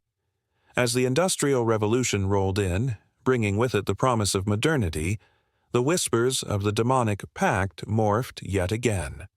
The rapid changes ignited a fire of ambition in the hearts of many, leading to extraordinary advancements but also ethical dilemmas that tore at the seams of society. The relentless drive for progress sparked a new breed of Faustian figures, industrialists who sacrificed their humanity at the altar of profit. Here, the pact found a new face, one not with a devil, but with the very essence of greed and ambition that consumed those who could not resist the lure of success. In the realm of psychology and the burgeoning discipline of psychoanalysis, thinkers like Freud and Jung awakened curiosity about the darker corners of the human mind. They became modern-day seekers, unearthing the unconscious motives that drove individuals to make choices that bordered on the demonic. The pact became symbolic, representing the internal struggle between desire and morality that lay hidden beneath the surface. Each revelation sent chills down spines, stirring a collective unease as individuals confronted the monsters lurking within themselves. The 20th century bore witness to a new wave of artistic expression, where the themes of existential dread and the consequences of unholy bargains danced through the works of writers like Kafka and Camus. The notion of an elusive contract with fate became a powerful motif, inviting readers to question their choices and the very nature of existence. The demonic pact echoed in the shadows of their characters, reflecting the timeless struggle against despair and the search for meaning in a chaotic world. Each page turned ignited an unsettling recognition. The pact exists not just in myth, but within the heart of humanity. As the 21st century unfurled, technology and globalization transformed the landscape of thought, yet the influence of the demonic pact remained an unshakable ghost. The ethical dilemmas of artificial intelligence, genetic engineering, and environmental degradation mirrored the age-old conflict of sacrifice for progress. In a world where choices carry heavier consequences, the haunting question remained: what price are we willing to pay for the future we desire? The idea of handing over one's soul morphed from a literal exchange to a metaphorical one, where individuals confronted their complicity in systems that demanded sacrifices, be it their time, their ethics, or their very essence. In every corner of modern society, the shadow of the demonic pact stretches endlessly, a reminder of the eternal struggle between good and evil, ambition and despair. The fear of losing one's soul for the sake of knowledge, power, or success echoes louder than ever, weaving itself into the very fabric of Western thought. Each heartbeat, each fleeting moment, brings with it a choice that can either uplift or plunge one into darkness. And as the candle flickers, illuminating the pages of history, the story continues, an unbroken circle of temptation, exploration, and the haunting quest for meaning in a world full of shadows. The sun dipped below the horizon, casting long shadows over the ancient forum, a place where ideas clashed like gladiators in the arena. It was here, amidst the crumbling stones and whispers of history, that the pulse of power throbbed strongest. The air was thick with the scent of ambition, betrayal, and belief, as generations of Romans danced with their desires and fears. They were not just citizens of an empire, they were players in a grand game where the stakes were nothing less than their souls. Standing near the Senate, a young senator named Gaius felt the weight of his toga, heavy not merely with fabric but with expectation. He could see the glint of steel in the eyes of his peers, eyes that shimmered with the relentless pursuit of power. It was a game of chess, yet all the pieces were human, each one capable of love, hate, loyalty, and treachery. Gaius recalled the words of his mentor, a wise old man who had once whispered, "Power is an intoxicating wine. Sip slowly, lest you drown." But as he looked around, he sensed that many had already lost themselves in the intoxicating allure of authority. The echoes of history rang in his ears. Julius Caesar had once walked these very streets, a man whose ambition transformed him from a beloved general to a dictator with a price on his head. He remembered the tales of Caesar crossing the Rubicon, a moment that shook the world. It was the defining act of belief in one's destiny. The phrase, "alea iacta est," danced through his mind like a siren's call, reminding him that decisions made in the heat of passion often carry irreversible consequences. The laughter of the crowd faded as Gaius found himself lost in thoughts of loyalty. How swiftly it could turn, like a gust of wind reshaping the very landscape of power. Through the narrow lanes of Rome he wandered, the voices of the past entwining with the present. He could almost hear the murmurs of the populace, the rich and poor alike, debating the merits of their leaders, their hopes hanging like fragile threads. In the shadows of the Colosseum, where blood once spilled for entertainment, he recalled the tale of the Gracchi brothers. They had dared to challenge the status quo, to believe that the power of the people could outweigh the greed of the elite. Their violent end served as a stark reminder that belief in change often came at a devastating cost.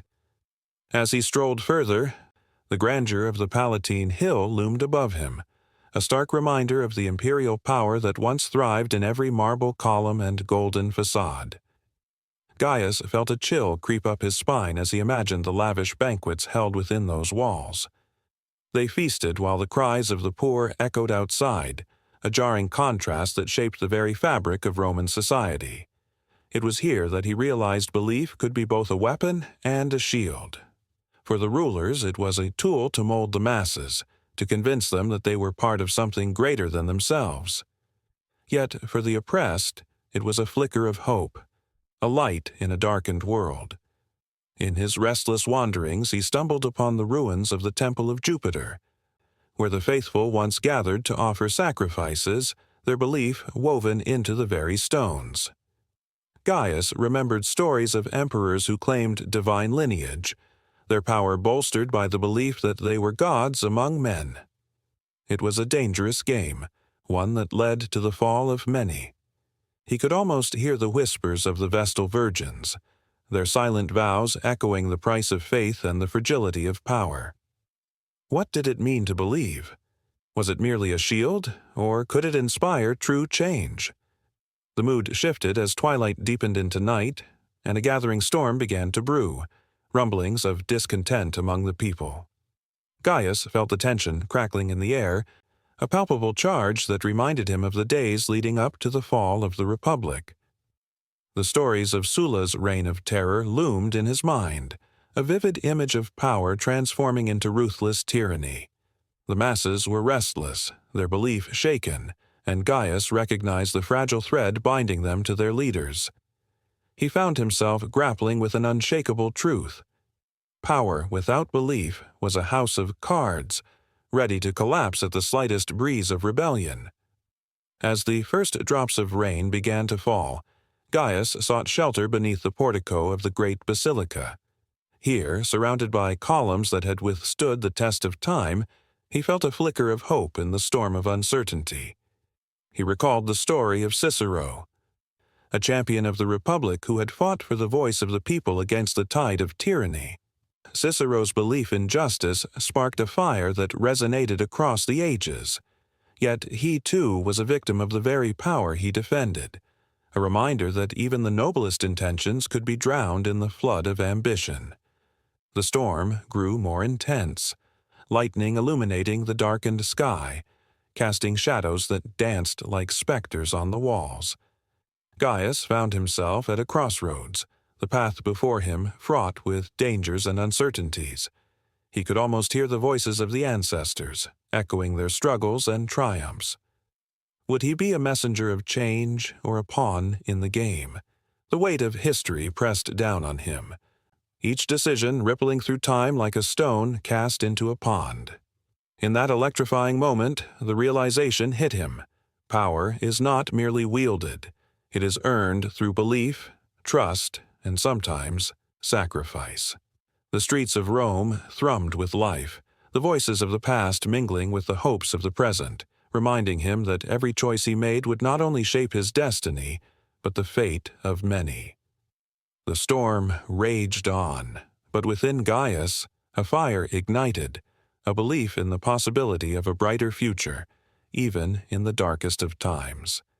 The rain fell harder, washing away the dust of ages as the people stirred in the shadows, awakening to the call of their own power.